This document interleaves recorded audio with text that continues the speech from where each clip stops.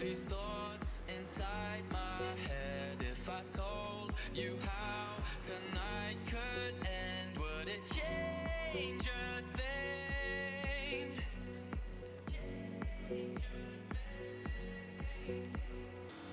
I've been up, I've been down, I've been all around, I've been lost, never found, want to hold down. You're running rings around my head, you've fallen intertwined.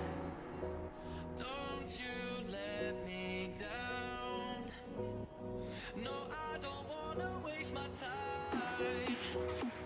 No, I don't wanna waste my time. Say everything's gonna be alright.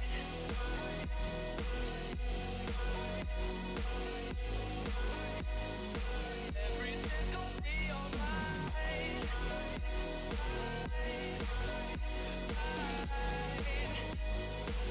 Everything's gonna be.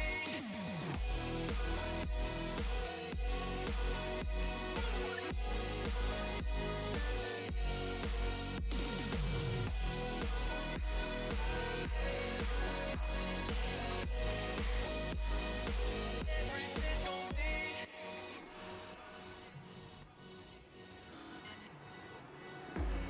I'm sure you know the deal, but if I assured you how I feel, would you say a thing? Oh, keep me hanging by a string. When I'm high, when I'm low, you're everywhere I go. I invite it, and I can't say no. Think I like it under your control. I couldn't fight it if I tried.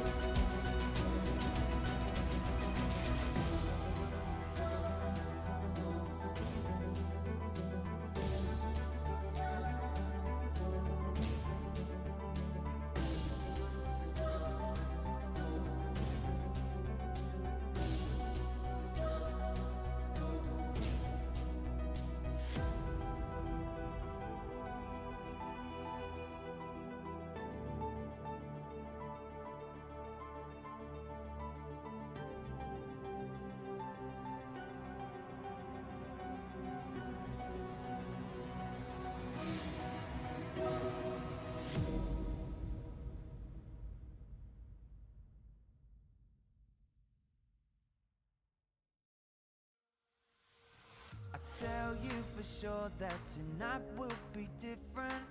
I promise you'll understand.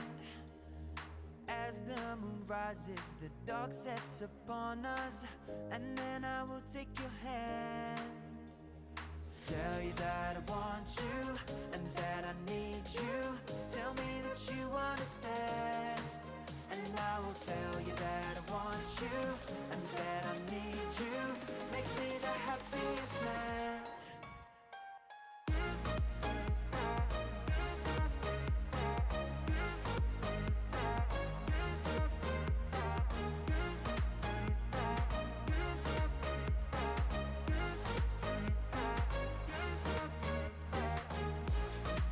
I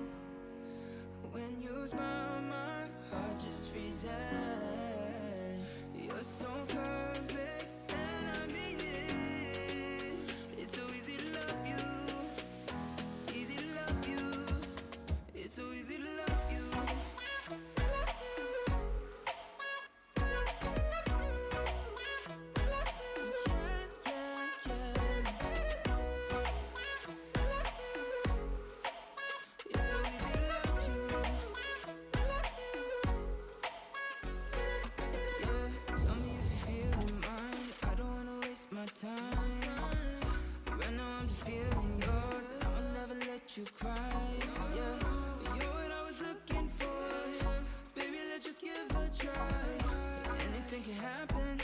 It could be more than a night. I just saw you and don't believe it. When you smile, my heart just freezes.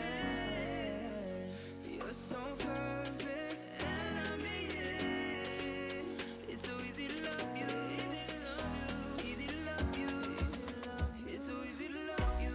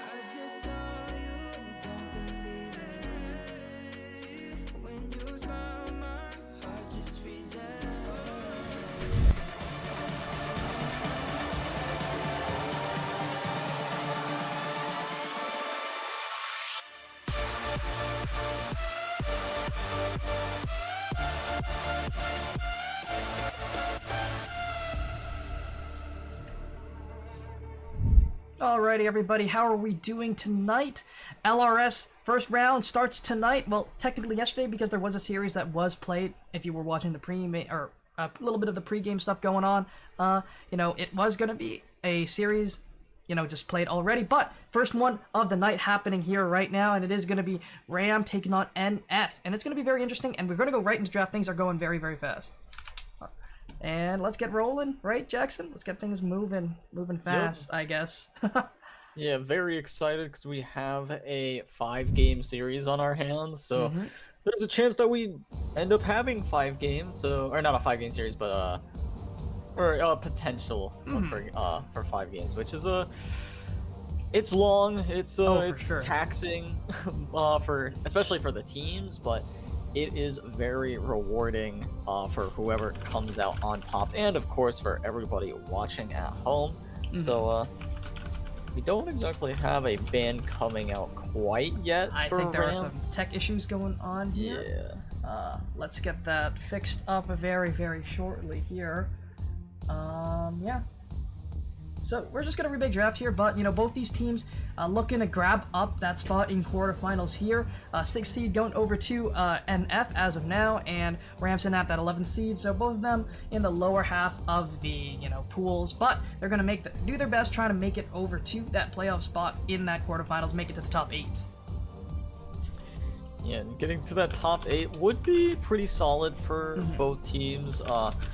No Fear a little bit higher in terms of their overall score, being 5-2, so definitely looking to make it into the top 8. You'd probably favor them just based on that alone. That being said, Pool A did seem to be a lot more competitive, and how like close the teams were. Like each team was like kind of taking a team off of each other, whereas meanwhile, from what I'm seeing anyway from Pool B, a few of the teams were kind of punching bags, or it's weird. It's weird how things kind of went in Pool B. I think actually one team dropped out, which would be a source of wins for a lot of the teams as well. So. Yeah. But anyways, here, Pool A, like you said, very competitive, but Pool C, which we weren't able to see tonight, definitely a competitive pool as well. A lot of great teams there. Yep. Got to give them a little bit of credit too, even though we don't get to see them tonight. However, it's going to be fun to watch either way, and we do see the timer ticking down right now. Let's hope this one actually works.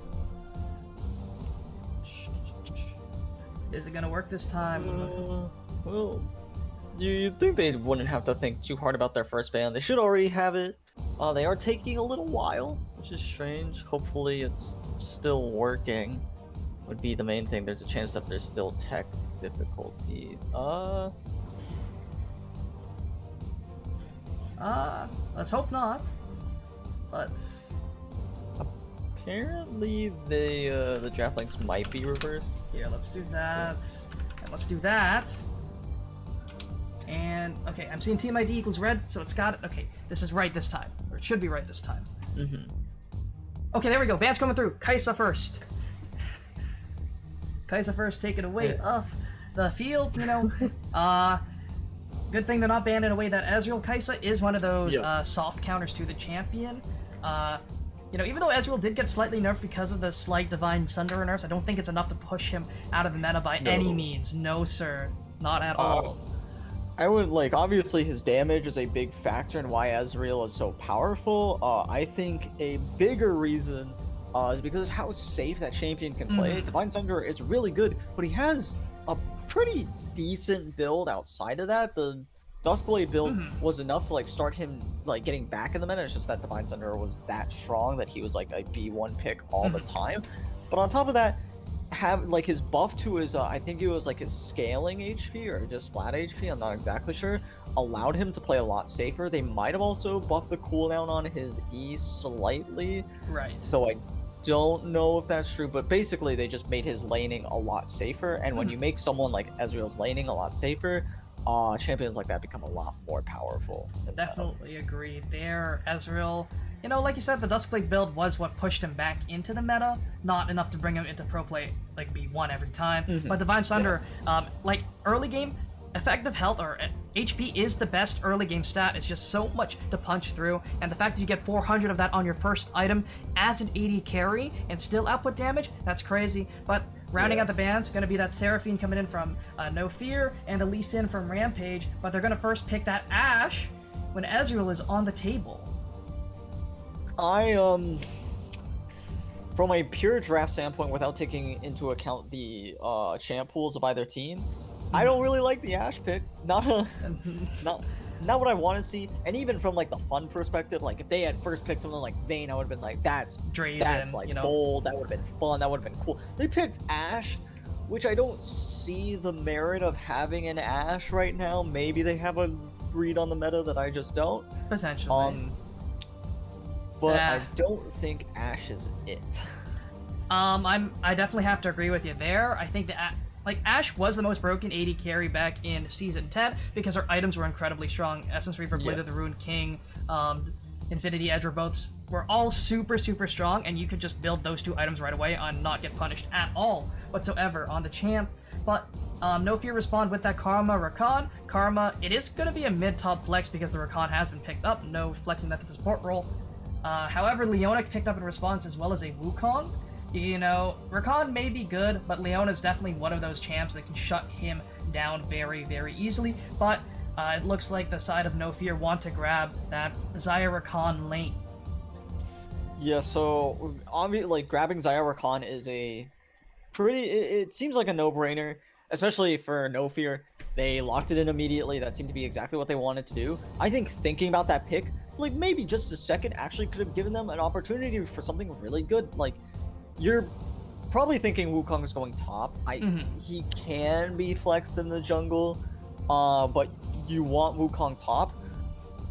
You could have picked something like a top laner to answer into the Wukong. And if they ban away Xayah, that's fine. Ezreal's still on the table. You could have grabbed that up. It's a fine lane. Like, Ezreal Rakan isn't exactly what you want, but it's not like Xayah, other than what her built-in abilities are.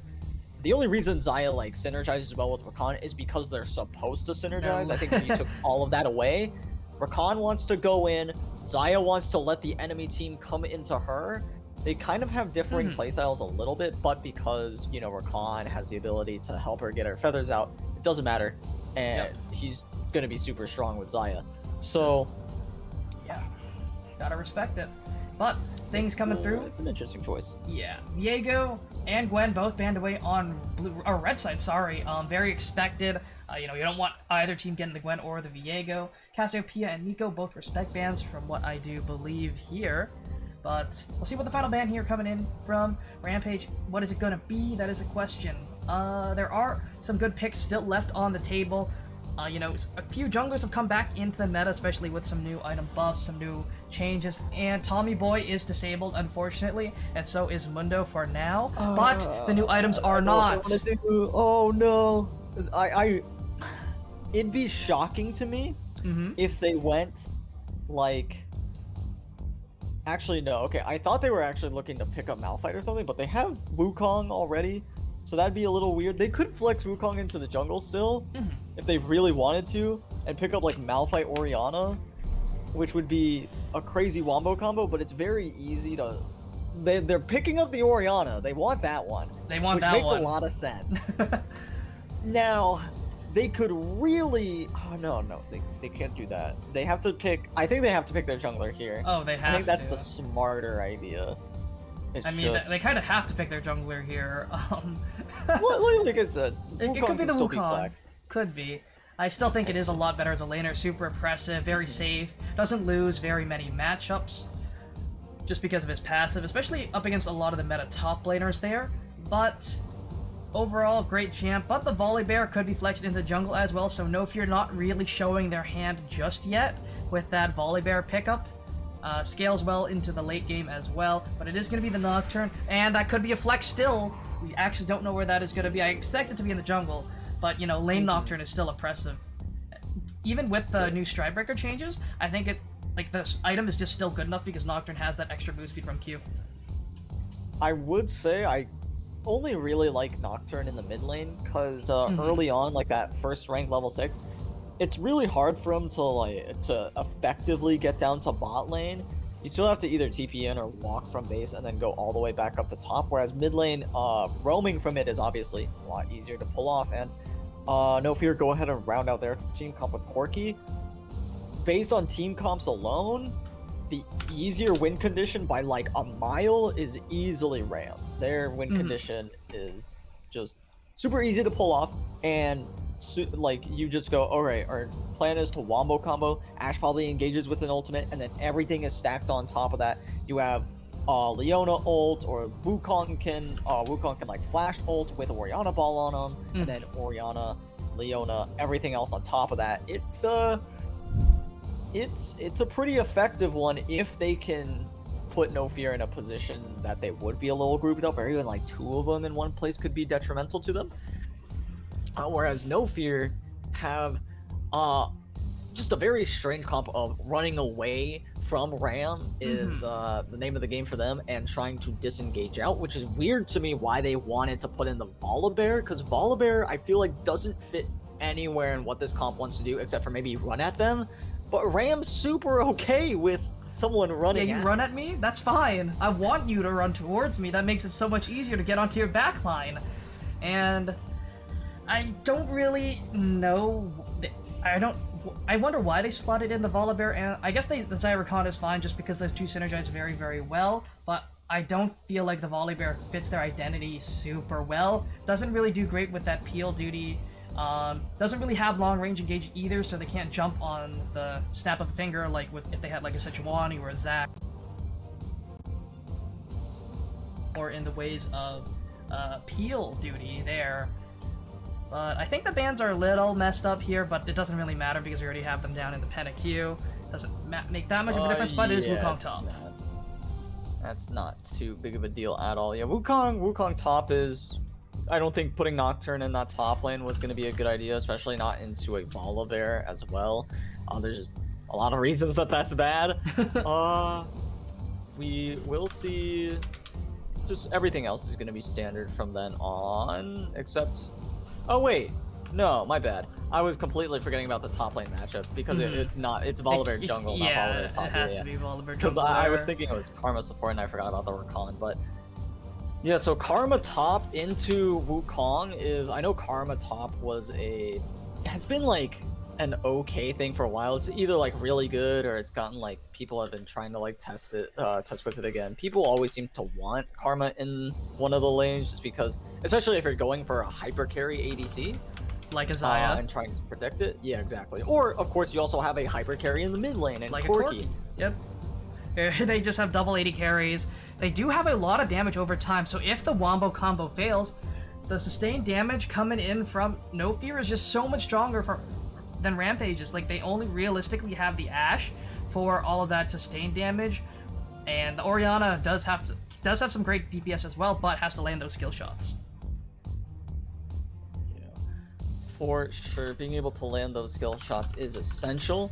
and also finding those lines for getting the ball to come back to you, of course, is also very important in getting that damage done. If you're playing Orianna, the great players are able to maximize the damage with every single ability that you have in that champion's kit.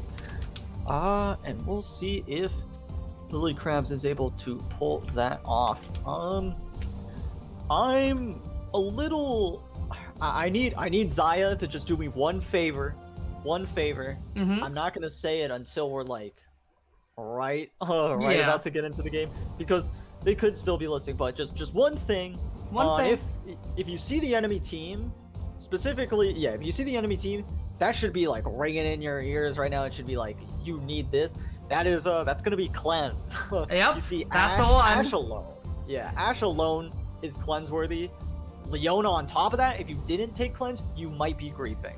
Yeah, I mean, very similar to like the Galio lane, where you do need to take that cleanse because the taunt is just so scary. Leona on her own is so scary. You literally have to cleanse flash, especially with Ashe follow-up and Orianna follow-up and Nocturne follow-up.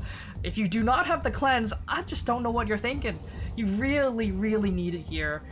And it's going to be very surprising if we don't see the cleanse coming out from the Xayah from 80 Casey. But, you know, maybe they're going to ego a little bit, not take the cleanse, we'll see. But, I mean, the only thing that I could think of is I have an ultimate to dodge the Ashe arrow when I need to, or I have the my Xayah ultimate to dodge the Leona ultimate, stuff like that. But realistically, I think what you want a Xayah ult is when Nocturne comes in. I think that would be the best way to do it, because he won't be able to get the damage on you when he does so. And then he's a sitting duck. You wait for him to pop his shield. You don't E immediately. You try to bait that out with something else. And then Nocturne's not really a champion after that. And then you deal with the rest of the team that's inevitably coming in as well on top of all of that. So we will see how this Xayah ends up playing this one. Comp-wise, though? Go for it. Go for it. I was just gonna say that there would usually be a front line for someone else to get arrowed and caught out. So you think maybe Volibear, but if Volibear dodges the arrow, it's probably gonna go like through the rest of the team, and I guess it would like hit either Rakan, Corki as well. Corki's also probably gonna need. And he doesn't want to take cleanse though. He probably wants TP because he's a solo laner. I don't know enough about mid lane to like decide if that's like a good enough idea, especially with like package. I think Corki should definitely have TP, and having that would be very scary when you don't have cleanse for the mid to late game for Ashe and Leona. So honestly, it's not like it's not as a clear must buy for a QSS as it would be if there was like a Mordekaiser or Malzahar in the game, but QSS looks valuable as well. It does look valuable, especially if you do want to take that teleport or another combat sum like heal or exhaust. I've seen a lot of like different mid laners just take different summoners, but I do think the TP is very valuable here. You know, you want to be there to make sure she doesn't just take your tower, especially because the Volibear, you know, he's going to be able to run fast, but Orianna has that phase rush, most likely has that phase rush. But, you know, with that, composition-wise, I think Ram definitely has ease of execution, but as this game goes later and later, I definitely do give the edge to No Fear. But with that, we are going to head over to a quick break as we get things ready for game number 1. We'll be right back. You don't want to miss it.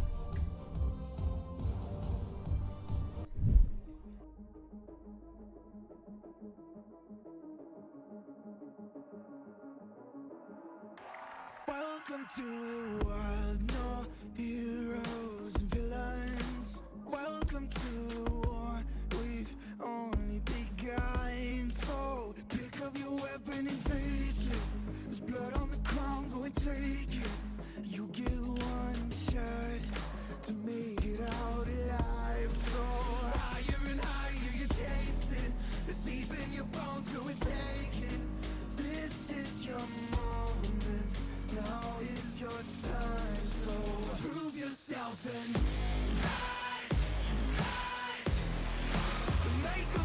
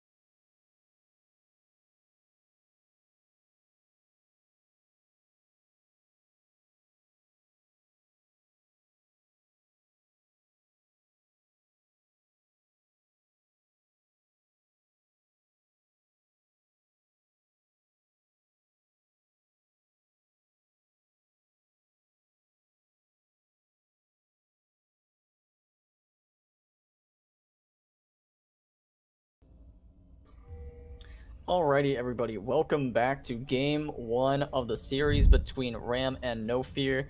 Ram being Rampage Merciless Esports. I believe I got that one correct. I had to close everything, so I don't have all my notes up anymore. Let me grab that for you then, if you really do want to know. But I think you are correct about that. It is Radiant Storm Rampage. That's what they're going for.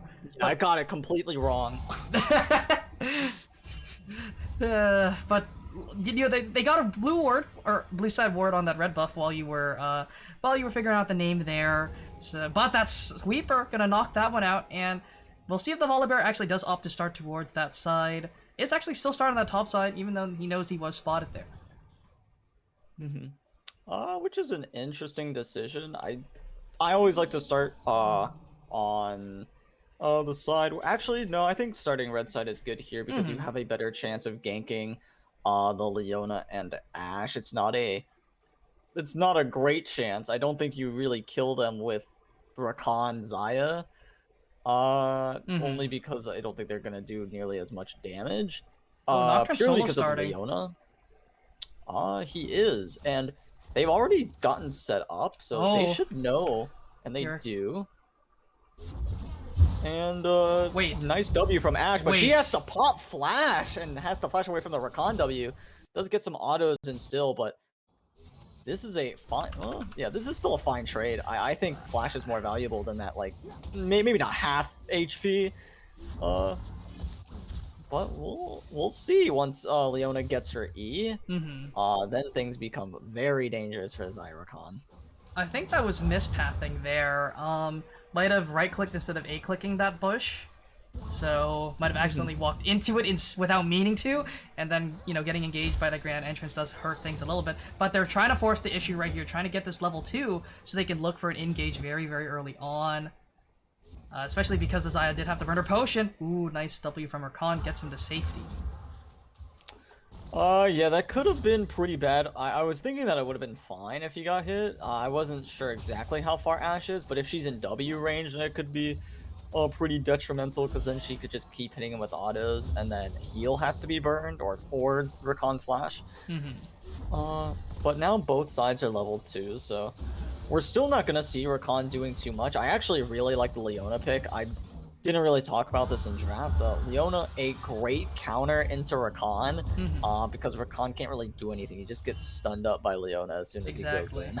And that's why I just love the Leona matchup. And And yeah, Leona goes in, manages to get the Ignite down, and Xayah manages to find a route onto Leona, however. And Ashe doing what she can. I think she... Oh no, it was Xayah who popped the heal to keep her support alive. But now Ashe has to run for the hills as Volibear is coming down, trying to find something as well. He's going to throw out an E, not going to be able to hit. Ashe just barely dodges out of that one in time. That Sky Splitter actually would have killed her. Like, unironically would have killed her there. I'm not sure how much damage it does. I was a little scared there for a second too that it might, as Karma might be able to find a kill onto Wukong. Wukong going back in, does get a little bit of his health back, and now Nocturne here gets the kill. First blood for the jungler of Ram. Great job there from the Wukong, just baiting that gank out, and great pathing from the Nocturne, just punish that constantly pushing Karma. You know, as the Karma, you want to be getting those aggressive trades, especially in this early lane phase when the Wukong doesn't really have the kill pressure just yet, doesn't have the Whirlwind, the knock-up to actually or the Cyclone to deal with you right away, but he still has some pretty good base numbers. That's why he's strong there, and the fact that your AP helps out a lot. But it's very punishable because Karma is very susceptible to getting ganked, and that's exactly what Jinao did there on that Nocturne. Doesn't even have that paranoia just yet, so able to punish that. But right now, you know, even though the Ashe did burn her flash, she is still able to find some advantages there. Catching a wave could potentially hold a freeze or look to push this one out as well.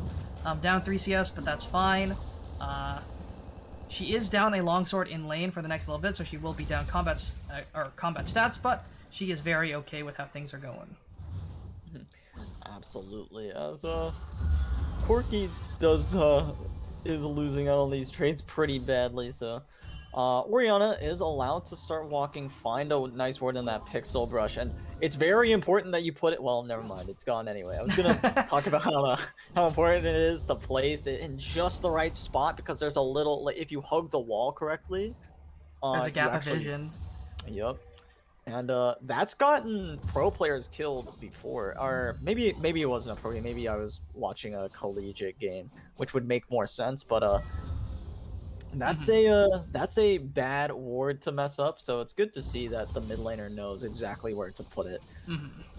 Definitely comes from experience. Definitely, that placing that ward, like you said, helps out a lot, especially with spotting out that small pocket of vision. As this Nocturne's trying to find a pocket of vision, not able to find it though because he is warded out, spotted there.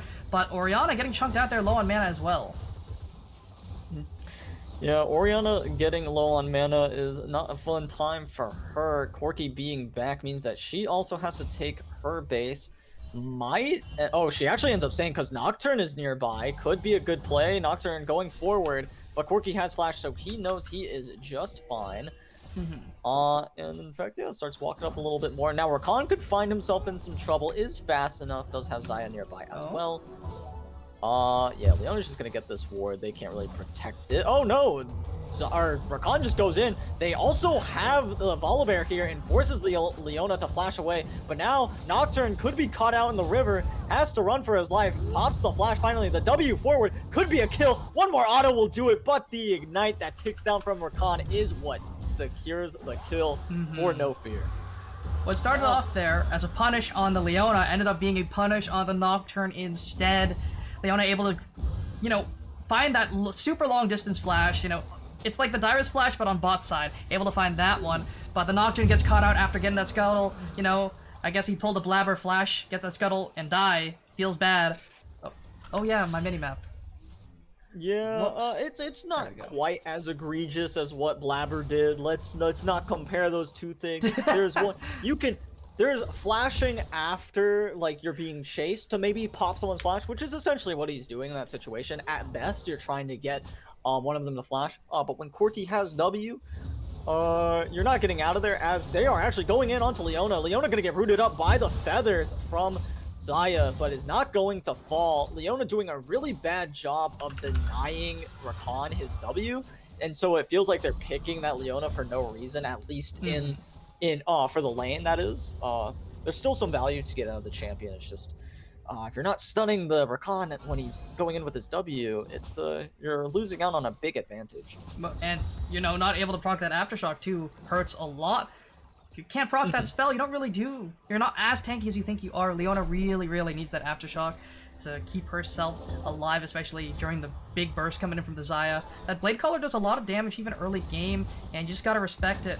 And unfortunately, Fortress Door not able to find that stun to proc it in time, but we do see some good shoving there coming in from the bottom lane, able to get their base off in time. Rakan and Xayah having that Lover's Recall, keeping things pretty even with their recalls there together. And the Karma actually down CS in this top lane, especially after that Nocturne gank, being there to make sure that the Wukong, not getting too far behind in this matchup that is very rough in the early stages. But she is keeping this priority up, so that's very good for the Nocturne, not for the Nocturne, for the Volibear. Just allowing him to move around the map a little bit more effectively, but so far we've seen the Nocturne find some good ganks, get a decent farm advantage as well, 10 CS up as of now, but they might be looking on a little someone there, or at least some vision control up towards this Rift Herald. Getting some vision around this neutral objective going to be valuable. We do see Leona coming up as well, though. So both supports leaving their ADCs for the time being, trying to make a play around this top side of the map. So we actually have Wukong maybe in some trouble here as we see Volibear walking up. He's going for a trade, does ult. The teleport's coming through from Corki, or no, not from Corki, from Oriana, excuse me, as now the Volibear could be in trouble. He manages to get the kill onto Wukong, but now the Ash Arrow is going to secure the kill from across the map as we have Leona going in onto the Corki. Corki doing what he can, but now Rakan is going to charm everybody so that he can get his team out of here in one piece. Oriana does have her shockwave up. Could look to use it. But it doesn't look like they'll be able to get anything out of it, so both teams will start backing out a 1-for-1 trade across the board. Mm-hmm. 1-for-1, that looked very, very scary from both sides. And, you know, the teleports coming through, the paranoia coming through, just everyone showing up at the right time to at least make something of that. But look at the bot side. Yeah, Xayah wants to find this kill, and the E just erases Ashe from the map as Ashe autoed a minion in the middle of that. Doesn't matter. I think even if she had just kept autoing, she would have been dead. As now they're looking for a kill onto the Karma. Karma gonna get stunned up, rooted up. Everything's going wrong, and Leona's gonna secure the kill with her W. It's probably trying to give that to Wukong, but they will still take a kill either way as they push this wave under tower. Yep. And, you know, like, on the bot side, if the Ashe does not have arrow, the Xayah will definitely out DPS check that one, especially with that farm advantage she has built up for herself. And even then, she had the Noon Quiver. Ashe just got her base off, not really having that item advantage, so there's almost no way that the Ashe realistically wins that. Even if she didn't auto that minion there, the Xayah still has both sums available. And I'm not too sure if the Ashe had her heal available, but I think she knew she was dead to rights either way. And... you know, right now supports though looking very strong, 1-0 on the Rakan and the Leona.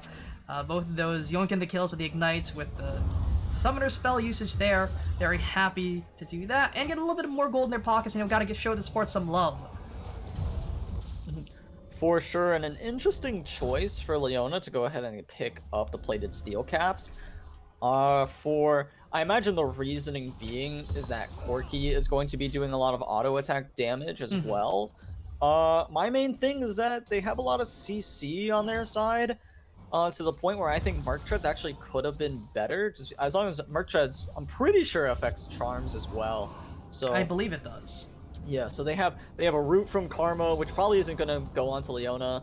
They have the root from Xayah. They have the stun from Volibear. As we see a teleport coming through, Wukong teleporting from a weird angle. It does have a nice flank on them though, but Rakan's going in. Charms 4 as Volibear, Corki going in, trying to find the kills, but now Nocturne's trying to deny as much vision as possible, help his team out. The shockwave's gonna hit, I believe, just one, as now Volibear is wreaking havoc in the back line, is gonna be going down shortly as a result of that though. But Xayah doing what she can to keep going, and manages to take out the Wukong before he's able to take out the Corki, and now Rakan has to run away.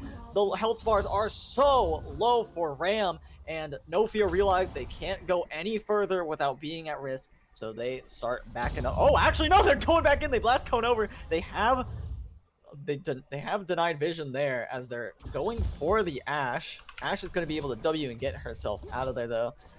It is fine, and that is an even play in terms of kills for both teams. But did they actually steal Dragon in the middle? I think they did. I think Ram secured the Dragon too. So never mind. I think Ram comes out on top in that play.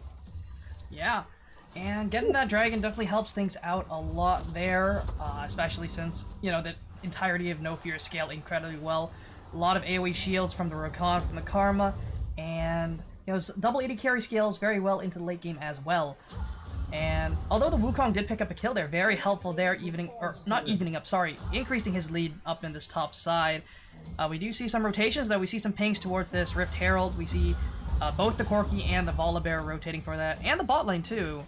So we'll see if there's going to be a fight there looking to contest this right here, right now.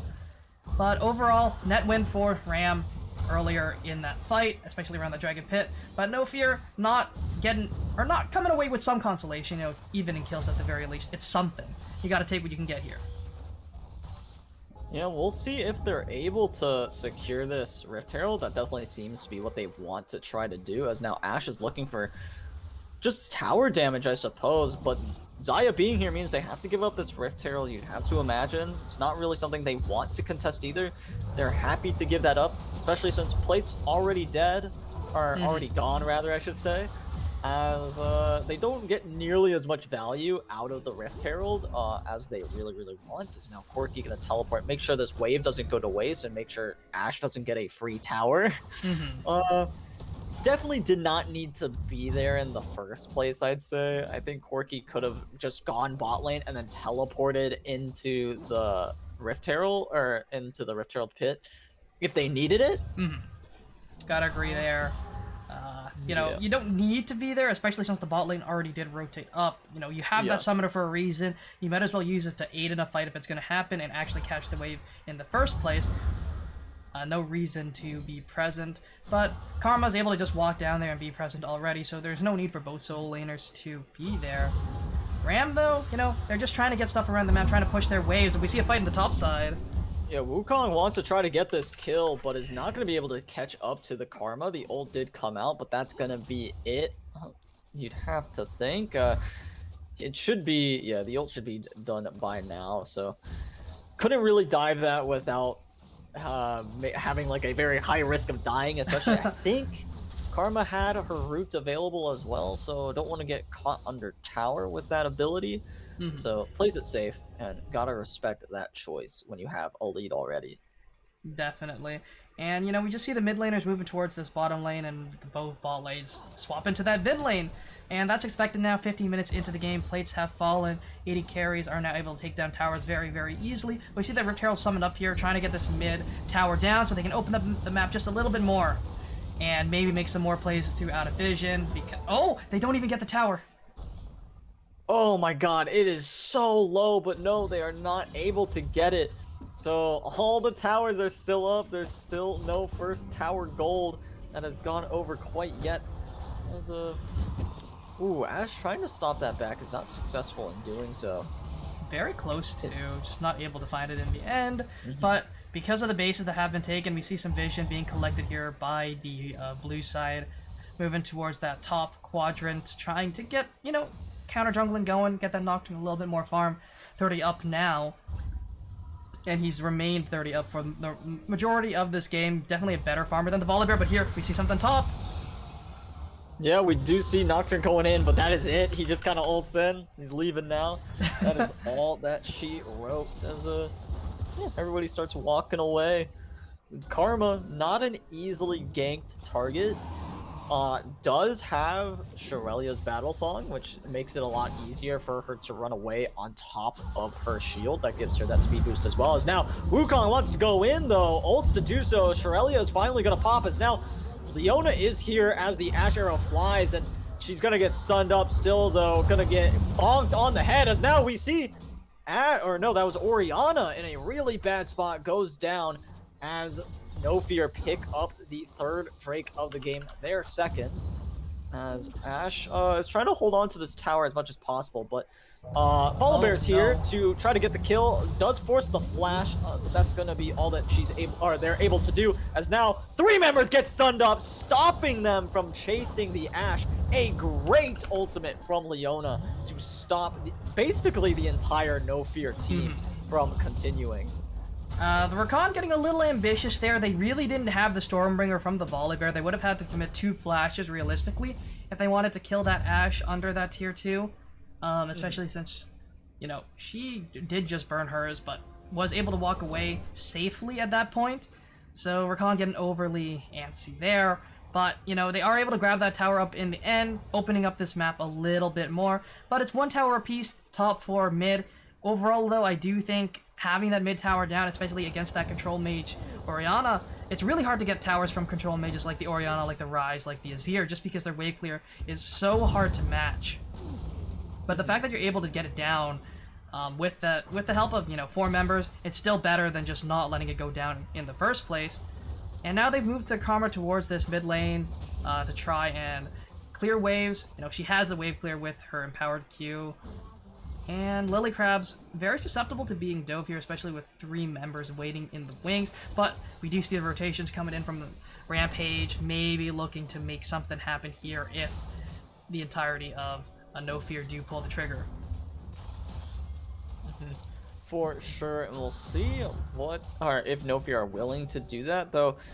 I am scared for when they pull the trigger just because of what Leona, Orianna, and Ashe can do to a team. Oh, also, didn't touch on this at all. Oh, wait, Xayah's actually looking for a kill onto Orianna, finds the kill, there it is, as now we see Nocturne going in, is going to be CC'd up by the Rakan, does spell shield very late to try to get himself some space. Leona coming down as well to get her jungler out of there.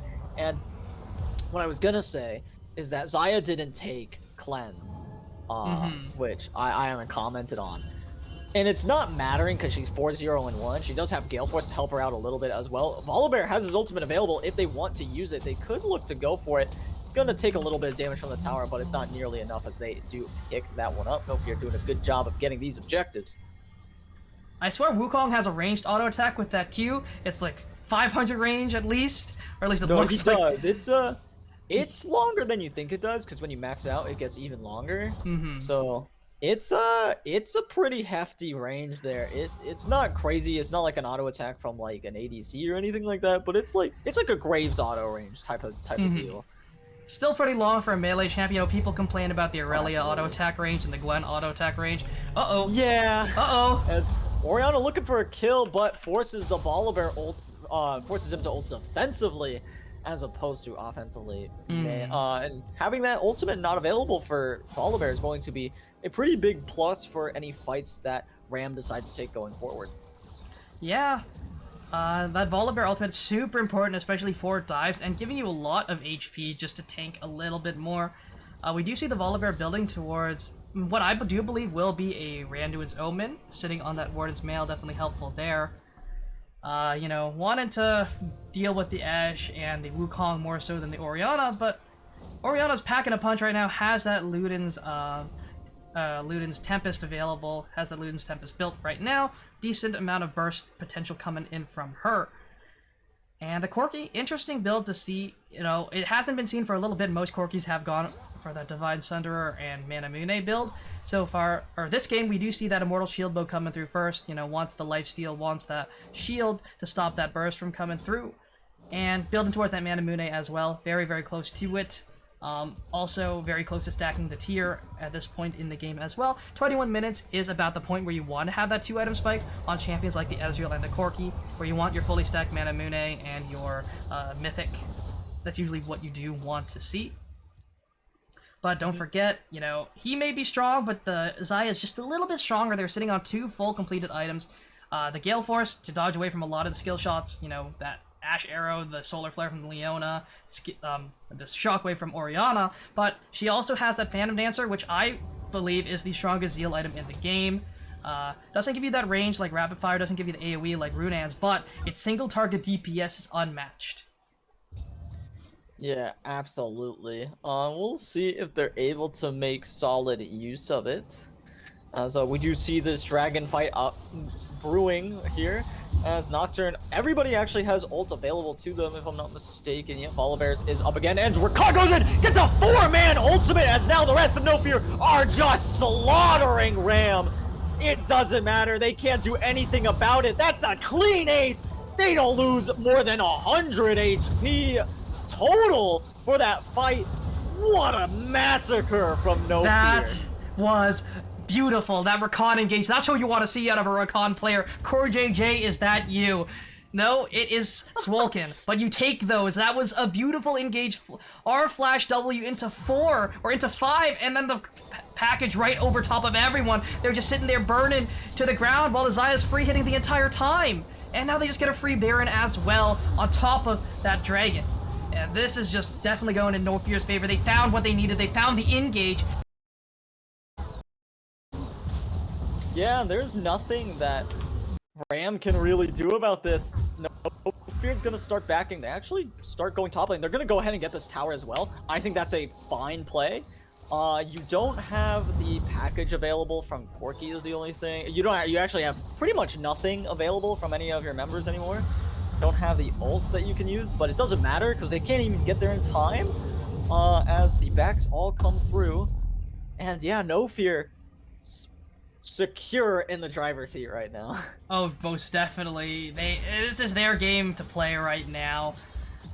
They have that lead, although they do lose the mid tower, but you know, that's fine. They got another tower in exchange. They also got the Baron. They got everything they realistically wanted. And now they can just pressure here. They could go 1-4, they could go 1-3-1. Realistically, I think 1-4 is the ideal play because the Karma really can't deal with the Wukong Nocturne threat on the side.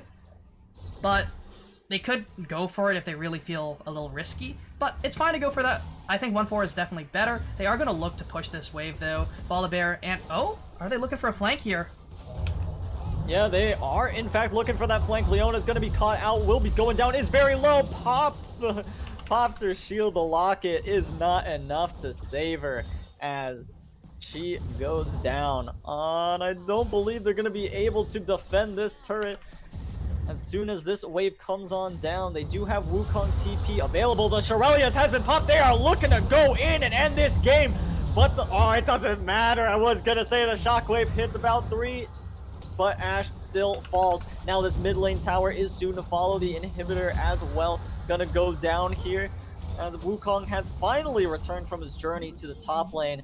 But it doesn't matter. No Fear got what they wanted already and are rotating to the bottom side of the map. Yes, the Mantra E gives that movement speed to be able to move towards this bot tower as well and power up these minions just a little bit. They don't really have a wave here. They're gonna hit. Okay, Rakan tanking, but you know, good rotations. They are using spells effectively to move around the map. Move speed helps them out a lot, make the most out of this Baron buff here.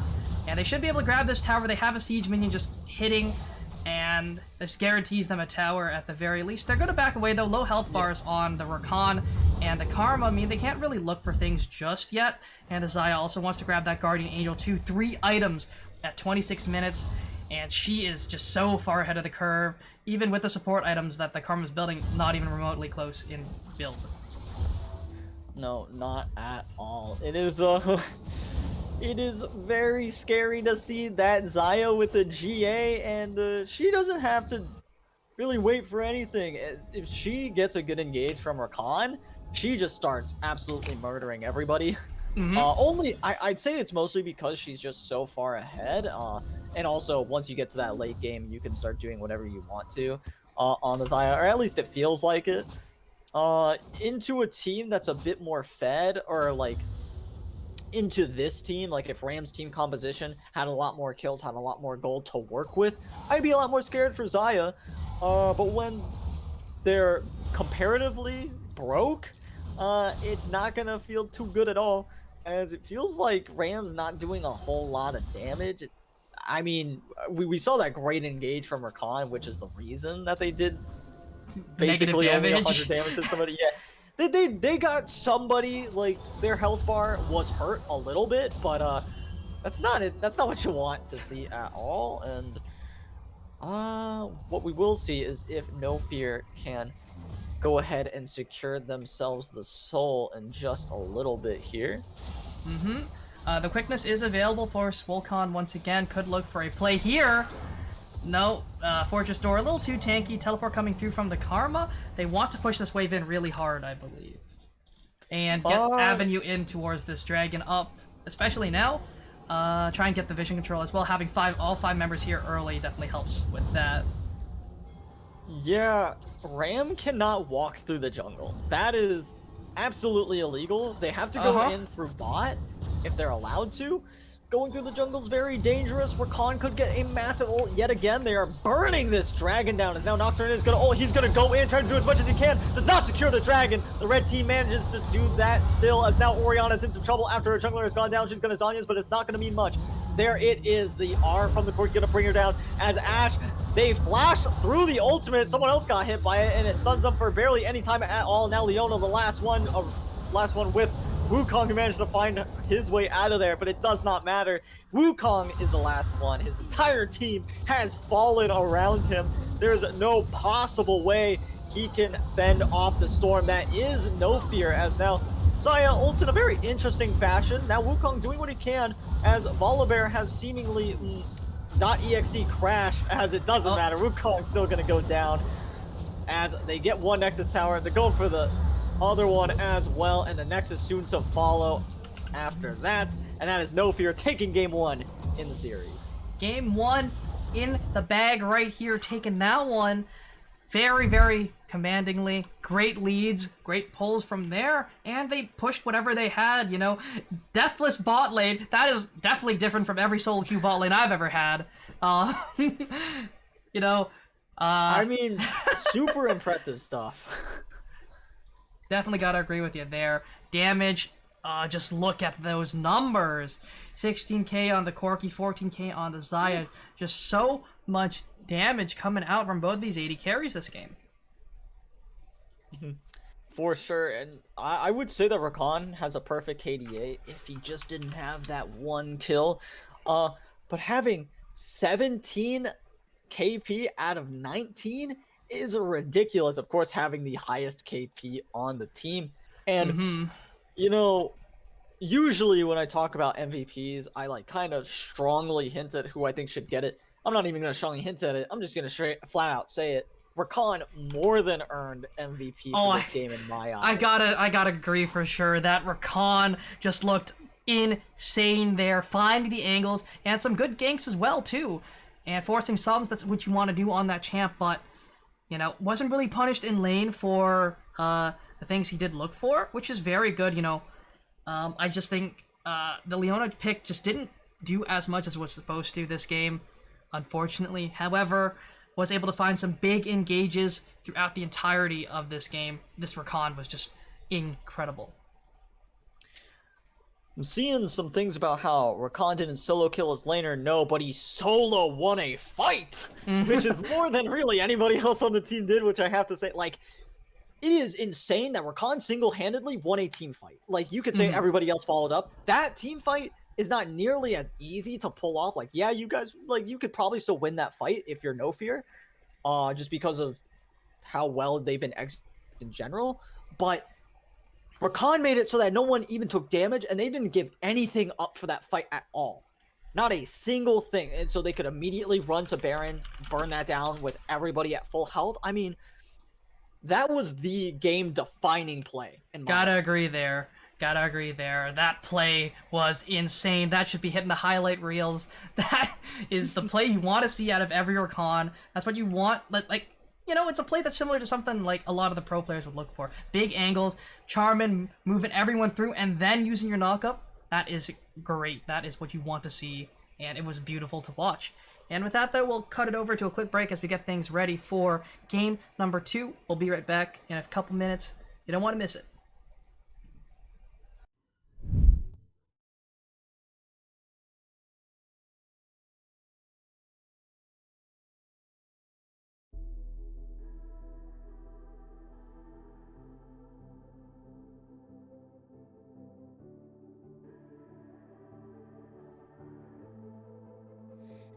Legends never die when the world is calling you. Can you hear them screaming out your name?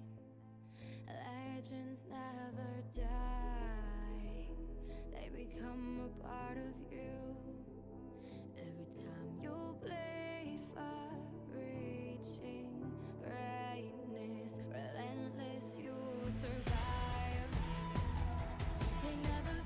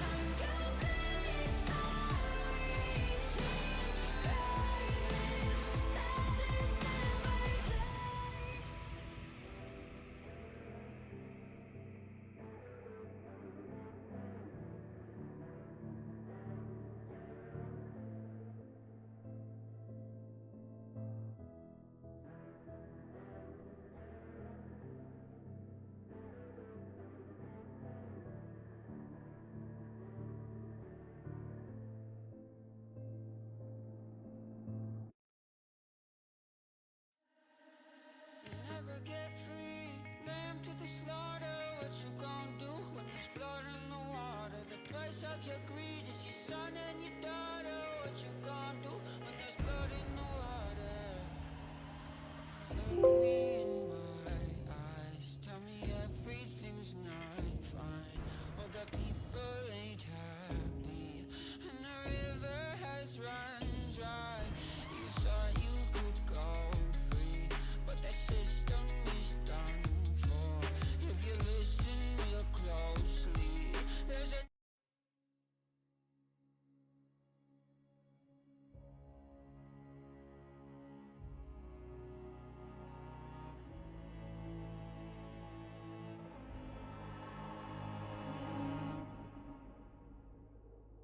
As a child, you would wait and watch from far away, but you always knew. Alright everyone, welcome back. Here we go, getting things going for game number 2. But real quick, it is going to be SwoleCon as your player of the game on No Fear going 1-0-16. Fearless on that recon. Some big entrances, some big quickness, and that's what you want to see here coming out from a support. You know, only 1 kill. Hey, you know, you don't want to be taking all those kills as a support. You want to give them to your Zyga. You want to give them to your Corki, you know, everyone else on the team. Spread the love. But you participated in so many kills, and that's what you want to see there out of the support. Participation is what matters. If there's any participation medals to be given out, you know, you give them to the support. That's what you want to do. You want to participate in every kill. You don't want to take every kill. And that's exactly what happened, especially with those gigantic engages. Yeah, those engages, like I talked about them before we took our break. They were just that's what you dream of when you're either playing Recon or you have that on your Oh, team. for You sure. dream of seeing those go through, and then you just wipe the floor with the other team. Considering this man's name is SwoleCon, you have to imagine that that champion will not be seen again this series, Yep. let alone this next game. So, And with that, though, we should be heading over to bands, getting those things going. We'll have a little bit of a music change since it is playoffs now, so I'll be right back. And we'll get bands going right here or right now. and as I was saying, Ram immediately bans Rakan, and I want to defend myself on how the reason I botched their name so bad. Their name is Ram, like their acronym is Ram, right? The first 2 words of their name are Radiant Storm. None of that is Ram, which is what what they're named after is Rampage. Like what the acronym is named after is that. So I guess I wanted to just say Rampage first, and I think there is someone with the name like something Merciless as well, which doesn't help my issue of because I was gonna keep saying their name, but every time I was about to say their name, I would think it was Rampage something something, and that was never correct. But anyway, let's talk about the rest of these bands. Everything else looks exactly the same, actually, just minus the Rakan. Yeah. Which is fairly standard. I mean, Gwen, if you're not proficient on the champion, you do not want to, or actually no, they are red side, so they don't want that being first picked away from them. The fear of that is just too great. As now, Ram gonna go ahead and pick themselves up the Tristana. And that is something you definitely do want to see there. Still strong 80 carry even with those nerfs coming through to the itemization, or not the itemization, the Rune, Hail of Blades, that's super strong. But, you know, you take what you can get there. Still a strong champ, still can burst through almost every 80 carry in the game. Super fast. And, you know, the repositioning resets help out a lot there too. Yeah, that being able to reset those W's is very valuable, and they seem to really like their strategy of going fast with the Shurelya's and the E on top of that with the Karma. And I gotta say, I really liked it as well. I think they actually want to go ahead and pick up the Xayah again, who is going to be looking to just run through this team, or run through whatever team they end up going against. Oh no, it's Sivir, even more so, of just running right at the enemy team. I'm very excited to see what they pair up with those 2 champions. Volibear sounds terrifying to do as well. I have a newfound respect for that synergy now. Yep. Yeah, you know, gotta give it that at the very least. Very strong there, but you know. So The Ornn is a little interesting to pair up with the Tristana. I actually really like the idea of the Ornn because Ornn is really strong for engage, but also disengage. I think he's one of the best champions in the game for disengage. So if they wanted to, I actually would like to see Ram flip the script a little bit and go something like maybe a Kindred as well, which is also pretty strong for a disengage comp.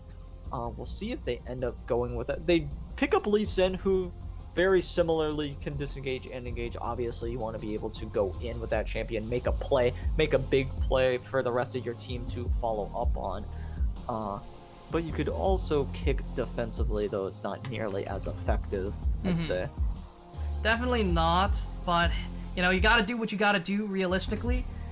And you might want to try and kick defensively if they have some of those big carries coming through, some of the super strong ones, and even kick away the Alistar if he does go for combos or something like that.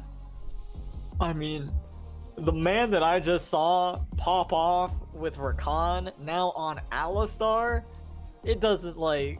These are the two champions that I'd honestly love to see a great support on, because, I mean, I can also just... I can't even like count the times that I've seen Vulcan make some like great plays, like with the Hex Slash on the wall. Just like, it's so fun to watch a great support play. And this is also coming from like an ADC main. Like, I love seeing like these supports pop off, because for ADCs, it makes the ADC's life easier. You're gonna have some ADCs that are like, yeah, baby, all me. I'm doing great, when it's like it's the support that's popping off and carrying. You'd love to see it. You'd love to see it. Yeah. And as a support main, you know, feels really good to see more supports get recognition. It's beautiful, you know. I love it. And hopefully we see even more of that recognition in this game. But that being said, Ram has the ability to counter that Alistar. They could go something like the Thresh. I think Thresh would be really good for what their team comp might want to do here. It's not banned away either. Braum would have been a good one for his ultimate, but having the ultimate be a counter to the Alistar is a little iffy. Thresh's Flay is really solid to counter the headbutt, of course. Right. But you do have to have that reaction time on point if you want to do that. You definitely have to have the reaction time. It's very important, especially against the champs like that Alistar. But the Kayn being picked up into double melees, that is definitely a decent pick there. Scales very well and can actually deal with the Ornn with that Lee Sin come the mid and late game. Yeah, Kayn's actually an interesting pick. Maybe it's been played more in pro. I did fall off a little bit, though it doesn't seem like a pick you'd usually see. I think the last time I saw a game that had a Kayn in it, I think it was Spica when he was on TSM. Ah, yes, the 27 minutes. Yeah, it was bad. It wasn't great. Wasn't ideal there. But we should see the last pick coming in very, very shortly. Gonna be that Yone, though, picked up for Lily Crabs, I do believe. And we'll see what the last pick up here, what is it going to be? What is this counter pick? Because it's definitely that Karma top. What is it going to be?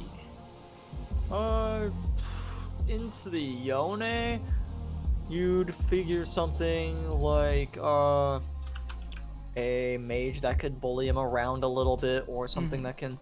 You don't want to play too safe in a Yone. I feel like you want to try to have the edge on him in the laning phase and try to stop him from getting too far ahead. And the Nico, also a good pick. Of course, I don't necessarily know. It is an assassin counter. That is an assassin counter. So yeah, that does help out a lot. Of course, you want to ult only when Yone ults. You want to make sure that he doesn't have his he's not using his E, because obviously he could just E on back and then he takes 0 damage. So hopefully, I don't see that happening to NF's mid laner. But we'll see how that matchup ends up going. I do think that Nico probably has the advantage. What's really scary, though, is the speed buffs and the playmaking ability with Alistar on top of Nico existing. Definitely. Oh, that's gonna be crazy. You know, seeing triple gonna be very fun to watch. As which was the real cow, guys? I don't know. As it's gonna be fun. It's gonna be really fun. I love Nico as a champ. Very interesting interactions there, especially if you can, you know, bamboozle your opponents. That's gonna be very important. I mean, the Morgana's pretty good into that, good into the Alistar in lane, but you can only spell shield one target. And especially when you have so much magic damage coming in from champs like that, Nico and the Karma, that Black Shield's not gonna last. Yeah, a lot of damage gonna be coming through onto that Black Shield to pop it before they commit too much more of their CC, of course. We'll see how they end up playing around it in game. Morgana, haven't really seen her in the support role in a while. Usually just goes into the jungle, but that has fallen off recently. At least from what I've seen in Legends, I don't necessarily. I highly doubt it's been played too much more in Pro. People definitely favor that Rumbles, and Zhao's been highly prioritized. Those champions, of course, are being banned away at the moment. Yep. And, gotta respect, Captain Phil going on that Ornn duty. A lot of top laners just don't have the ego. They won't play that Ornn. They won't play that Malphite. But, when the time calls for it, you gotta be ready to play it. Because, sure, Wukong can carry super duper hard, but, it doesn't really do all that much into a Karma. And, Ornn will at least scale no matter what, will provide your team with basically a 5k gold lead at level 16. What more can you ask for? And having a gold lead like that, pretty solid stuff for sure. See if they're able to pull that one off in game 2 here. As, we see everything else for them. We already know what the teams are at this point. Not a lot of surprises at all. Not like, obviously last game the big question mark was just the Wukong and Nocturne. Even that was like, wasn't even a big question mark. It was like slight doubt. Slight doubt at best. Yeah. Exactly.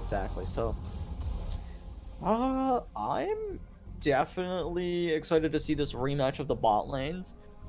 Seeing if Sivir is able to do Sivir and Alistar are able to do exactly what they did last game and just try to deny the slight early game advantage. Well, in game 1 it was a slight early game advantage. I actually think that this is a much bigger advantage because Tristana has a very strong early game as opposed to Sivir, especially. Yep. That being said, if Tristana isn't able to find or start snowballing, I think her mid game is actually super weak, but then her late game gets pretty strong again. I think she's like a Caitlyn, very similar, super strong early game, has a trough in the mid game around 1.5, 2 items, and then spikes right back up at that 3 item point when she gets that Lord Doms or Eye Edge. That's just where she becomes super duper strong, in my opinion. Yeah, and this is all assuming that they're even. Obviously, if you are at 2 items and your opponent is at 1, you're going to be a lot stronger. That goes without saying. Anytime you're talking about how strong a champion is versus another, it's assuming that you went even with it. Yeah. And that's why people like Tristana have a better early game, for instance, because everything's even at that point. So we'll see if Tristana and Morgana are able to capitalize on that. It will be very difficult for Morgana to do so because obviously Sivir has her spell shield. So in a way, I think what Morgana could do actually is if she's really good, is she could Q and W Sivir right before it hits, and I think that could be a crazy play. W doesn't take away spell shield. Oh no, right? It doesn't. It does not. It does not. Really? The Tormented Soul does not take it away. That's unfortunate. That would have been really cool if it worked like that, but I don't play enough Morgana to know these types of things. So yeah, my idea went out the window. That would have been a really cool combo though. Yeah, it would have been. Sure. Gotta agree there. If it feels like it. I can understand why it doesn't, because that would make I gotta say, I don't really like that design. I feel like that could be a really good way for people like Morgana to counter something like Sivir. But either way, we will see how it goes. Does it block Tristana E from going on to her in the first place, or does it stop it from popping? Spell shield stops it from going on her in the first place. Okay, that makes sense. So it's like the Samira's E, or no, her W. Sorry, which that makes a lot of sense. So there is still some skill expression in that matchup, in terms of how the shield will end up working. Gotta agree there, and we should be going, should be seeing how these teams fare up against each other.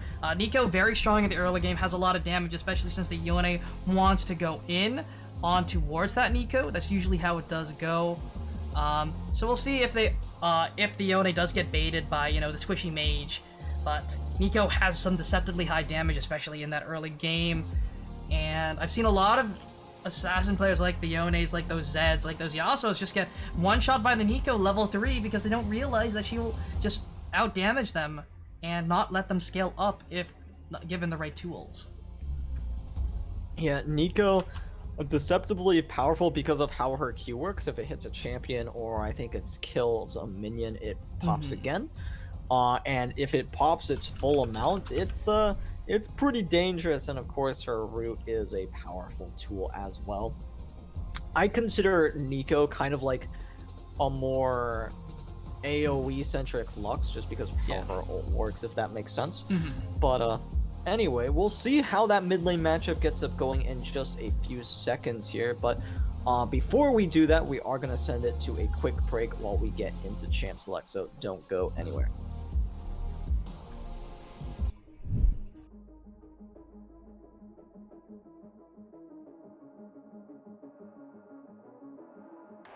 Welcome to a world, no heroes and villains. Welcome to a war, we've only begun. So pick up your weapon and face it. There's blood on the ground, go and take it. You get one shot to make it out alive. So higher and higher you're chasing. It's deep in your bones, go and take it. This is your moment. Now is your time, so prove yourself and rise, rise. Make them remember you. Push through and rise, rise. They will remember you. Welcome to the climb up, reach for the summit. Visions brave and one false step lead the end. So higher and higher you chase it. It's deep in your blood, go and take it. This is your moment. Take to the skies, go. Prove yourself and rise, rise. Make them remember you. Push through and rise. They will remember you.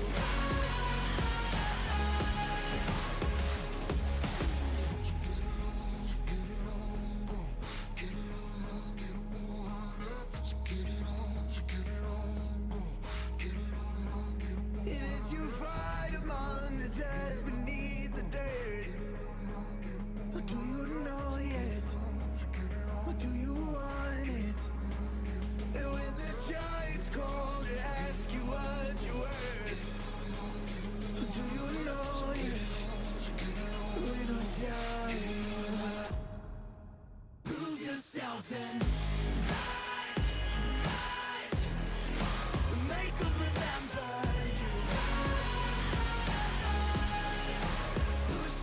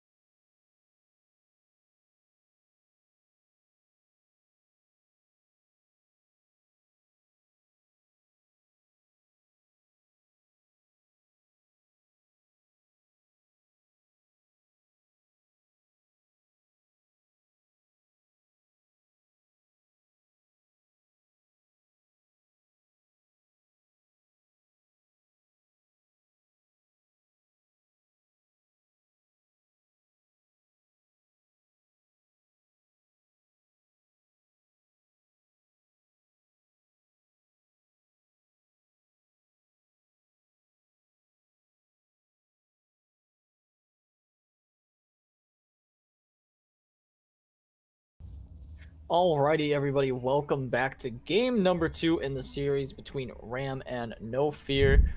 Same side, so we got Ram on the blue side and No Fear on the red side once again. And we seem to have a bit of an invade coming up from Ram. They want to go through... I'm pretty sure they're going through Tribush is the plan. And the standard 5-point from No Fear should stop any shenanigans that end up happening. So we're going to be keeping her eye out for this invade. Oh, they're actually trying to get Sivir to walk down, but she's not gonna go walk down any further than that. Have to think. You mean you expect so? Oh, spotted out. There goes the bind. You're gonna go slightly short. Beautiful damage from Sivir, just absolutely shreds. Patting the DPM already. Yeah, that was I mean, hitting 5 people with that ability. What does that do? It's gotta do like. What's the? Probably I can like check the base for you. 100 real quick. total, or like maybe 50. 100 seems like it's a little bit much. That would be a little much. Does 88 without resistances, so it's probably doing like maybe 60, 55. Well, 60 per hit. So like what I meant was like 100 total. So like there and back. I think it's a little bit more. She hits more. all of them. Yeah. So she hits all of them for at least 100. So I mean, like already doing some pretty solid DPS, as you were saying. Yeah. I am missing something apparently. I think the. Let me try and get this proper. I cannot find it. Huh. Let me try and fix that real quick for you guys. Sorry about that. I just got all of these things right now. Oh, but God. Engage. Yeah, Sivir. I'll worry about that later. Sivir took a big chunk of damage all of a sudden coming out from Tristana's E, and that's why you pick the Tristana to do a ton of damage early game. We'll see if they're able to find a kill, trying to push level 2, and now Sivir and the Alistar have to respect the fact that that is happening. Yeah, Orin getting a little bullied by the Karma. Gonna have a much worse time in the top lane than the Wukong would. Mm-hmm. Definitely agree there. There we go. Group these real quick. Sorry about that, everyone. Just trying to get everything nice and correct for you. But we see some more trading going on here. Yeah. Oh, Yone doing a bit of damage. Not gonna do as much as he wants to because he missed. I believe he missed either his W or his second part of the Q. I think it was the second part of his Q, if I'm remembering that correctly. So could have gotten a good bit more damage down. Does have Ignite. Might have even been able to force the flash if he hits that knockup. But either way, it did not happen. So cannot know for sure. Yep. Cannot know for sure that is correct. And, you know, just normal trading going on throughout the lanes, as you'd expect. That doesn't look great. I need to figure out where something went missing here in these overlays. But, you know, we just see things chilling here. Kane clearing some wards out. Still looking for some stacks. Definitely wants to get that going. Doesn't want to pull a TSM Spica just yet. No. It's only 4 minutes in the game, you know, not gonna flame him that much. Oh! Yeah, they're looking for a play on bot side, but whose play is it really? Morgana is solo. They manage to actually force the Sivir and the Alistar back with the help of the Lee Sin. Sivir getting as many autos as she can back, but it's not gonna be quite enough to do something else. If Morgana stays, this could be really bad. Ornn walking to a bad situation as well. Does go unstoppable for a little bit, gets the knockup down onto Kane, but has wasted too much time trying to get the fight out. And now Karma flashing over the wall after the Ornn finds the first blood. That's going to be Kane picking that one up. Not sure why I didn't say first blood on our screens there. Yeah, that's very interesting. Not what you'd expect there. I think this should make it work. Yes? Yes. Oh, they actually... Okay. They might be looking for another play on bot side. Lee Sin is here. They're jumping in onto Alistar. Alistar does not have his flash available. It's not enough damage either. A great spell shield and a Q comes out from Sivir to get herself a kill onto Morgana, but she cannot stick around for too much longer. She's trying to do as much damage as possible.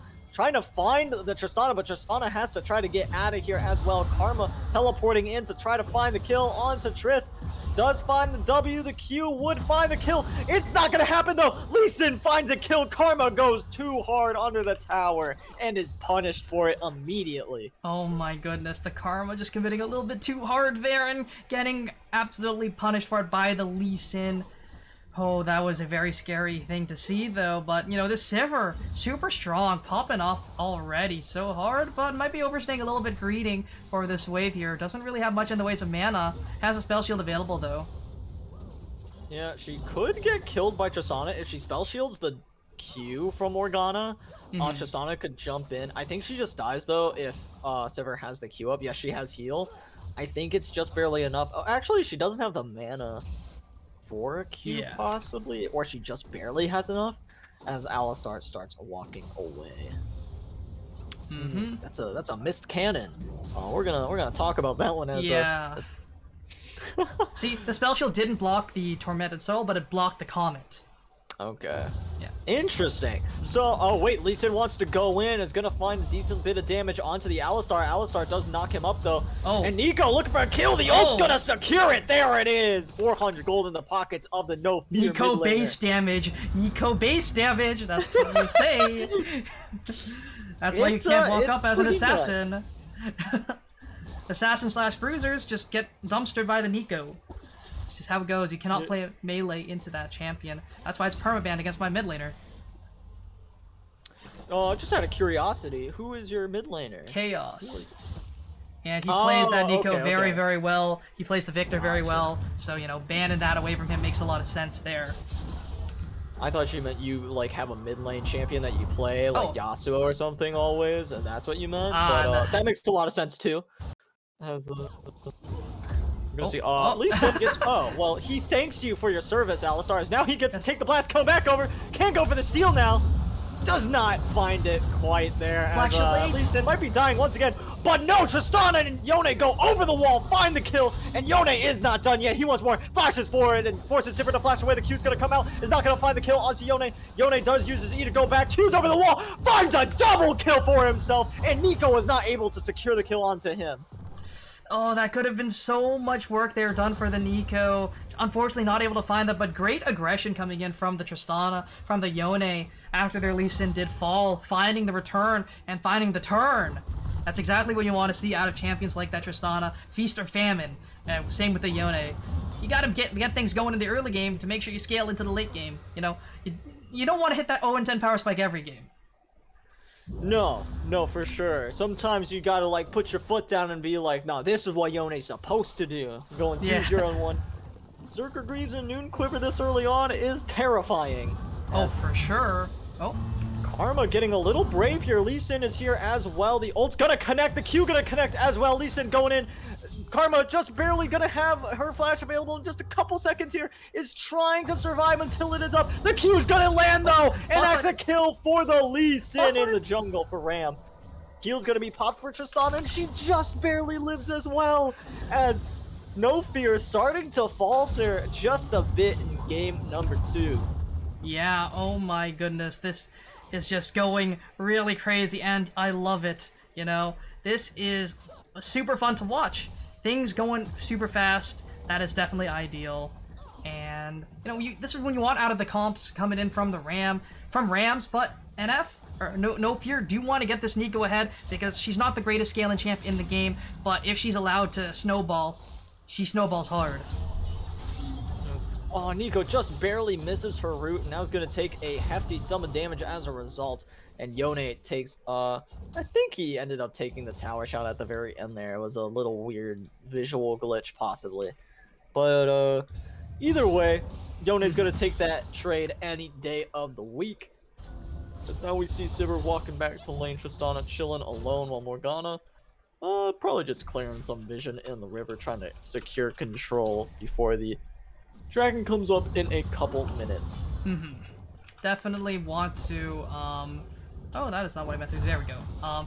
Definitely want to make sure you can get those early dragons because, you know, you're already down a dragon.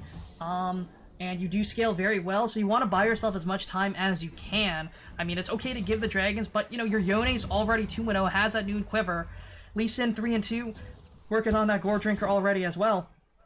Justana is also strong as well, sitting on 1.5, or not 1.5, sorry, Noon Quiver plus Pickaxe, so she does a lot of burst as well. So you need to fight during these points where you have the advantages, but look at this Lee Sin. Lee Sin does miss his Q, is not going to be able, still tries to go for the ward hop, and flash kicks the Sivir. Sivir is able to run away from her problems though, and now is doing a bunch of damage to Lee Sin. Lee Sin going to be hit by the root from the Nico, who is teleported in. A flash from the Morgana is going to keep her safe though. An ult comes out, hits 2 members, as now Nico actually hit 3. I believe that was the real one that got caught in that ultimate of Yone, but it's not enough. As I believe no one had to flash away, they're able to just run right on out of that bad situation. As, ooh, a nice spell shield from Sivir, gonna keep herself from getting rooted. Yep, does keep herself safe there. As we do just see things slowing down just a little bit. Oh. Lee Sin wants to come back for more after the mid laner. Oh no, he's just going for his Krugs. Doesn't want to do anything too crazy. Kayn might have form change, which is why he's backing where he is. He does not. It's almost 12 minutes in, or 11.5 minutes in. Yeah. Does not have form. You want it right about now. If you have red form, cool. If you get blue form at like 12 minutes at this point, it's okay, but it's not ideal. That being said, I don't know how the heck the Kayn would ever get blue form with who he should be ganking. But maybe if he kills this Morgana, it might give him a few more points in that direction. Gonna flash over the wall. Zarya's gonna come out as well though, but now Lee Sin going over. Kayn manages to help his mid laner find the kill. The flash over from the Nico though secures the kill. Tristana trying to find some damage, finds one, trying to find the next one as well. Jumps in, goes for the kill, gets the reset, and that's all she wrote there. But now, oh, Alistar flashes over the wall, is not able to get a headbutt pulverize quite yet, does have it up in just a few seconds. He's a little early. There it is, the Q from the Sivir, and a few autos. Gonna find the kill, but instead it is the Alistar who accidentally takes it away because of the trample that is going down. Alistar giveth and Alistar taketh. That's how it goes, you know. I know, I want a little bit too. It happens. Sometimes you're gonna take kills that you didn't necessarily want to take. Either way, was a fairly decent trade. I think No Fear does come out on top because Sivir got some kills out of it. Nico got a kill or 2 out of it. I think she just got 1 in that fight specifically. And having kills on those 2 champions, very scary. Kayn still does not have. Oh wait, no, he has Ross. Maybe he did have Ross because it didn't update on the mini map or the icon or the sidebar there. Yeah. So, they're actually looking for a play onto the Morgana, but the headbutt pulverize is all blocked by her black shield. So it does not matter, as we see No Fear getting a lot of plates for their trouble in top lane. They get about 3 with the Rift Herald alone. As Sivir is actually being engaged upon the teleport from the Ornn, could find a great kill onto her, but now Nico going in onto Lee Sin gets deleted. It doesn't matter, that kick will not save you. That ult's going down no matter what. Sorry, buddy. As you were saying, Nico, a great counter to these assassin / bruiser type characters.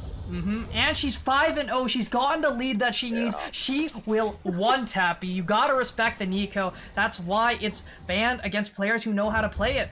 It's just like a set into a melee champ, you know. We'll just be able to throw back everything if you try and go in on that champion, right? Super crazy how much damage she puts out, especially in this early game. And her ultimate ratio scales very well. The rest of her ratios aren't that great, but hey, if she's already 5-0, she's building towards that Zhonya's hourglass, she's going to be outputting damage with that ultimate super, super quickly, especially because of how low cooldown it is. It's very high impact as well. For sure, and we see Kayn starting to walk towards his blue buff, going to be able to pick that one up, no problem. And it looks like Karma wants to try to make a play. Tristana being very greedy, going in on Alistar, and Sivir is getting very low. The flash forward, oh, the Q, the empowered Q from Karma hits the minions instead of Tristana. Oops. But either way, still going to look to get this tower. I think the flash from the Karma was ambitious either way, if I'm being honest, but I think it kills. It could if kill. it hits. It does give Sivir the opportunity to flash forward, I think, maybe. Commit flash for that kill? Yeah, if anything, maybe the empowered Q doesn't quite kill. It does a lot of damage though, and she does have it's not like she has no extra That's true as well. combat stats. She still has some extra AP. So maybe not. She's also not level but 11 though. That's very fair. That is very true. Even though I imagine she's maxing Q. Or I actually don't know. I what can she go would do check in that lane. for you real quick. She has maxed Q. Yes. Okay.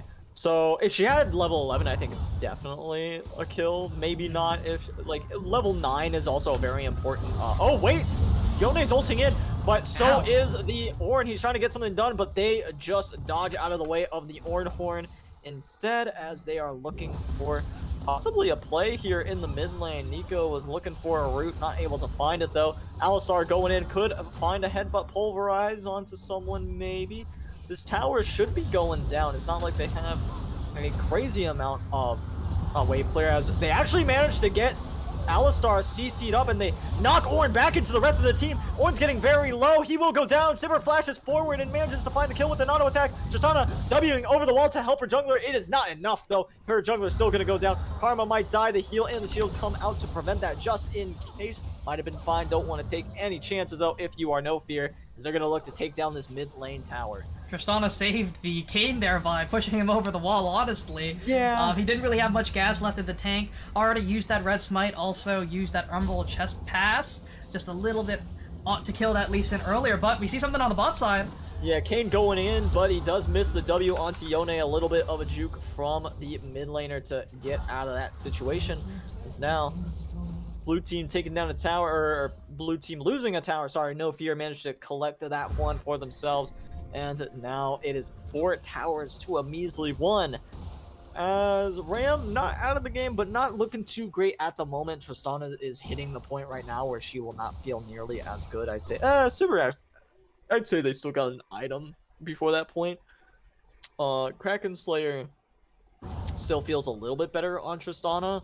It's when I'm scared of when Sivir completes her Zeal item. I think it's when she starts to get pretty scary compared to Tristana. I definitely agree there. Tristana scales well, but the Sivir just outputting a lot of AoE damage through these fights. Also giving a lot of move speed to her team with that On the Hunt ultimate. Move speed is highly underrated in my opinion. A lot of low elo players don't really respect move speed, don't take runes like the Relentless Hunter, stuff like that, or Celerity. They just want, hey, I want damage. Damage is good. Healing is good. But if you're not able to move around the map, you're never going to be able to use that healing. Or that extra little bit of damage. So being able to beat a fight first, I think, is incredibly important. And being able to run away from fights you know you can't take is also very important as well. Even being able to like maneuver in fights as well, like with Jinx's Get Excited, for example, is crazy useful. And when you have a Lulu, a lot of people think that you're trying... A big part of playing Lulu for Jinx is so you can buff up, like just... Oh wait, Yone's actually getting engaged upon right now as he walks a little too far forward, uses his ult to get away, but does not get far enough because Yone hit a target before that, as they're actually looking to try to take down the Karma. Karma getting very low, the ult's gonna come out, is gonna hit not the Karma, as a nice knockup from Kayn is absolutely shredding the rest of Ram. Nico going in, will not find anybody. They are very low on the side of Ram. Even Alistar could headbutt pulverize any of these members and probably find a kill. Will not be able to do so. They managed to just barely escape with their lives, but they do not find a kill. Nico had flash there and didn't opt to commit it. I think she actually gets like a quadra kill there, if she, or triple kill there if she actually flashes with her ultimate and maybe burn. No one had flash too, so it would have been super awesome to see Borakua go for, you know, the hypey play with that flash, but you know, opted to save that summoner for the next fight, especially since Dragon is up now. They want to guarantee their soul point, guarantee that they get through this. As they are looking for a bit of a... They were looking for a reset before the Dragon, which is weird because Dragon's up now, and they actually could look for it, even still, as Morgana finds a nice route, and Lee Sin's going in! They're trying to kill the Karma, and they managed to do so. But the Dragon is still being taken. Kayn secures it. A Nice root and a Q follow-up from the Nico finds a kill. They could very easily turn this around if they wanted to. Kane wants to go in, wants to try to find something. Will try to find the knock-up onto some members. Does find it onto Yone. Ults to try to buy himself some time for his team to catch up to him. And here they come. The flash forward, the ultimate finds the ore. Nico secures that kill. And now Yone is trying to get out of there, but is not able to do so. They're running after Tristana. Tristana, the only one left to hold off the advances of No Fear. They're going to take down this inhibitor. Question is, can they get any more out of it? I don't think they want to get too greedy. It is possible.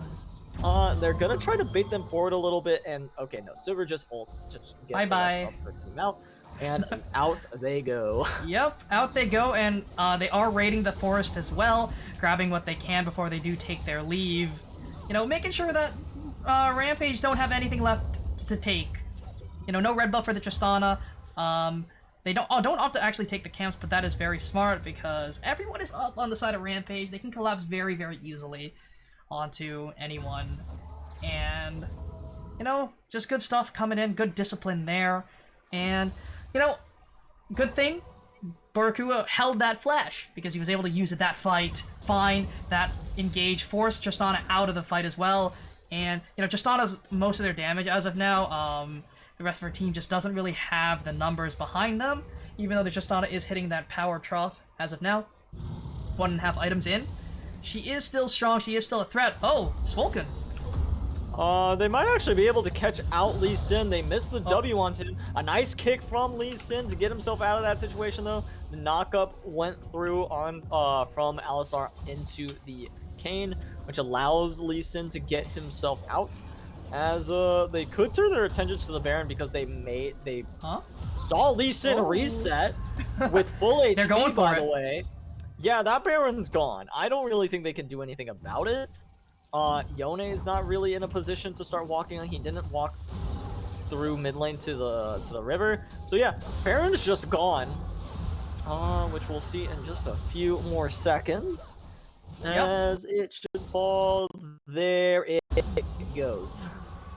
Baron Nashor, the purple worm, has been claimed up here for the side of No Fear, and you know, they actually have really strong side lane pressure with that Nico, with the Sivir and Kane threats. Kane can opt for that split push. They can 1-3-1 here if they send Kane to that side lane, Nico to that side lane as well, and have that Sivir just push with the Karma and Alistar. However, they opt to send Sivir on her own, actually. Swolcon is going to be there as well, and they are going for this 2-3, actually. And just opting to push in these waves, try and get as many towers as they can, as many structures as they can. Lily Crabs, though, might be cut out here. Nah, never mind. But tower... Could end up securing this tower, and as a result, they're looking to try to get Yone. A great play from the Alistar to get in front of him to stop the ultimate from being effective. They managed to secure the kill onto Yone. He goes down as now Lee Sin lands a Q. Doesn't mean much. No Fear can start looking to close out this game by taking all of these objectives and slowly choking out the rest of Rampage. As Lee Sin manages to, or I think it was a spell shield from Morgana that stopped it, as a great W to deny the engage from Lee Sin once again. He still goes down because his target was killed before he was able to escape, so he just pops as Warren wants to go in, looking for more, does get rooted up though, is getting very low, and Morgana gonna be up next, goes down, the ult from Nico not gonna hit. Sana doing what she can to get away, but she is not able to, and now Yone, the last member alive for his team, trying to hold off everybody else from inside the base. Will not be able to do so, though. Should be going down. They might actually look to even dive him, as the root is going to miss, and they just hit the Nexus. 50 gold to, I believe, Sivir. And that is game 2 in the books for the side of No Fear. Game 2 going over in the favor of No Fear. No questions asked there. Claiming that one up for themselves. And that's what you want to see, you know. They looked really good game 1, and now they're looking even better game 2 right here, right now. And it was a little bit closer, but they played as a team. You know, the top laner was punished a little bit more this game than last. But, you know, Barakua stepping up, ADKC stepping up, and Swolcon finding some beautiful, beautiful headbutt pulverized combos, finding the big knockups. But, it wouldn't have been possible without Fuse finding some good form, or finding some ganks, getting that form as early as possible, and making things happen around the map. Yeah, for sure. And I feel like this is a game more so where I'd be willing to give it to one of the carries for MVP, or like start handing it over to like the mid laner or the ADC, because both of them I feel like shined a little bit more. Specifically, Nico was definitely showing up really well in this game, the only one without a death on her team. So that's already pretty impressive if you have 0 deaths. And of course, the plays that Nico was able to pull off, always being in the right place at the right time as well, finding that Lee Sin running away in her jungle, securing the kill there, and managing to turn bad situations like I believe it was Kane caught out in the jungle slightly, and turning that into a kill for herself and some of her teammates as well. That is So exactly what always happened good there. to see players doing stuff like that. Yep, and with that though, player of the game predictions are open. Vote for who you believe should get player of the game there. AD Casey playing very well in my opinion. Baruka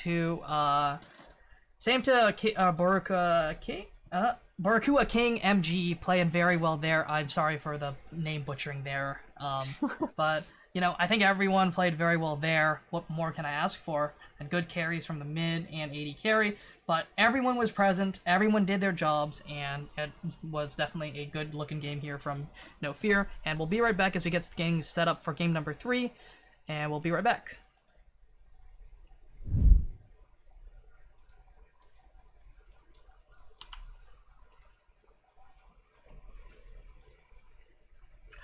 Oops.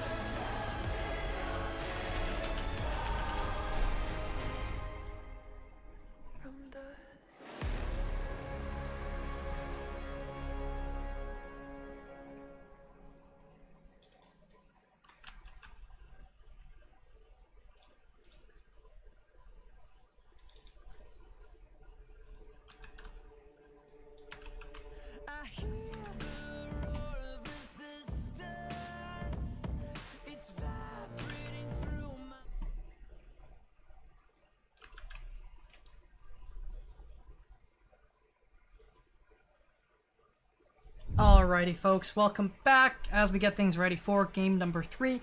It is gonna be. Oh, I forgot to change the. What's it called again? I forgot to change the champion. But player of the game gonna be Alucred on that Karma. Let me get that going real quick for y'all. There we go. Gonna be. There we go. Yep, it's done. Karma, player of the game. Yep, cool. Alucard going 0, 3, and 8 on that Karma. Struggled a little bit, but was able to make up for it with that, with all that move speed, with the Ardent Sensor helping out the carries, making things going there. Yeah, Karma definitely adding a lot to the team comp with the E. I don't think I'd call the Karma the MVP necessarily. I would definitely look to give it to Nico for Nico's contributions, or maybe even the Silver, but Karma is still relatively deserving of the title of MVP. I think that's fine. I don't think that's too egregious of a statement. I think everybody on No Fear played very, very well. Karma did her job, but just didn't make any like crazy plays that really stuck out to me. So that's just that's what I have to say about it without like flaming everybody. Like I'm obviously not gonna say is this a troll, because I don't think it's too troll. I don't think it's that troll at all. I think Karma definitely earned it. And we have gotten side selection coming in from No Fear. It is going to be them on the red side once again. So 3 games on the red, and it's paying off so far. Well, 2 games down, 3rd game coming through right here, right now. And they're happy to stick on the red side, and I think the other team is more than happy to give it to them so far. And we should be getting ready very, very soon to get things going. But,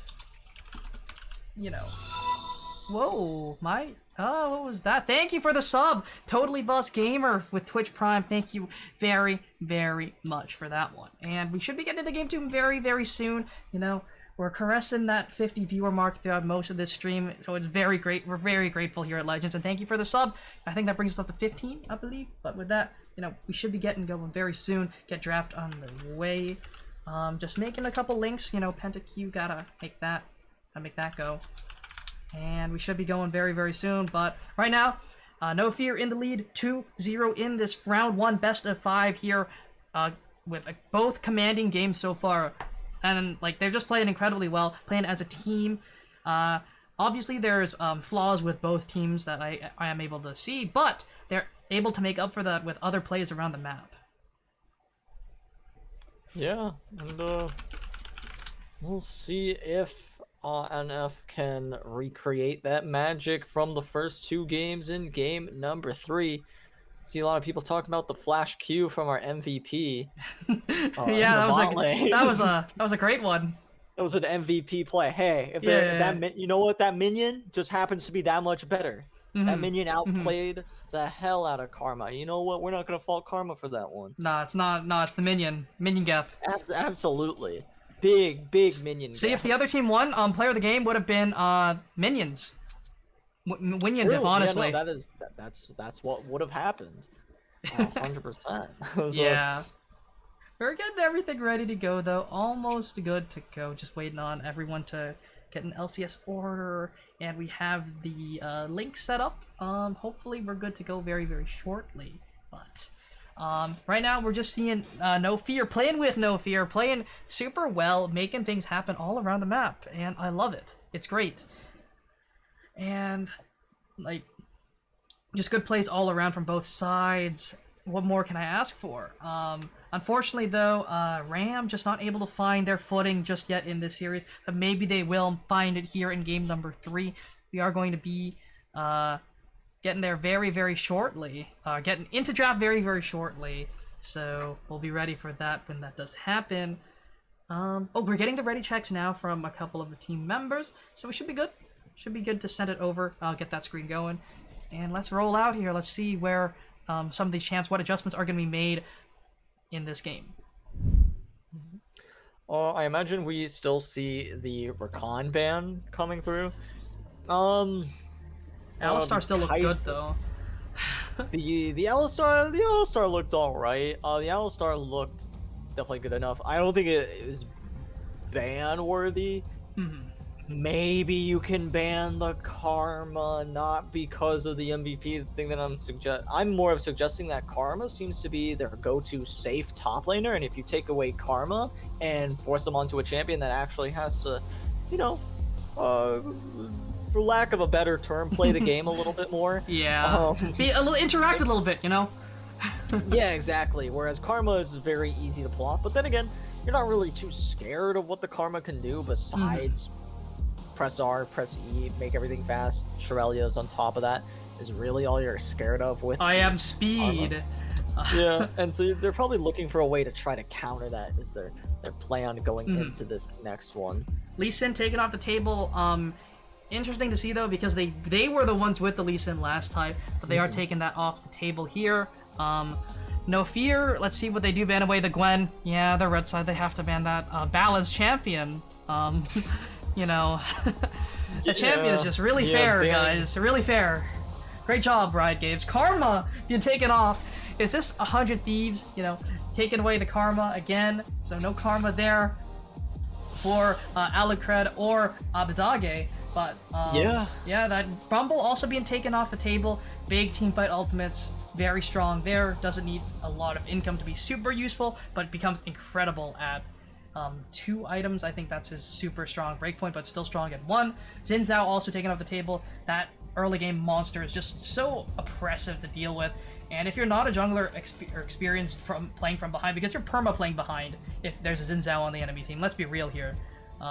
Yeah. That's one of the best duelists in the game, one of the best gankers in the game. Does scale off come 2 items, but still incredible in those early games, especially the first 20 minutes. But Kai'Sa also taken off the table. Lag Extreme not playing that one. And we'll see what the first pickup here. What is the priority here from Ram? Is it going to be an AD carry? Is it going to be a jungler? We'll see. From the last couple games that we've seen different pickups here as that first. But we'll see what they're comfortable with. I'm interested to see what they end up going with that. Oh! Okay!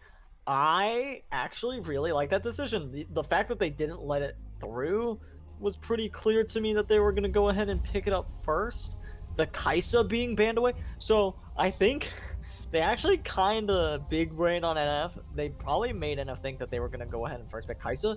I would have been more than happy. I think the play there is you see that, you go, don't ban Kai'Sa, because if they pick Kai'Sa, we get Rakan. If they pick Rakan, we get Kai'Sa. And could have been huge for them.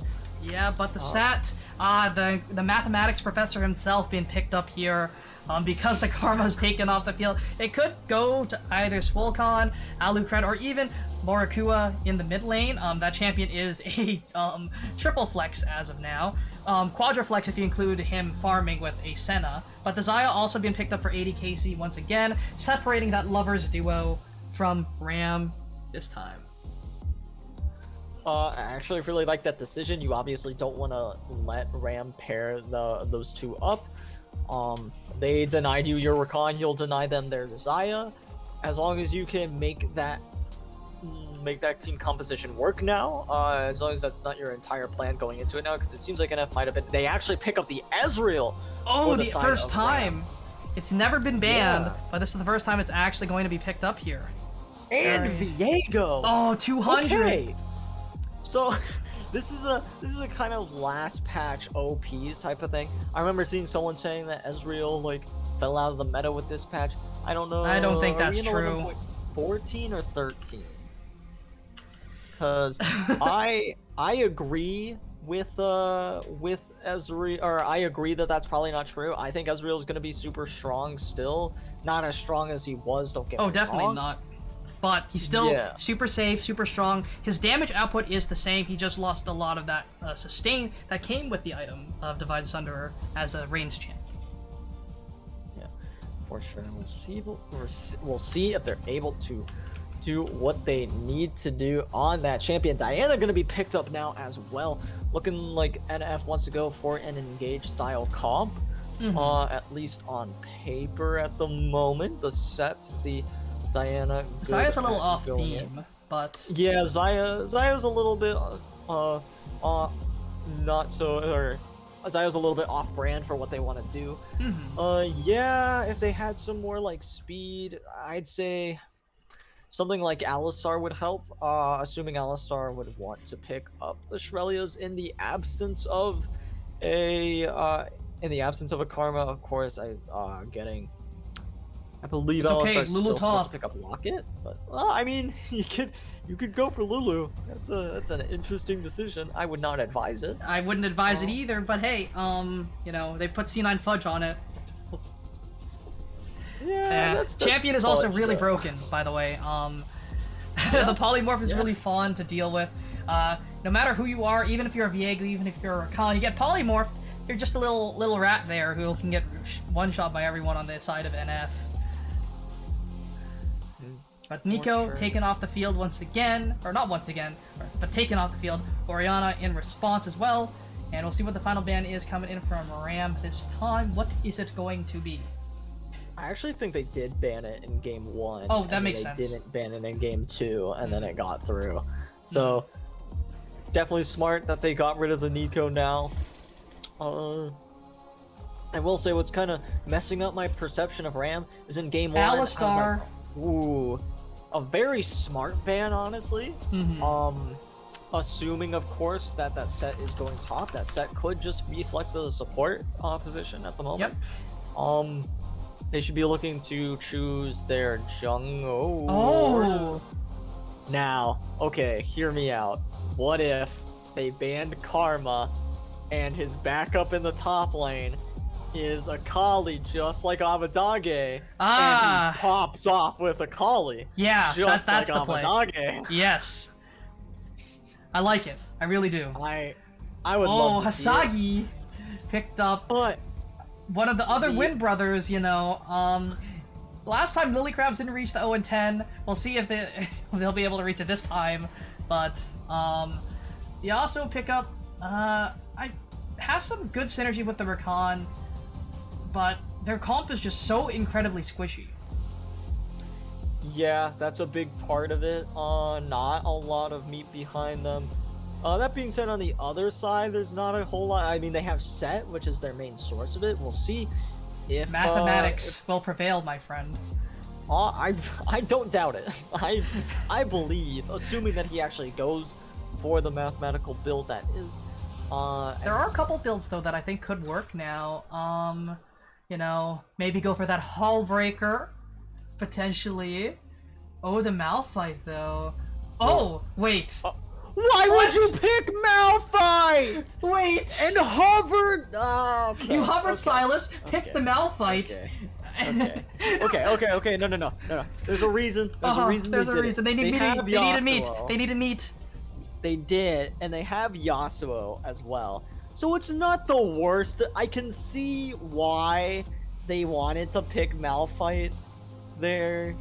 Was to have that some form of synergy, some form of meat, some form of synergy for Yasuo. And I will say, if they just ult and then Yasuo goes in, Silas can't immediately do anything about that. That's true. So, and that does give Ezreal some time to go ahead and use his Q and like start getting some damage, weaving in autos as well while they're all knocked up. It doesn't give him a lot of time to do this, but it gives him some time. And of course, Rakan can also go for the knockups as well. And you know, it's not the worst thing in the world as long as you have that Yasuo, I'd say. Now, if they didn't have Yasuo, I'd actually be a lot more upset, and I would have kept flaming them instead of even giving them the idea of like a devil's advocate type of thing here. That being said, also though, that set is in fact going into the support position. Like I was kind of theorizing at the beginning there. No, guys, Akali support's really good. That's you what you want. Soul Khan could make it work. Let's be real here. Honestly, I don't doubt that. It could you know what? I want to see it. Let's see it. Come on, do it. Ezreal support, no balls. Or not, Akali support, no balls. I imagine we'll end up seeing. I don't think Akali does well into Malphite. They might. Oh no, they're They're lock it going in. for it. They'll do it. Yep. Maybe I'm wrong about that. Maybe Akali does have a decent time in that matchup. I don't know top lane matchups at all, though. I think it's okay. Like at level 6, you actually can one-shot him if you're not poked out too much. Especially because he's not going to be really focusing that MR, or at least he shouldn't. Well, actually, no. There's a triple AP. So, wait, they picked Malphite into double AP, and then I don't really like it. Actually, I really don't like that Malphite pick. Okay, so I will. You can still go Magic Resist on Malphite. I don't know what you can go that's like really good. I think Magic Abyssal's Resist. okay. But I think that's More the so only. for- Is that a mythic? It's not a mythic. Okay. So you still you want to go is it Frostfire Gauntlet? Crossfire or is it- Gauntlet for the extra Okay. HP scaling. Yeah, and also of course for that because it actually gives magic resist. I don't believe. Well, all the tank mythics give 20. Okay. 25 MR. What's it? Sunfire Aegis gives you 30. Because they all have Locket built into it now, or is that what it No. is? Or Only it's Sunfire not- Aegis no. has Locket, but they all have Null Magic Mantle and a Cloth Armor built in. Gotcha. Yep. I wasn't thinking Locket. I was thinking the other thing that built into Yeah. it. What's that called again? Aegis, right? Aegis, yes. That's the one.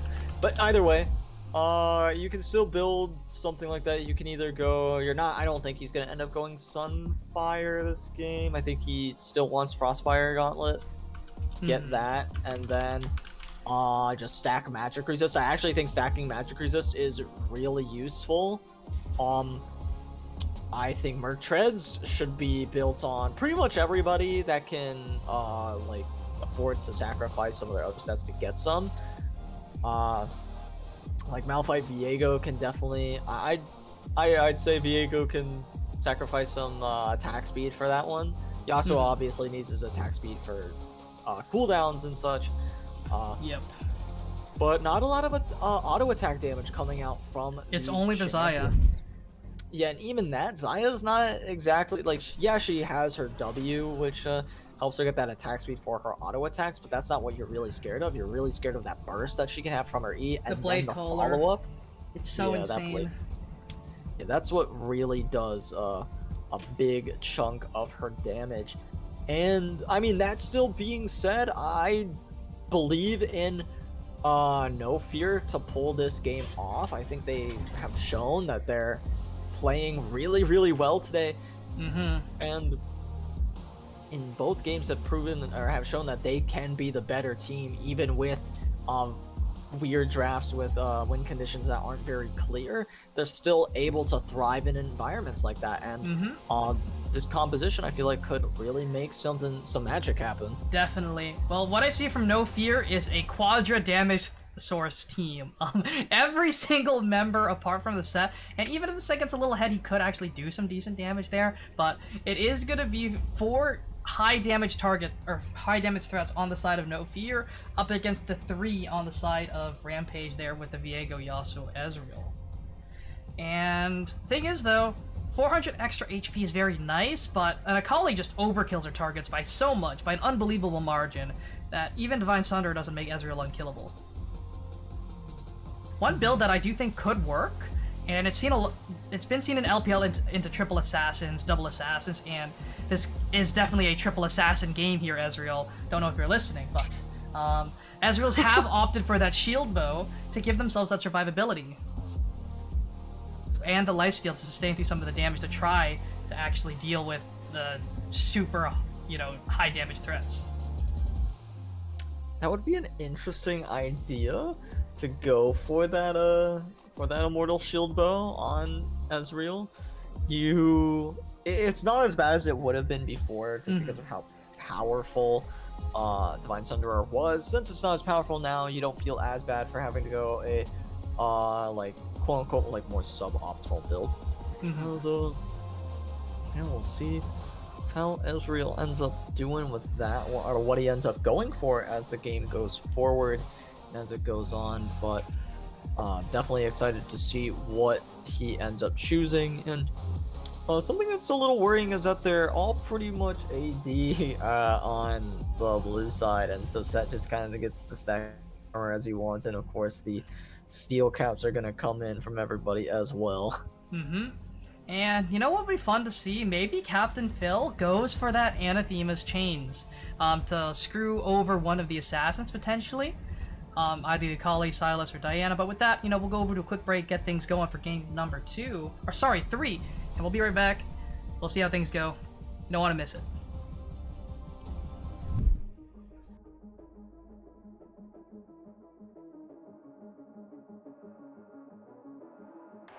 Welcome to the world, no heroes and villains. Welcome to the war, we've only begun. So pick up your weapon and face it. There's blood on the ground, go and take it. You get one shot to make it out alive. So higher and higher you're chasing. It's deep in your bones, go and take it. This is your moment.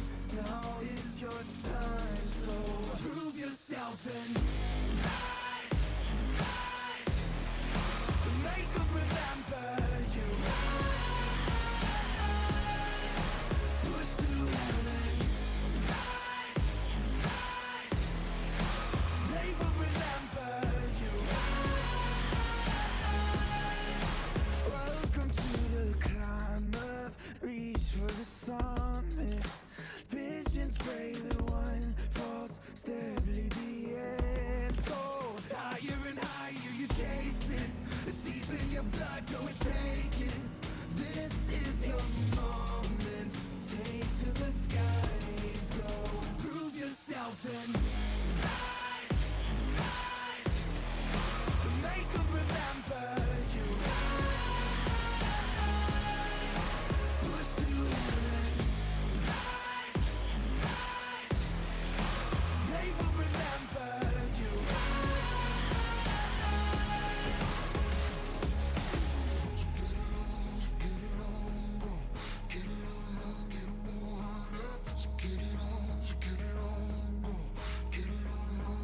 It is you fight among the dead beneath the dirt. Or do you know yet? Or do you want it? And when the giants call to ask you what you're worth, do you know if we don't die? Alrighty, everybody, welcome back to game number 3. We have Rampage versus No Fear. Once again, the same sides, with Rampage on the blue side and No Fear on the red side. We'll see how these two teams stack. Rakan forgot items. Alright, there he goes. Yep, gotta go back, guys. Oh, thank you, Middlesticks GG, for the raid. Thank you. And, just a standard 5-point here, no crazy shenanigans because your Rakan forgot items. The worst part about that is if this was solo queue, right? And you're the red side, if you're No Fear, you probably, because of how gold players like to do invades, they would have walked through where Rakan rather would have been watching. Which is why you don't forget items, and why I always if I'm ever playing ADC or support or even mid lane, I'm watch these two entrances, and then they won't, and then someone dies, and I'm just that's your fault. Written in the cards. Yeah. The worst part is when I die, because I start walking over somewhere, or they invade on me and come in through where they were supposed to be watching, and then come in to Tribush, and then I just die, and I'm well, I didn't deserve this. I did everything right. I did what I was supposed to. Team gap, I guess. But, this time, though, we do see a little bit of change of style here, especially in the top lane. Alucard, off Karma duty this time on that Akali. And, is this Abadage, Faker Dage here in the top side? We'll see. They got him off Karma, is on the Akali this time. We'll see if he's able to pop off. However, it will be hard facing a Malphite who just kind of gets to press Q and run away. Do about 50-60 HP. So over pretty annoying. And over again. Oh. Yup, as they actually managed to get some damage down onto Rakan, but they get a lot more onto Set, at least for now. The autos that come through from Xayah as she hits her W Good trade. do manage to get a few more. Yeah, great trade for Xayah. Xayah definitely able to make use of that lethal tempo there. Level 2 have been hit for the entire bot lane, and level 2s have been hit all around the map as of now. Junglers are 3, and we just see some standard Ooh. pathing though, but the Diana was spotted on that Raptor pit. Yes, no. Oh, they're both pathing top. The W is gonna go through, does not manage to hit its target Oh. as much as he wanted it to, as now Viego gonna find himself a Diana, as well as the Malphite's coming down to try to get something done. He's gonna go down first, so the flash gonna come out, but now Viego once more manages to find the Akali, or Viego Akali rather, uses her E, or, oh no, he's Diana, sorry, my bad, and is about to auto the Akali. Akali so low, is healing so much because of that pot, but the W is gonna miss! Will she survive? No, the speed is enough, and now he turns into Akali. My bad, there it is. Yep. As now Set is trying to find the E. Only finds one though. Ezreal might be able to get the kill. The flash goes forward. Oh, the heal comes out though. Ezreal doing what he can. He's forward. Finds the kill for himself. And now is doing a lot of damage onto the Xayah. And Ezreal showing why this champion is still to be feared. Does not want to go under the tower and look for anything. Diana is in the area. And Xayah finds herself what is pretty much a solo kill, and now Ezreal is forced to flash away. The W's gonna go down, and Diana manages to find a kill for herself now as well. And while it was looking very good for the bot lane, still, or for Rampage, No Fear managed to find something for themselves as well, evening up the gold. 6.7k to 6.8k, basically. Oh no, it's basically even. Yeah. So it's just a net neutral from both sides there, even with neutral gold lead for either side. Well played though from the Ezreal, capitalizing on that Set not having the level 3 yet, not having those extra base stats, especially in the early game. A level is worth about 500 gold, so, you know, you're basically playing with a 500 gold advantage if you hit that level 3 before the other team. And you're also down a spell, which is very important there on that Set, you know, that you get a lot of extra damage from your Q, especially during these little bit of engages, but we see something that could happen here. Oh, no. It looks like So was trying to go for a roam or at least get some vision down, but that's going to be denied now as Yasuo is setting up some vision of his own to warn him if anybody comes up the river or through that little jungle entrance there. As Ezreal actually comes... Okay, no, he sold it, my bad.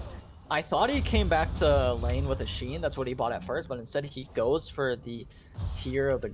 he goes for the tier and the Ruby Crystal instead, which I'm not a huge fan of. I actually really like Sheen. That being said, he might actually not be wanting to go for the Divine Sunderer build. He might actually, in fact, be going for... What could build out of that Ruby Crystal other than Sunderer?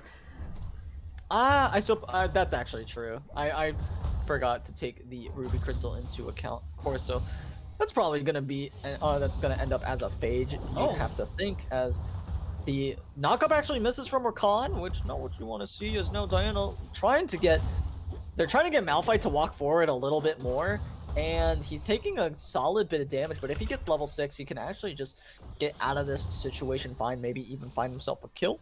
Yeah, look at the Yasuo. Oh wait, Yasuo, yeah. He's here as well. Viego in town as well. Manages to find a stun onto Diana. Not going to be able to do enough to get a kill onto her though, and Akali just barely backs out of there with her life. Yep. Able to get away there, but the Viego 2-0 already. Already has that Noon Quiver as inventory, building towards either Zerker Greaves or something along those lines with that little dagger there. But the Diana sitting happy, sitting pretty with that Hextech Alternator, gonna be doing a lot of burst damage on any target that she sees. Ooh, Ezreal's E was burned. Ezreal forcing to E away, yeah, because of the Hex Flash, I believe it was, is now. Yep. I love that. I love that rune so much. Oh. It is a very fun one. As now Set's going for the stun, is not able to find it, is only able to find the pull, and now Ezreal doing a really good job of dodging the feathers, and Aya doesn't have her E up, and now Ezreal is in the driver's seat of the trade, manages to come out on top of that one. Definitely able to be in charge of that trade, as you said. We do see some pings there going for that dragon. Viego just goes over the wall there, dashing forward a little bit. but we just see.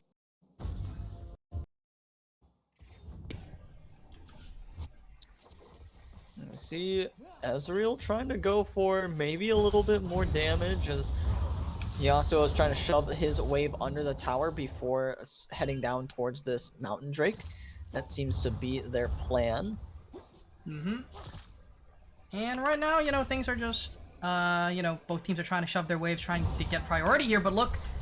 Yeah, Viego's going in with the Rakan. They're able to knock up the set, and the set finally gets a start off. The E's gonna hit as well. Rakan is absolutely melted. Now Viego's gonna become set. It's gonna start running over to the Sylas and the Akali. Gonna get a W off, does a lot of damage to the set, but Akali is still there and going strong. Diana's gonna ult as well. Finally, Yasuo is able to ult, finds the kill onto the Sylas, but it's a little too late.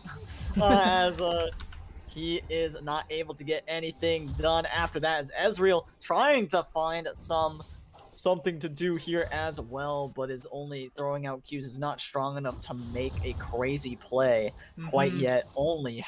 Doesn't even have any extra combat stats. I think HP could be considered a combat stat there.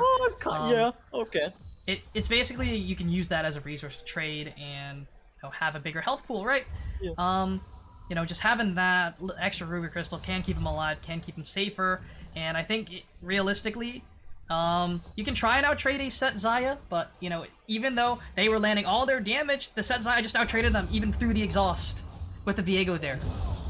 You have to be able to dodge everything that they can throw at you, which, you can't dodge set Q, you can't dodge the autos, but what you can, actually, depending on how Xayah's autoing, you can kind of dodge the autos. If she autos through something to get to you.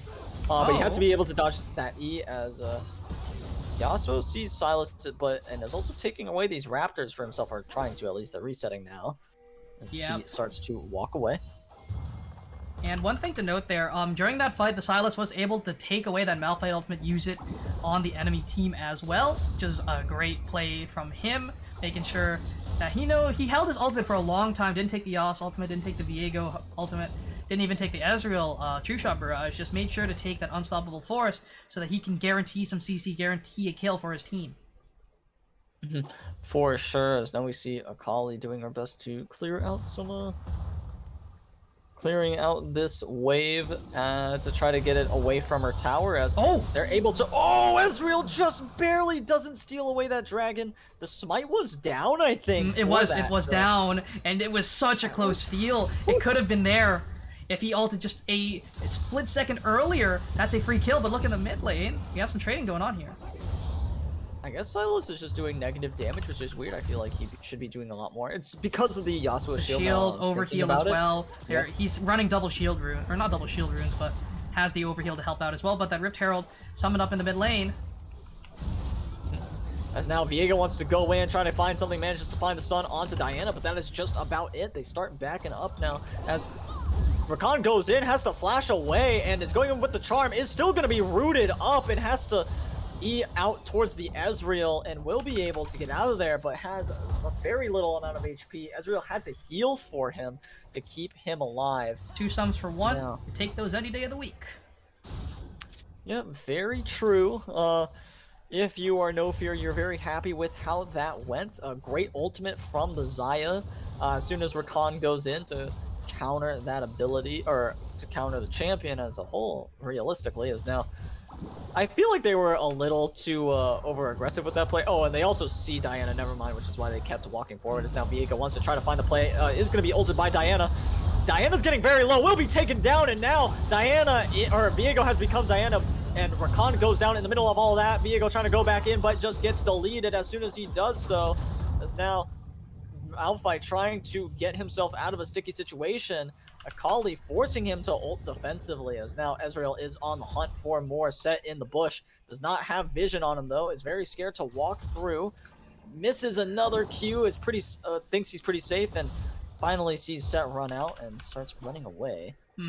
Plated steel caps picked up by the by the set there. I really like that buy, especially into the Yasuo, into the Ezreal, and the Viego. All three of those champs are super, super reliant on their auto attacks or on hit effects to actually deal damage there. Akali could kill here. She goes for it, and Wow. she gets it. There Yeah, it is. fun champ, guys. Really.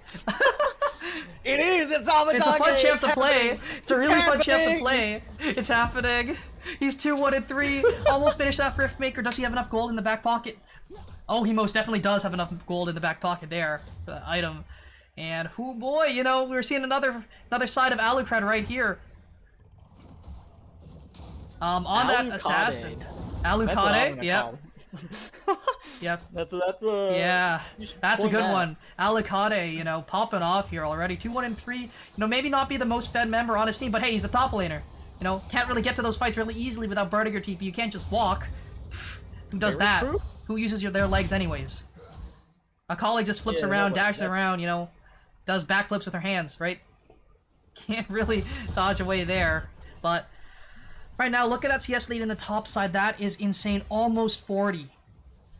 And 2 plates to herself as well. No Rift Herald needed, but they might be looking on the mid lane collapse here, potentially. No, they're going to back away there. But Diana moving towards this bot side once again. Ezreal could be in some trouble. The Hex He's Splash away. goes out, and I think Zaya actually popped out of the bush a little too early, so he was kind of got a heads up about it. Maybe. I don't know if that's necessarily true. Or Potentially. they had a ward in there, maybe? Are they going for the dive here? They could look for it. They only have 3 issue is minions. Yasuo is roaming down. And the TP's almost Oh. up for Malphite to the... Oh, I don't they think she actually needed to forced the flash. out of Diana. No, Top side. probably not, as Silas is looking to go in. Could steal the Malphite ultimate, gets a lot of lifesteal as a result, and they erase Viego. Now Malphite has to run away. Did ult in the middle of all that, and Akali gets herself a double kill. Is now 4-1-3. Okay, Is now starting to get the some most more fed kills. member. Now the most fed member. No, not really. Zaya's up a lot of farm to make up for that, but yeah, this Akali is popping off. Not gonna say that. You know, really strong already, and well played from Boruka, using that Malphite ultimate to buy time for his Kingslayer. Not Kingslayering first. That way he's able to get that damage off. Guarantee it lands without getting CC'd up by the Malphite or the Viego. So well played there, and the shield bow just wasn't enough, and I just don't think that's the optimal build on the Viego anymore. I think it's better to go for the sort of sustain tank build with that Divine Sunder, but look, bot lane. Yeah, Rakan wants to go in. He's getting a lot of damage now with the Ezreal. The Charm doing a good bit there, as now Ezreal autoed a minion earlier, still able to find the kill, but the Casey auto, autoed the a minion Kraken too! Slayer auto. Casey autoed a minion too! Well, not what you want to see. You know what? No, he was just autoing a minion to help get his Kraken Slayer up. The next True. one, Yeah, that's exactly, that was it. That, yeah. Not like the thought auto out, attack. calculated. Not like it would have been the same amount of time, if not faster, if he autoed the same target. You know, maybe save the support? I don't know. Maybe. Support lives matter, guys, come on!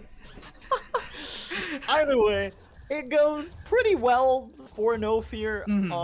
They managed to find the Rakan. They kill the Ezreal. Yes, Ezreal does get a kill, and that's not what you want, but it could have gone a lot worse for them if Ezreal was able to just do whatever he wanted without the shields going down. As now Yasuo in a bit of trouble, but they're trying to save him now, as Rakan gonna get the knock up, the tornado going down. Ezreal did, or not Ezreal, Yasuo didn't ult at all. The ult's gonna come out from Diana now. Gets the knock up, a double knock up, he saves it. Makes me eat my words, as now Set's doing a lot of damage. Viego's gonna turn into Set after they kill him, and now they're running on out of there. He had turned into Diana before that to secure the kill, and Well now played.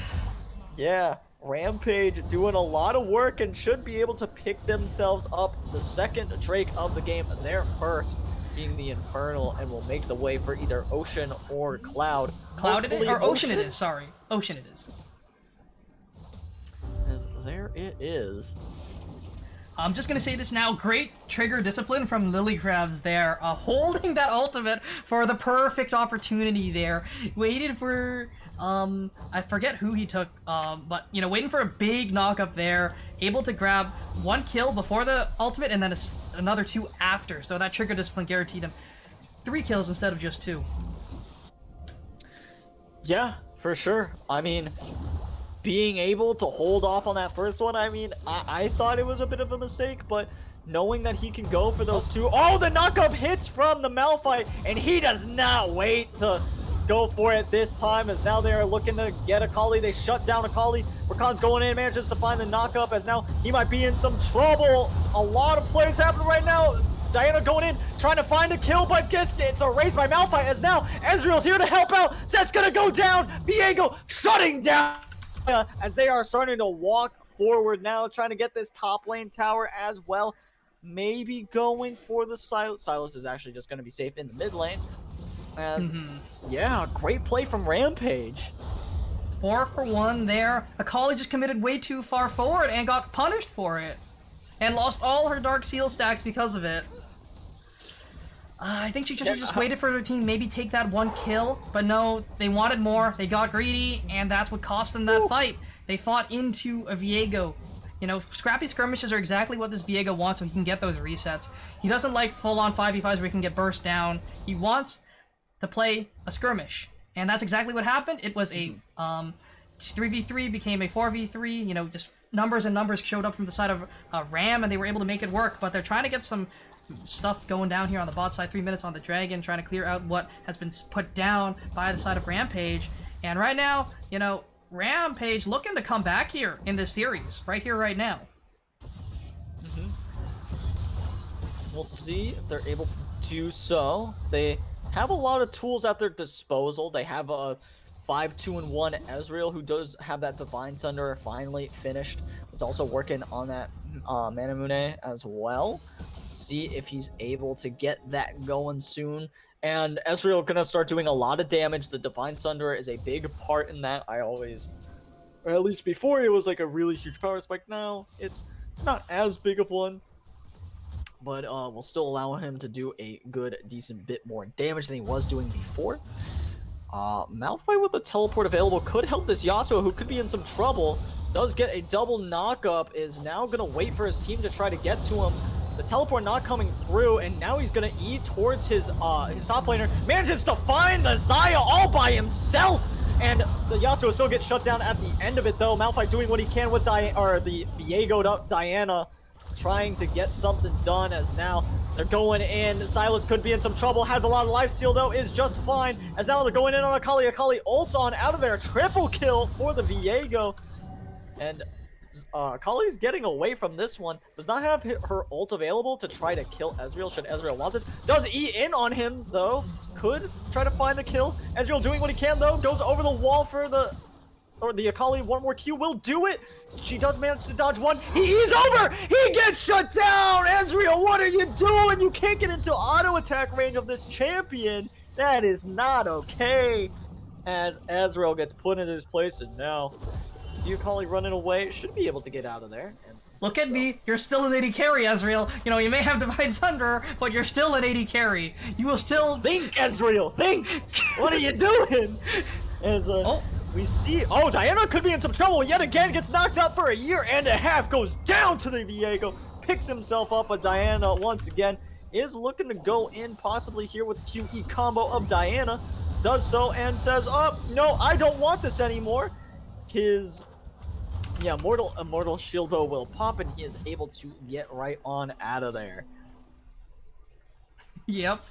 And, you know, Viego may be building 80 carry items, but that champion is most definitely not an 80 carry. That is an assassin. Just outputs so much damage in such a short window and is able to heal so much as well. And, you know, that's what happened to the Diana, you know. 80 assassins, very strong. Viego himself, also incredibly overtuned. You know, I think... Yeah, like, Viego, Gwen, you know, both of them didn't get nerfed this patch. Thanks, Riot. Definitely wanted that one. But, are they going to trade this for Baron? They could. They're actually not even looking for the Baron at the moment. Akali's nowhere near there. They also don't have vision on the dragon, so they don't know that this is happening. They should have had an idea that that was going on, or at least have gone over there. As now Malphite's gonna ult. Diana's just getting bullied this game. Doesn't have flash. Was just trying to get her way out of there, walking out. That was never gonna happen though. As now it could actually be Rampage that go for this Baron. Well, they're stopping the recalls. Stops Xayah's recall. As now they start up the Baron. They should see this happening. They don't have any teleports. Set can't get here. Silas can't get here. Xayah's still backing on the reset. That's a free Baron and a Dragon. Rampage are playing the macro game exceptionally well, or is it instead No Fear playing the macro game in a very like head-scratching way right now? There's just not many great decisions coming in from the side of No Fear, and all the wrong targets of all the right kills on the side of Rampage. If you're a No Fear fan, the Viego 9-3-6, Yasuo 5-2-7, Ezreal also fed 5-3-2. That's where you don't want the kills. If you want to give the kills to anyone, you want to give them to the Malphite, because you know the only person who's going to struggle there is realistically the Xayah. But right now, oh, that Viego's just so incredibly strong. And we'll just one-shot everyone, building towards that collector as well, making those resets even easier to get. For sure, and so something I'm going to criticize greatly here is I want you to look at Ezreal's build and tell me what this man is missing. And where's your magic resist, friends? Where's your Merc Treads?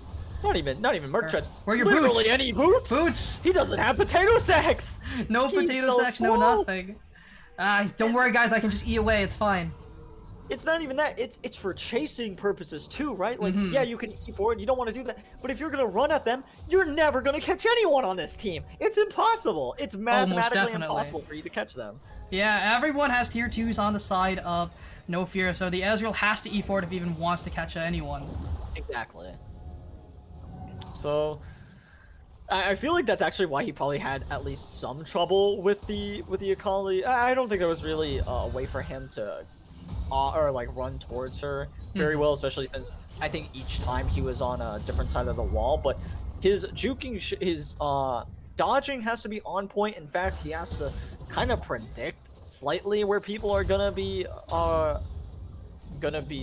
putting skill shots or doing anything if he wants to even attempt to dodge it, because he's just, I mean, look at him, he's just so slow.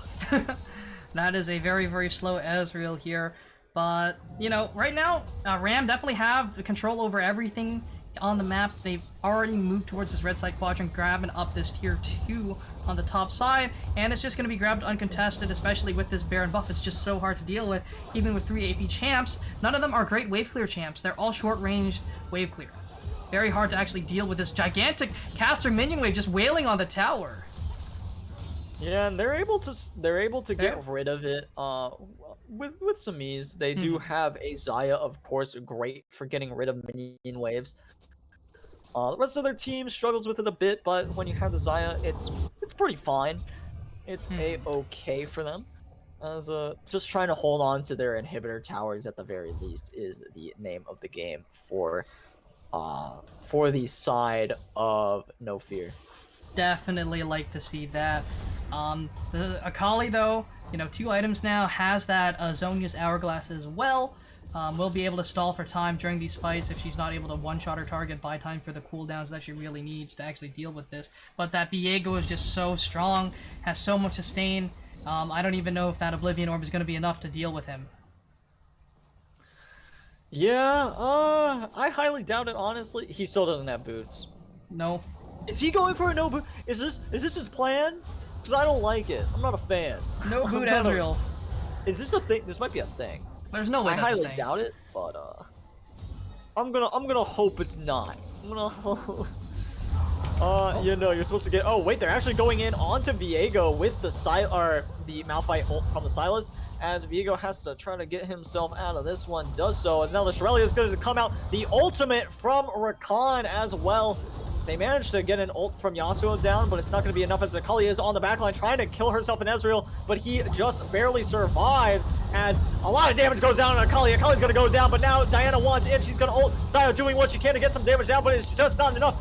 Yasuo finds himself another knock-up and finds himself a flash auto, another one. Could find the pentakill. Ezreal's going to go down, but at the cost for a pentakill for the Yasuo in the mid lane. Lily Crabs on a rampage, just like the team insinuates, as she's going to look to go down mid lane. I actually don't know if Lily Crabs is a guy or a girl. Either way, looking to start ending it through mid, or at least trying to get some towers or the inhib at the very least, while while Yasuo's team works on getting. That is a 3-item Yasuo, 10 kills rather than 10 deaths. Hey, we take those here. Lily Crab's playing this champ very well. Has Flame Horizon, her lane partner there. And what more can you ask for? You know, solo queue Yasuos have nothing on Lily Crabs right here. not a dang thing on Lily Crabs. I mean, 10, 2, and 7, you swap the 10 and the 2, that's what you get in solo queue most of the time. No, see, there's no they're 2 on your there. team. It's just 0 and 10. You know what? You're right. Yeah, you got a good point. It's so having a 10, 2, and 7 Yasuo is scary. I mean, we saw that flash auto. I think it was like a flash Q auto from the Yasuo. Just deleted that Xayah. Now they're going in once again. Diana doing what she can. Xayah getting a lot of damage down as well, but a triple knockup. Xayah finally goes down as now Viego could collect the Xayah. Doesn't need to though, as now Akali's gonna go over the wall. There he is. He becomes Xayah, as that should be game for the side of Rampage. They They're don't have looking to end it waves, now. but the death timers are 30 seconds. They might have time to at least grab the inhib. But... And that does seem to be the call at the very least. I think they could end up They going can end for if they full commit. It would be very close. I think it's possible, but they don't wanna. They don't want to risk it. They want to try to play it safe, and they're gonna go for the Baron. I think that's a good call. I think Purple Worm's up. if No Fear looked for a play, they could. Wait, Rakan got that. Well, not ideal, but that's not the end of the world either, as long as the Baron is not stolen away from them, which it doesn't even look like No Fear are gonna entertain the idea of going for this objective. Instead, gonna try to turtle, wait this one out, and see what they can do against this monstrous Rampage team that is almost 10k gold up on them. This is such a scary position to be in if you're No Fear. You know, the Silas is so far away from that item breakpoint that he needs to actually deal with the super fed Viego, the super fed Yasuo, and the Yasuo has a Guardian Angel as well. Viego has a stopwatch. How are you ever going to kill these two? And the Ezreal is Ezreal. He's just going to be walking backwards. Still, oh, he has the boots now. Has completed the Ionian Boots of Lucidity. So that is done. As we also have the Yasuo picking up a Negatron cloak, which is interesting For the Wit's End, I believe. Yeah, so which I actually really like that, because again, the 3 AP threats, we see the Abyssal Mask also completed from Malphite. He's taking no damage from any of these AP threats. He's going to be shredded by the Xayah, don't get me wrong. He does not have a lot of armor to deal with her, but when you got Yasuo, as long as they can kill Xayah in a timely manner, I don't think they have to be Look too at that afraid shield of on the Yasuo from Overheal and Bloodthirster.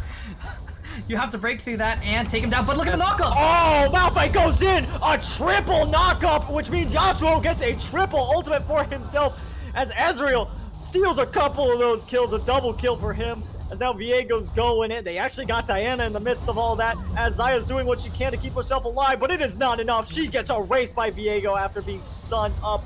Malphite might go down to the tower. Nope, he's going to be just fine. A clean ace for Rampage to close out game number 3, pushing it to game number 4.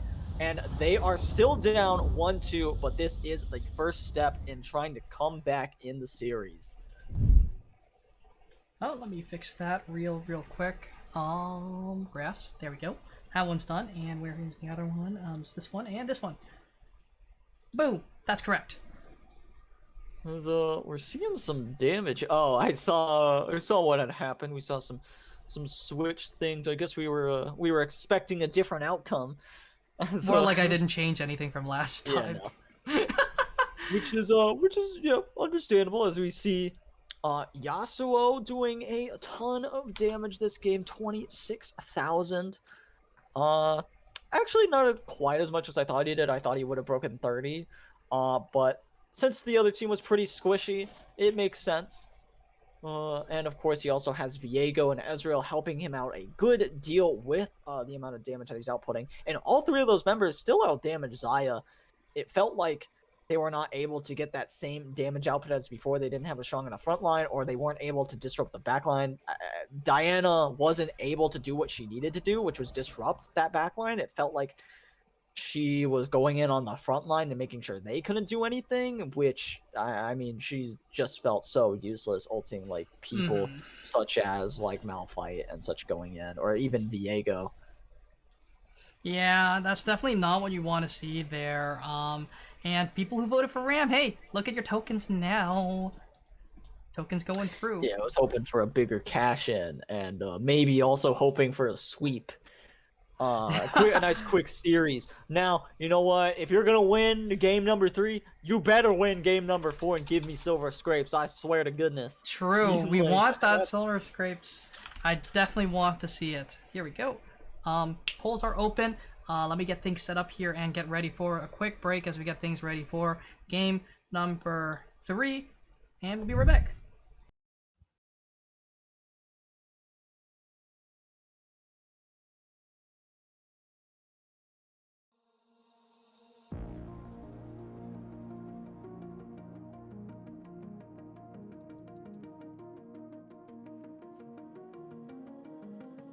What are you willing to lose? You cover your wounds, but underneath them, a million voices in your head that whisper, stop now.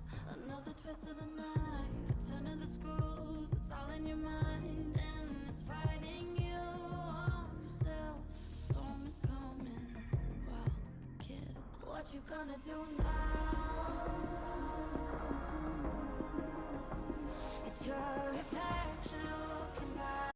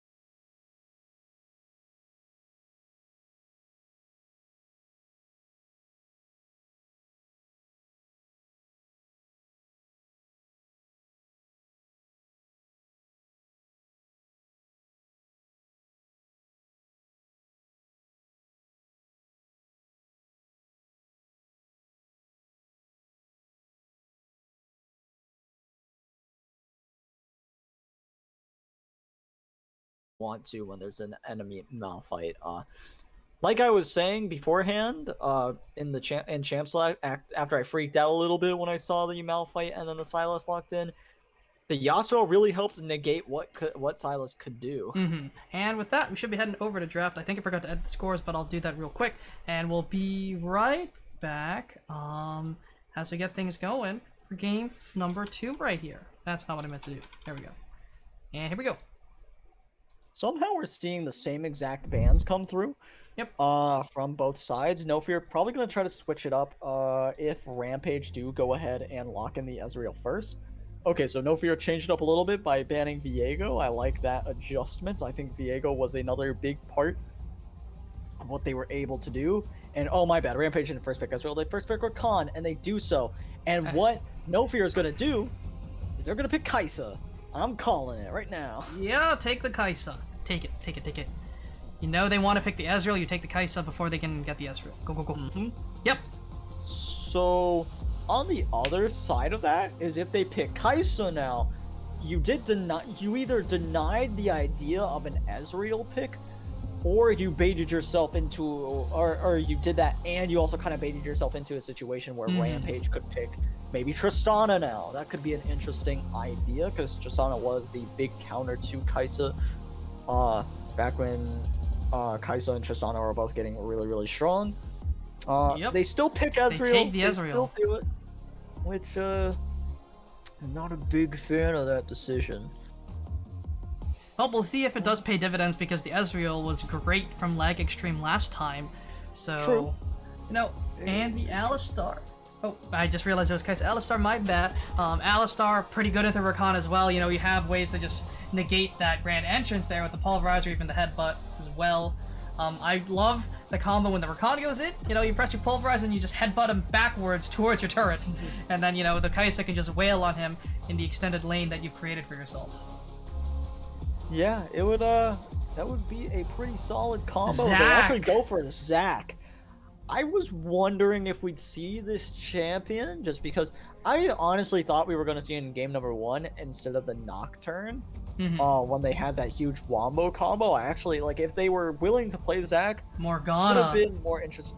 That's a Morgana jungle as That's well. gotta be a Morgana jungle. Which is interesting so far. I do like pairing Morgana with Kai'Sa. It allows Kai'Sa to go in with the spell shield. It's a very similar effect to if you had a Samira on your team.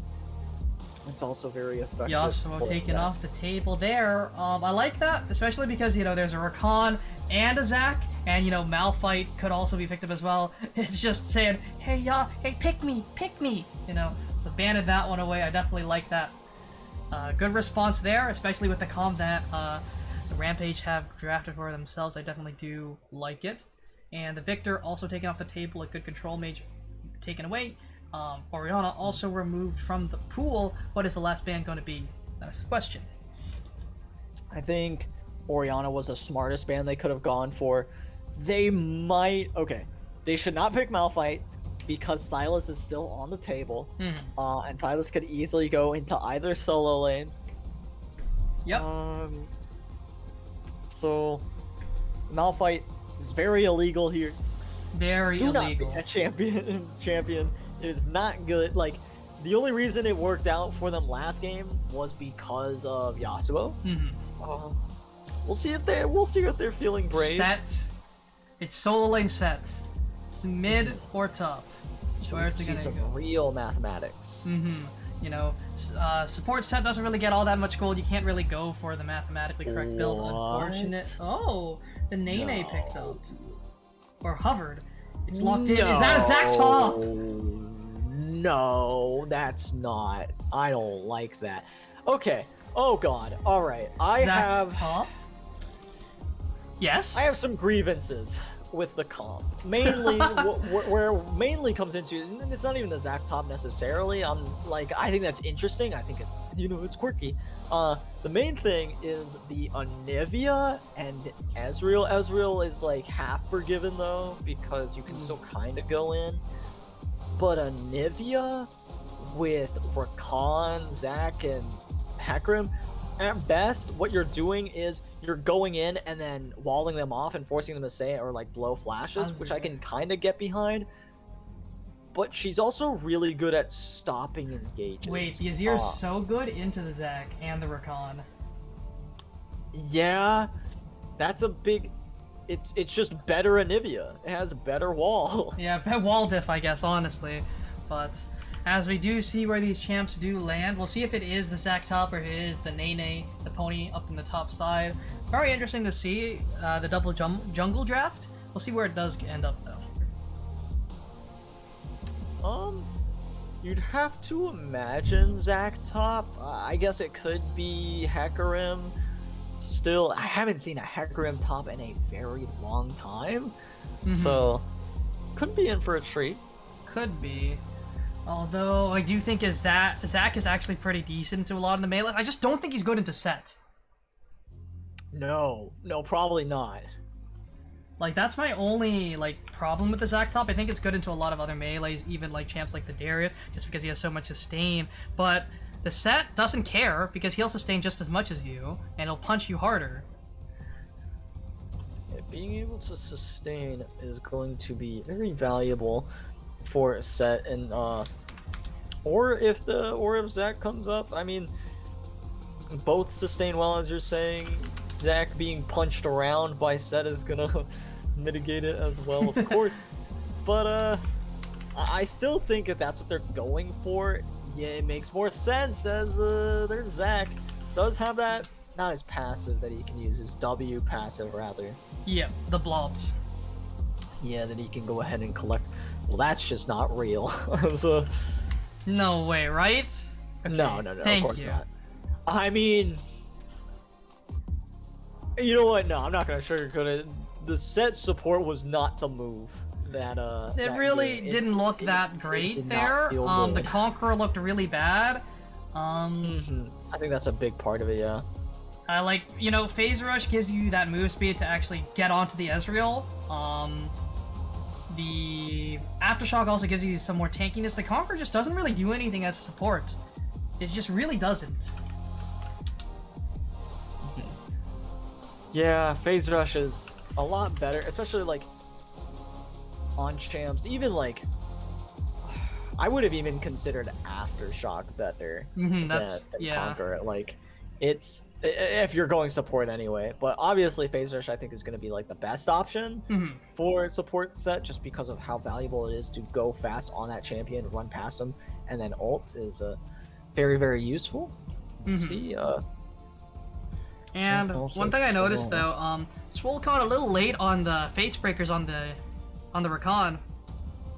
As soon as you see the dash, you just have to face breaker immediately for that matchup. It's very reaction based there. You can't, or you could even predict it a little bit too if you think the Rakan has an angle there. But if you're not experienced in the matchup, it's a lot harder to deal with than like a Leona or an Alistar even. Just because the Rakan dash speed is pretty fast. For sure, that dash speed is pretty useful. As we see the rest of those bands that we saw earlier coming through. As AD Casey gonna lock in that Kai'Sa. There it is. Yep. Very excited for Kai'Sa specifically. We've seen it banned away every single game except for this one, and it finally gets picked up. And I love watching Kai'Sas. Oh, absolutely. Especially AD Casey, like, was popping off in game 1 on the Xayah, was popping off on the Sivir, was still doing pretty decently on Xayah again in game number 3. I think Kai'Sa has the opportunity. I think AD Casey has the opportunity to carry this game if Kai'Sa can get rolling early. Yep, gotta agree with you there. And we should be, you know, getting things going here for game number 4. Predictions are... Oh, that's not the right number. There we go. Predictions have opened up right now. Here we go. Predictions are open in case you guys do want to use your tokens here, but right now it is 1-2 right now in favor of No Fear. So they are in the driver's seat, but after the loss that they just took, we'll see if their mental holds up here. For sure, and I hope that it does, because it it's always disappointing to see a game lost because of those mentals, but that's usually how these best of 5 series go. A big part of it is going to, of course, be mental fatigue. yeah, and it's you know, obviously I'm even just a little bit tired just talking about these games. And it's even worse when you're playing them and focusing so hard. Like, you're playing, this is gonna be your 4th game of League of Legends in a row. I mean, in a row. It's a lot. Like, solo queue is one thing because you're going in and then you can go out and like you go back in with completely different people, and there can be completely new like solutions to problems that you had before. But like, if you're with the same people, you got to go in there and you're like, there are problems that like could come back in this next game. Yeah. And if they do, it can be very, very tilting for a team. And it's just so hard to solve some problems like immediately, because you only get like a 5-minute break realistically, no matter what. And you have to come up with solutions to everything that's come up in if you've lost, and especially since, you know, you about like NF looked incredible games 1 and 2, but they faltered really, really hard in game number 3, and now they have to recuperate, come back, and they only have 1 game to look at their mistakes, because they didn't make that many mistakes there in game 2, or at least or game 1 and 2, and they just weren't punished as hard potentially. So it's up to them to find out their mistakes, think about what they did in game 1 and 2 wrong, as well as game 3, and, you know, figure it out here. And it seems like Rampage have figured out something. They figured out something to make it work here this time, and they were able to bring it back game number 3, and hopefully they'll find something game number 4. I do want to roll the Silver Scrapes. That will be fun, but we'll see if we can make it happen or we'll see if these teams can make it happen tonight realistically, not us. We don't have a choice, really. Yeah, I mean, we can kind of like we can use caster curses. That's about all we got. So that's all we got realistically. Yeah.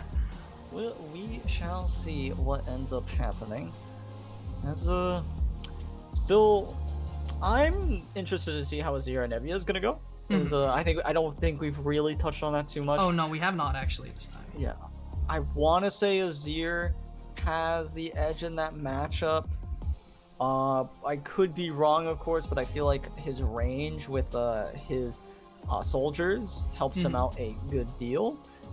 Once Anivia does get her ult, however, and with creative use of her wall, it could be a little bit harder for Azir to do what he wants to, and it could make trades a little more dangerous for him.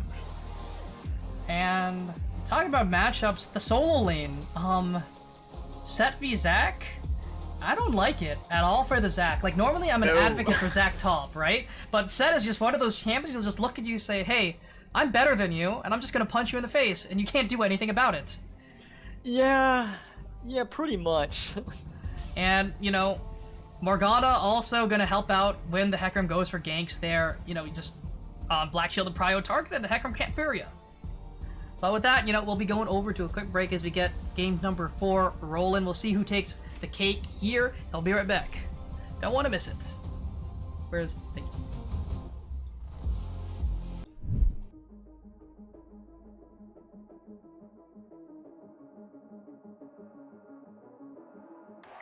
Welcome to the world, no heroes and villains. Welcome to the war, we've only begun. So pick up your weapon and face it. There's blood on the ground, go and take it. You get one shot to make it out alive. So higher and higher you chase it. It's deep in your bones, go and take it. This is your moment. Now is your time, so prove yourself and rise, rise. Make them remember you. Push through heaven. Rise, rise. They will remember you. Welcome to the climb up. Reach for the summit. Visions pray that one false step lead the end. So higher and higher you chase it. It's deep in your blood, go and take it. This is your moment. Take to the skies, go. Prove yourself and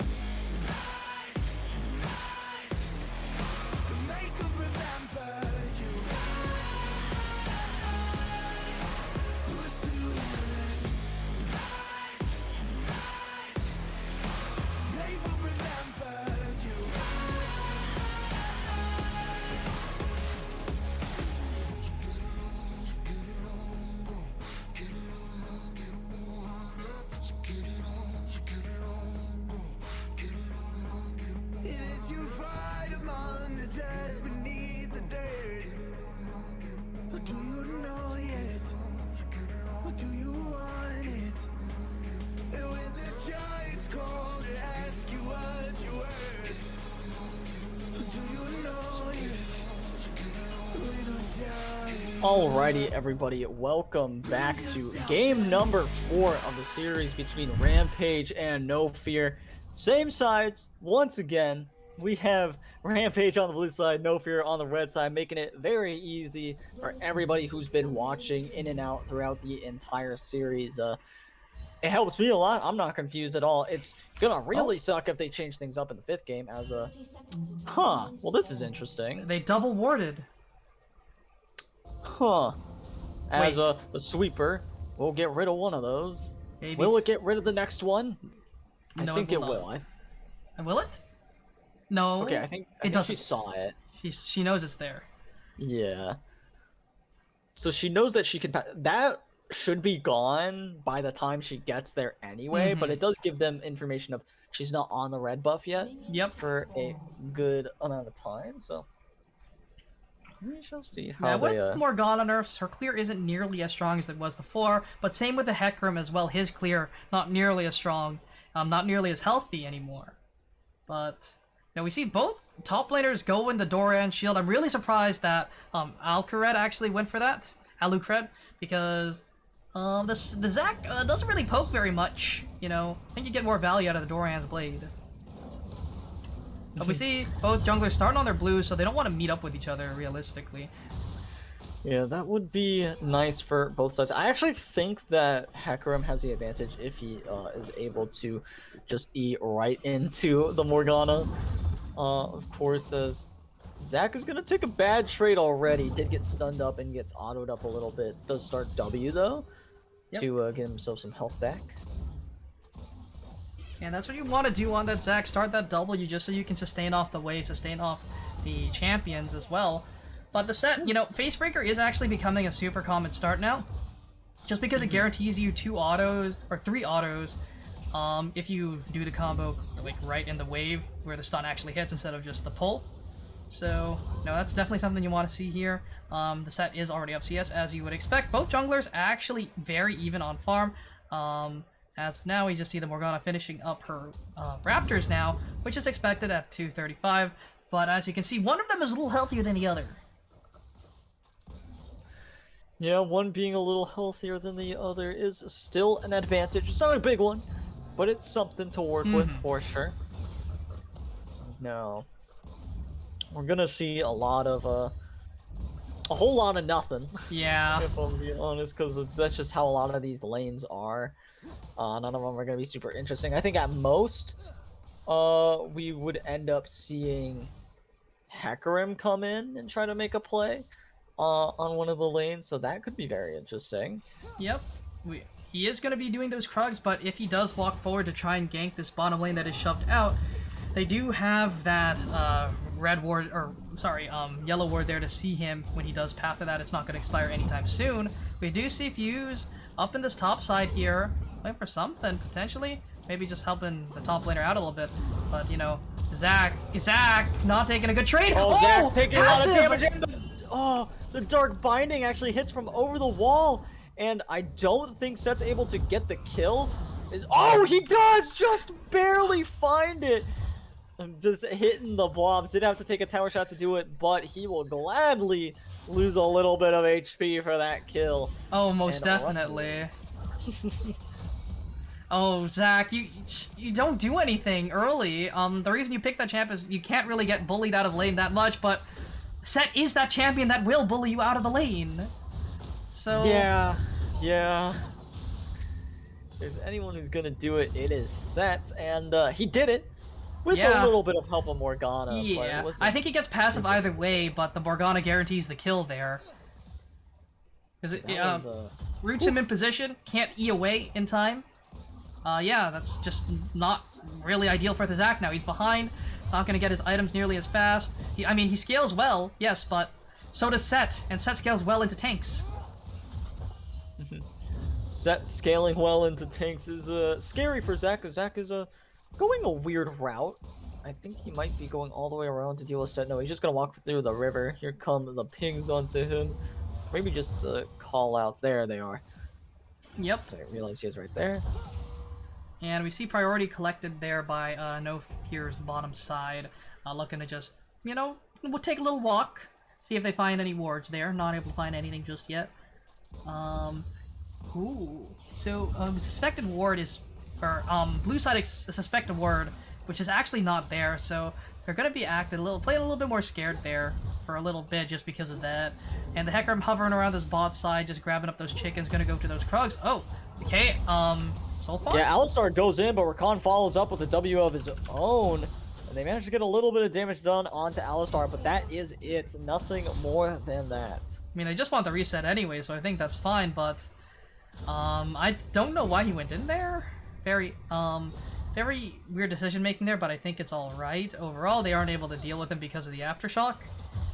And Alistar is very innately tanky, but we do see the bot side of Ram trying to push in this wave in time, but, you know, Azrael without that ultimate doesn't really push waves very fast. Yeah, as Zach's gonna take a little bit of damage, is now doing what he can to just kind of heal up a little bit and sustain as much as he can. And it looks like Rampage is actually gonna be the ones that get this first dragon. Yeah, Morgana's not in a place to contest this. She's in top side. Might look to try to kill Zach. He doesn't have passive still, so. Wave is pushing out. Or yeah, not no, pushing. He's walking far up too, as now Zach's willing to go in, finds the ultimate, gets the flash out, uses E, trying to do what he can. A lot of damage coming through the W, not going to be able to find the kill though. That kill could have been grabbed. That kill could have been grabbed if the set played it just a little bit better. Yeah, was very close, could have been. What could have been does not matter because it is not, as we do see Morgana going for the blue buff a little late here. And Hecarim's going right for that. They have led solo in Cryo though. Yeah, as I think. Yeah, no, they should be able to secure this one. She does, as now the root's gonna go through, but Zach is here to fight. He's gonna go down though. The ult's gonna come out from the Hecarim doing what he can, and Azir is here as well. A double kill for the set, 3-0 and 0, 100% KP for him. All of them kills, as now Rakan going in, has to eat back out, does what he can, as a bot lane is kind of a snooze fest if I'm being honest with everybody. Just a little bit there. Really, like, Rakan's just gonna double you in, and the Alistar's gonna be like, ooh, I can Q you, you know, but then Rakan's gonna run away, and that's really it. Not much is gonna happen. Yeah. Unless the Ezreal E's forward for some reason, which he really should never be eating forward, by the way. No, God, no. No. There's nothing that's gonna happen this lane ever. Oh, I'd say if they're where they are now, and say Kaisa and Alistar wanted to try to break a freeze or something, if you landed a W, you could go for an E. You're pretty safe to do so. I'd say I think Rakan could get you out of that situation. As now Rakan's being engaged upon though, is trying to W his way out. E's the flash and heal are gonna come out. Finally, the ignite goes down, and Alistar is able to secure the kill with that summoner spell, and now Zach could be in some trouble. Is taking a lot of damage from set. Ease away. Will be just fine as a result. And now Ezreal doing what he can to farm this wave all by himself. As that's a good bit of healing coming from the Alistar passive, but Morgana's still going to go ahead and base to reset here. Okay, Zach, you can never push your wave, man. Stop. Nope. You're just gonna I keep don't know why bleeding. he is. As he... Yeah, he's gonna start... He could get frozen. If he even, like, hit the wave a little bit more, I think the wave is actually super, like, screwy for him. Yeah, it's okay. It's fine now. It's fine, but, like, you should never give Seth the opportunity to even hold a freeze here, because you're just gonna get one shot if you try and contest the wave at all. I will say Set should have the power to kind of dictate that. Set could very easily bounce this wave back, and he's setting up what a... Okay, it's not quite a slow push. I think he It's more of a... gets it in. He's trying to fast push it and maybe look for base here, get off the pickaxe. He could just... What he should be doing right here is taking a tower shot and shoving the wave that way with the W. Yeah, he actually just goes for the E, and Azir could be in some trouble. Huh. Alistar was there, there's no way... Yeah, okay. Yeah. Yes, guys, that's a good place to base. Really. That's disrespectful. As Azir's gonna go for it again. There it is. As Morgana's actually gonna keep her mid laner from getting knocked up as Rakan went for it. Not able to find it though. As now Hecarim looking for a play, possibly onto Alistar. Gets knocked back. They saw him, I suppose, somehow. I think They saw him Kaisa on a had ward. vision. They saw him on a ward. It was just past the red buff there. There's a red ward there. They saw him rotating Okay. downwards. Gotcha. As now they're gonna get some plates for themselves as well. Maybe might be able to get this can get this one. Should plate. be able to auto it right there. There it is. As now Rakan gonna just make Kaisa pay with the Q. Not anything crazy though. As Eat my feather, says the Rakan. That's what he does. No way, right? Okay, why? why? Not an ounce of respect for either one of them, Stop. actually. Now that I'm thinking about it, as Azir walks up, does not actually take a tower shot, I think, or took one. He took one. He maybe? took one. Okay, But, okay. like, why That are makes you? more sense. Why are you basing there? Like, I don't think. Oh wait. Oh. Azir could be in some trouble now. Wait, he failed. Goes the wrong way. Why are you on that side of the wall? Set actually ults the Hecarim. Hecarim didn't have ult, which is why the Azir is able to get out of that one. As now Hecarim's running, crying back into his own jungle. Azir failed the sliding glide over the wall, which is what caused that to happen, and forced the flash. Yeah, he Oh. did it. Oh, Ezreal could steal this. Oh. A really interesting decision from him. I really liked what he was going Yeah, for. the WR just does so much burst damage. Yeah, of course. It is a little... As soon as you see the W go out, you should just go, alright, nobody hit it. Just stop nobody hitting. touch it. And they didn't actually stop hitting there, though, so it could have Nope. been very close. It could have been a lot worse. Mm-hmm. I guess the call at that point was, hit it. Just keep hitting it. Let me smite Full it. I hit, got full it, hit, guys, full hit. I Oh, think yes, more- yes, look at Alucard's build. Mathematics, yes. It's happening! It's happening! I mean, when you go 3-0-0, why would you do literally anything else? True, you have to be correct. You must Exactly. be Professor Set. That's the job. And, okay, just hold the wave. If you can, hold the wave, please, Alucard. Hold the wave. You're ungankable. You're set. With flash up.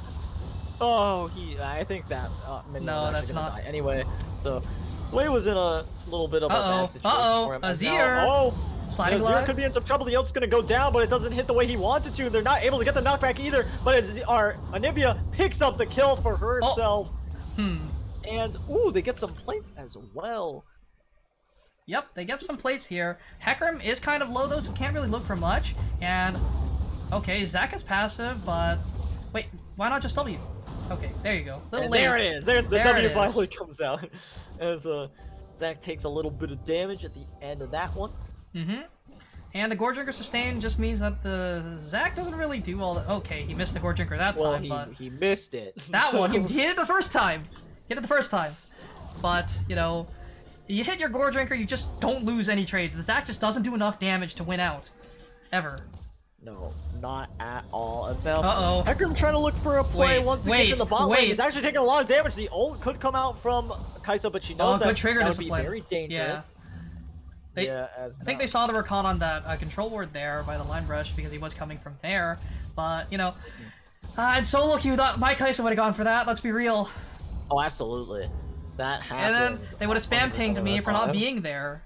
Yep.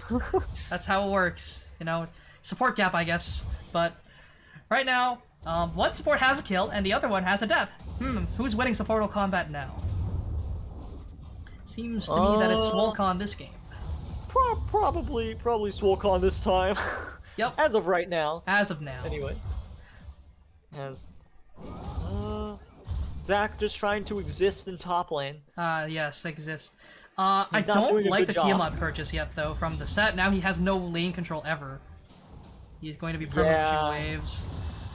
Yeah, that's And a bit it does slot in questionable. to the mathematically correct build, yes, but it also screws over your lane, and you don't build Titanic Hydra until your 4th item. The reason why you do so is because you don't really have that much bonus HP with the 2 items of Gore Drinker and Titanic Hydra. You really want to have a Black Cleaver as well as a, what's it called again? Sterex Gauge, but you know, another bad trade coming in for the Zac. Like, the Bramble Vest doesn't really do much here. Uh-oh! Rotations. Yeah, Hecarim could be in some trouble as the rest of No Fear is here. They steal away the Rift Herald. It's actually Azir who goes ahead and secures that. Now, Zac is fighting. Set all alone flashes over the wall. No Flash is going to come out to chase him down, though, as they pick themselves, or No Fear picks themselves up a kill and a Rift Herald on top of that. And they are headed mid for a play and forcing Anivia and Rakan to start hugging the other side of the lane, playing the correct pockets. Good job. Set not really wanting to commit his R. I'm pretty sure he could have killed that.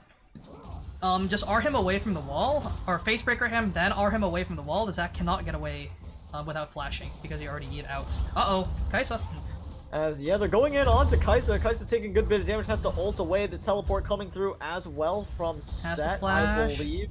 There he is, as he gets his ADC out of that one, and could look for a tower for the troubles as well. I think they can go for the dive if they really want to. Azir's here as well, but they're not going to opt for it. They're just going to take the tower, take the safe play, and run away.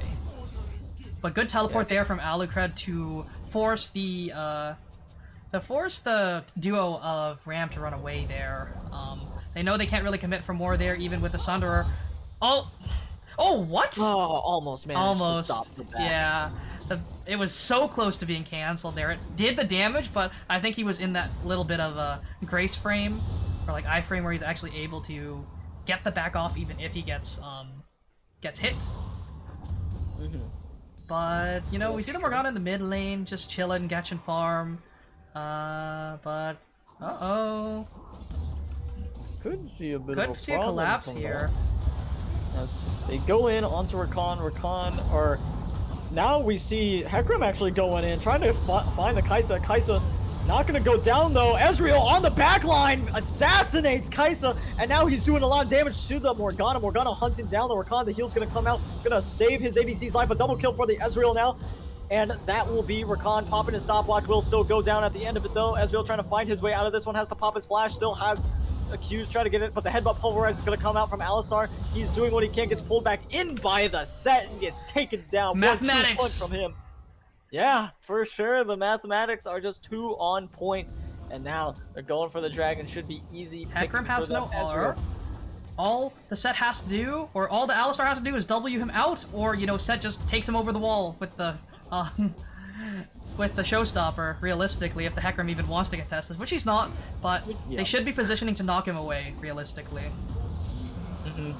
They didn't need to. They didn't know that, though, so I'm gonna dock off the brownie points for them for not going for that, or not positioning correctly. Doesn't matter, though. Still able to secure it, of course, as now they're looking for the mid lane tower. Free Avenue mid, because the Anivia went bot. And the wave gets shoved in, so they're very happy to take this one. You know, the Set does a lot of damage to towers, you know, punches things really, really hard. Oh, Rakan. Rakan running away from Kaisa. Kaisa hunting him down. Not going to be able to find anything else, though, as now Ezreal is here with his jungler to help out the support. That binding was so incredibly close. Yeah, the fact that it misses is a little sad, but not the end of the world by any means. Definitely not. You know, the good thing about Morgana, she has non-committal CC. Sure, you land that binding, you don't have to go in on it. It's not like a Alistar combo or a Nautilus hook, where you actually are committed to everything you do. You go in, and, oh crap, I can't really get out anymore. Huh. You know, Morgana just has that, hey, you're hit with CC. Do I have to walk up? No, I don't. I can just walk away. No, it could just be a funny little flex as... Yeah, take 200 damage to the face. Uh-oh. I don't like No Fear's plan. Unless they dive, of course. If they manage to find the kills, then it's fine. Which they're going for now, but Alistar's in a really bad spot. Trapped behind the wall. A great wall from Anivia to stop him from getting out of there. As now Azir goes in, the Shurima shuffle to get this Anivia out of Eggport, but she finds a double kill onto Morgana while the rest of her team got a mid lane turret. Yes, you just got a turret for yourself and 2 kills, but you gave up a tower that you really didn't have to, and you were probably going to get the tower anyway in top lane with the Rift Herald. You didn't need to commit that much. Yeah. And Anivia, of all people, got a double kill. That is not ideal, especially for the Set, who now has to walk through the glacial storms if they're set up properly, right? It's going to be so difficult for the set to walk through that slow. Doesn't even have Swifty boots either. Has those Merc treads, so, you know, won't be CC'd for too long. But, you know, he should have tenacity in his ruins, and I'm very surprised to not see any Swifties coming out here. For sure, hopefully we'll see something else to give him a little more speed. It is the Titanic coming out. I actually don't know what the mathematical set. It's not, it is, that item is in the build, it's just not slotted in yet. It's a little too Yeah, early. yeah, I was talking for about it. like if he gets like more movement speed items. He in does it. I don't not, think- unfortunately. All of his movement speed comes from his Q and only his Q. Mhm. Which For makes haymaker sense. damage. That's still a good amount of movement speed that you get added on when you do pop that Q. So Yep. That's why you build Swifties on support sets, so you just get so much move speed from your Q. And Swifties also increases the movement speed bonuses you do get from external sources. So Celerity, Water Walking, Nimbus Cloak, as well as Phase Rush. All that move speed is increased with Swifties. it's very interesting. We'll see what the rest of them can end up doing. They actually nothing's really happening at the moment. No objective. There is a Baron to be contested, but I doubt we'll see either team going towards that objective. Thing is, both teams shred Baron alive. Double Yeah, Leandries very on the true. side of No Fear and a Kraken Slayer Kai'Sa with PD. That's gonna die in a second. Double Divine Sunder and a Leandries on the side of Rampage, but the Q was missed, so they can't really go or do too much there to the Hecarim. Is going to be able to take those chickens, you know, KFC there, very free on his own. But, you know, he's happy to take those chickens. If that CC did land, I definitely think they could commit for it and instantly burst him, or at least burn his ultimate before this dragon fight here. I think trying to burn some cooldowns here from the other side is definitely a good plan. Maybe try and burn an ultimate from the Rakan, or force the Hecarim to ult away. Or, you know, burn Guardian too, that's a 40-second cooldown. Not bad. As now, yeah, we do see them sieging. Oh, Oh, they actually want to go in. Stat might be in some trouble. Does have the W, isn't able to use it. Ezreal shuts him down before he can do anything. And now Alistar caught in the middle of a lot of the members. Does have himself alive. W finally going to come out from Rakan. The ult has ended as well. He has to flash over the wall. He does so. Gets himself out of there. And now the dragon is coming up in 5 seconds. A bad time for Set to go down. That is the main source of their damage. It's here. Gets stunned up. Gets murdered as now Hecarim goes in to try to find something else, but goes down as well. And now their jungler being dead means that Dragon is not as good of an option. And now Kai'Sa popping off for a double kill. And they're... Oh, wait! Alistar, you can't walk through that! None of them can walk through that! As now they just start rinsing the rest of No Fear, who walked with No Fear. Should have had at least a little bit. Second to come in, try to get something done. Does have the W up. Will shut down the Yanivia! What a snipe of a W! And now Ezreal has to do his best to keep his his top laner alive, rather. And the Q snipes him down, but the Kai'Sa still manages to find the Zac. And now another teleport is coming through. Azir's coming in as well. And can they get the dragon is the question. They're gonna look to try as Ezreal ults. Just leashes it for him. He's over the wall, flashes back, manages to secure the dragon in the midst of all of that. And Ezreal really trying to put his team on his back with the plays that he has made in the last minute. Ezreal and Anivia, the heroes of Rampage, just doing so much. Both tanks sort of just trolled the fight, not gonna lie there. Hecarim just walked in, got one-tapped. Zac sort of just walked in and got one-tapped as well. But, you know, yeah, just tad. Yeah. But Anivia just outputting so much damage. Oh yeah, and also Alistar completely trolled that too, just walking straight through the Glacial Storm and just getting one-tapped as well. You can't do that. You have to not... When you see that Glacial Storm, you have to not commit. Oh my goodness. She does so much damage with that E. But that Kai'Sa does so much damage too. Oh, absolutely. Oh my word. We will see what ends up happening here in just a few seconds. If anyone gets hit with a Dark Binding, it could be detrimental, as now we see You see Anivia trying to just shove these lanes, trying to do what she can. Walking through the jungle can be very scary when you're up against Morgana, as now they're going in onto the Hecarim, but now they are going back in as well. Kai'Sa in some trouble. Zac on the backline doing what he can. The wall is only going to cause Zac to go in onto the Kai'Sa, and they manage to find the Zac, but meanwhile Morgana goes down. Alistar doing what he can. The combos are just not enough. He ults. It's still not enough as Ezreal finds a double kill, and now they're on the Baron. Rampage doing what they can to try to get this neutral objective, but Kai'Sa and the Kai'Sa, Set, and Azir are still alive, and they are the main damage dealers. They could turn this around if they want to. Rakan actually goes over the wall trying to find something. We'll just go down to Set, it looks like. The autos are just coming through. There it is. And Hecarim could go down, still manages to get the Baron at the end of it. And it looks like Set wants to try to get something done, but they can't walk into Ezreal or Anivia. That is just suicide. So they elect to go mid lane, push this down, and try to get a tower for their trouble. Oh my goodness, these fights are just crazy to watch. I will say that. But you know, the mage is doing so much damage here in these fights, and both AD carries just trying to output the damage, just trying to take down these targets. But the Zac disrupted and did so much work on the back line. The Kai'Sa was chunked for the majority of that fight because of the Zac base damage just shredding her. And the Azir also forced away because of the Anivia wall. Well played from that, and the Glacial Storm just shredding away that Set, shredding away the Alistar and the Morgana. Set had to back off, and the Alistar and Morgana were just taken for free. Alistar, Morgana being taken for free is not what you want. Both of those are going to be your main playmakers. Yeah, you can also have Azir going for Shurima shuffles, but that's not who you want to be your like go-to guy for the engages. You want like Alistar to start it up, and if he gets a good one, boom, it sets it up perfectly for Azir.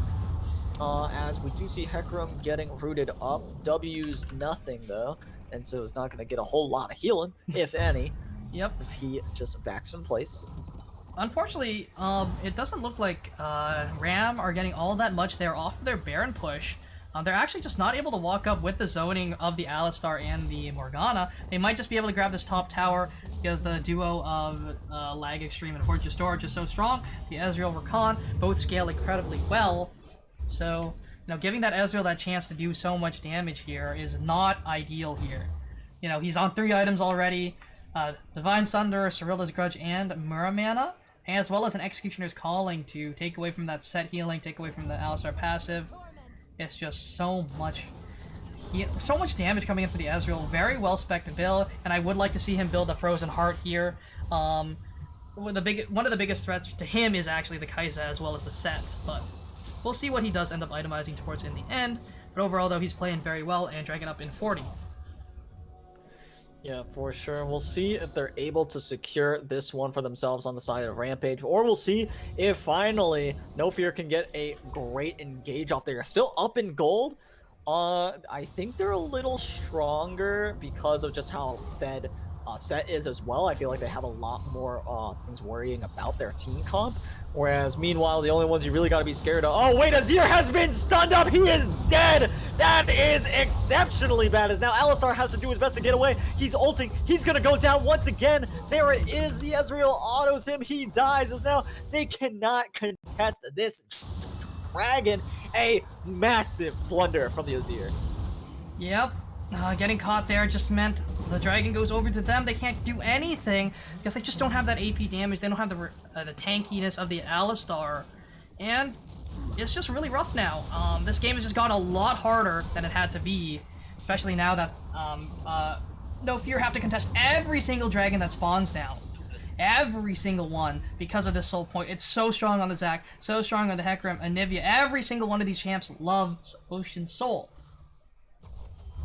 Yeah, I mean, it's gonna be super rough to deal with if you are No Fear, and it feels tilting when you're put in a situation like this. You were in the driver's seat for so long, but then Anivia, Ezreal just pop off, and now you're sitting here wondering, well, what the hell happened? What the hell do we do?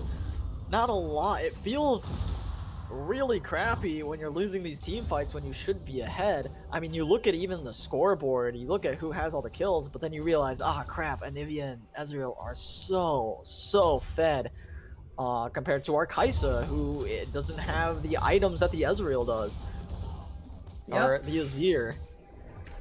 Azir is sitting on 3 items, same with the Anivia now, but... It's a little closer there, but... Yeah, it's a little closer, but the Anivia does have that death cap. That just means she's so unbelievably strong with that AP. She scales so hard, and with so much ability power sitting there with, you know, the Archangel Staff, Leandri's, 10-stack Darksteel, and a Rabadon's, that you're just so incredibly strong, you know?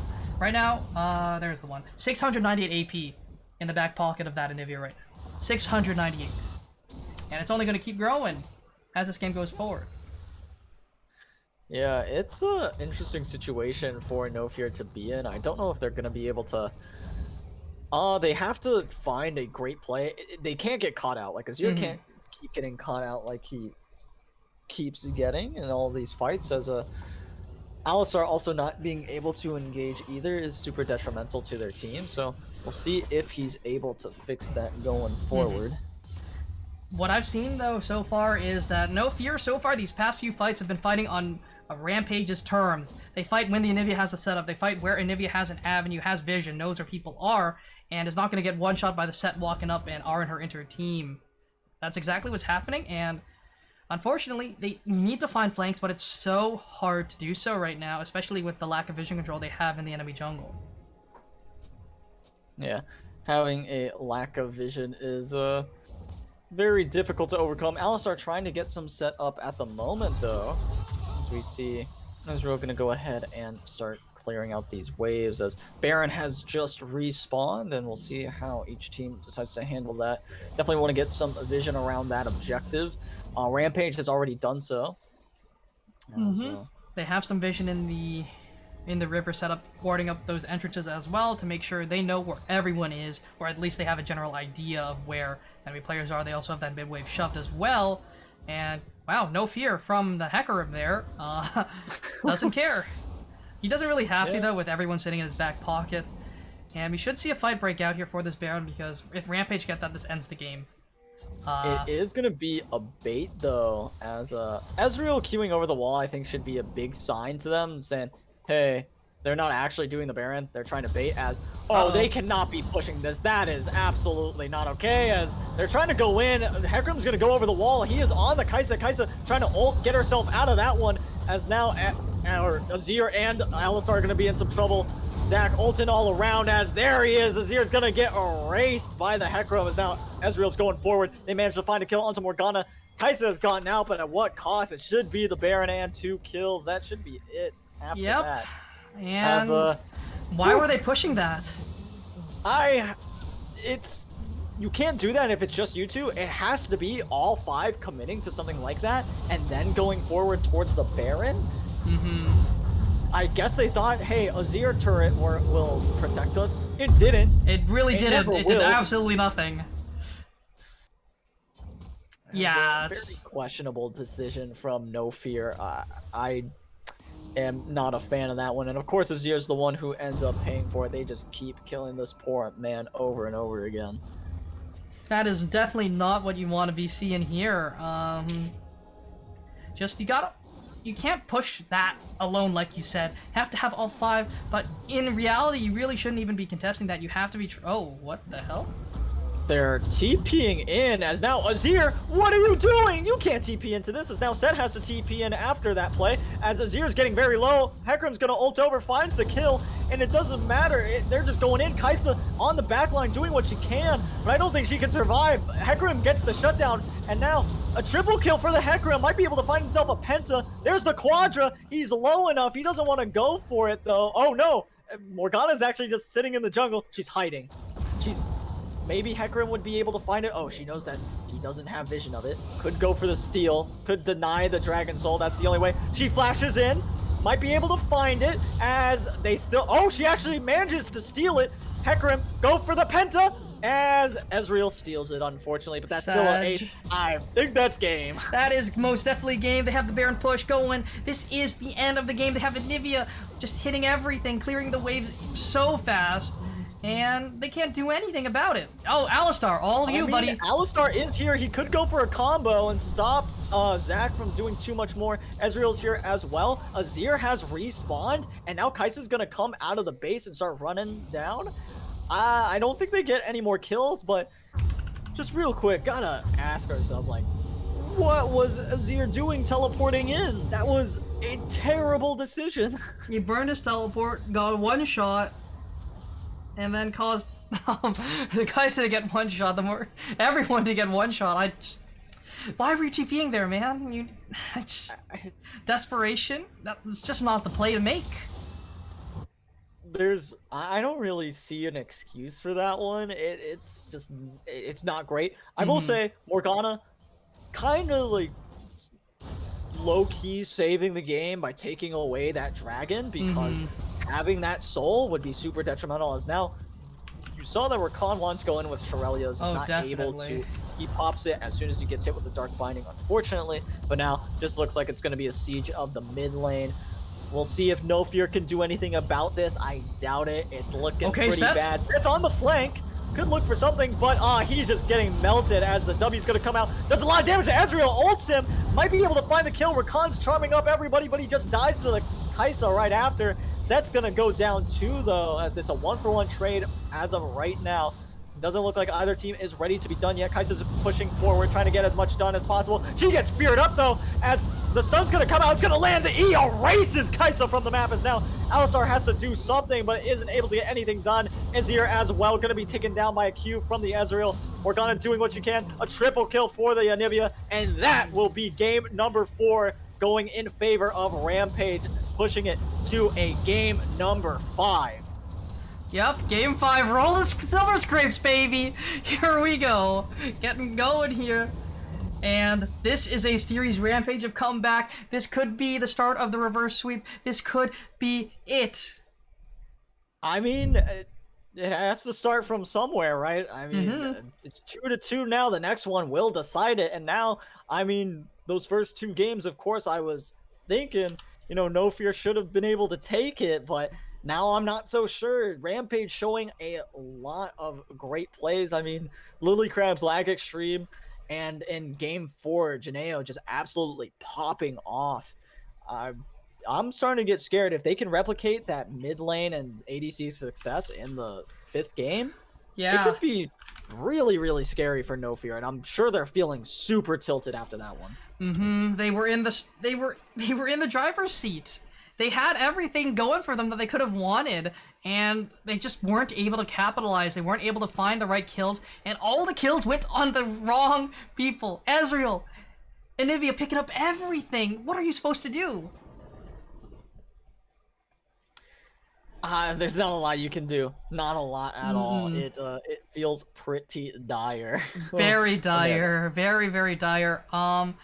But, you know, predictions are, or not predictions, sorry. Player of the game poll is open, you know, if you guys want to vote for that. We'll be right back as we get ready for game number 5. Silver Scrapes, well, let me get that going. But Silver Scrapes, you know, will be going, and this is going to be a fun one. Oh yeah, for sure. Here we go. And we'll be right back. Get things going. Take care, everyone. We'll see you in a bit.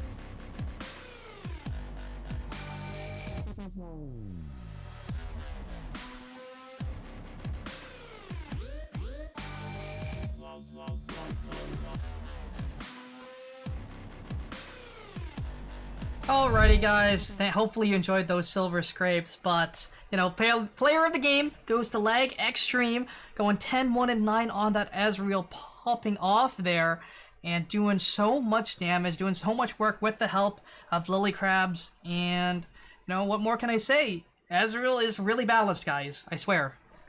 But with that, we are getting ready for game number 3.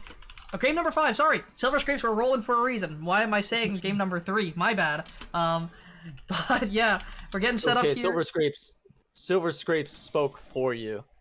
Silver Scrapes spoke for me, I agree. But yeah, Silver Scrapes was the motive here. And we should be getting ready here for the last game of the night. This is the last game, no matter what happens. Nothing can change here right now. This is going to be great. This is going to be lovely. And right now we're just waiting for ready check from a couple of players. But, you know, I'll send it over to the draft and we should be ready to go. Voice crack, thank you. You're back. Yep, and you'll notice something different about this draft, which is that No Fear has actually taken blue side, and Rampage are on the red side for game number 5. No Fear wanted to switch it up, figured that a change was in order, a drastic one at that, as all 4 games they have been playing it on red side.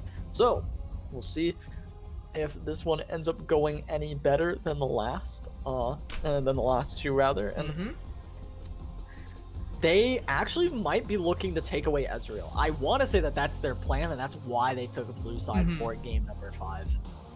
I really do think they should grab that Ezreal if it's not banned, and they don't have to ban the Gwen. If Ezreal's up, take Ezreal. If Gwen's up, take Gwen, right? Yeah, I think you're more than willing to go ahead and trade out one for the other. Or force the double ban even.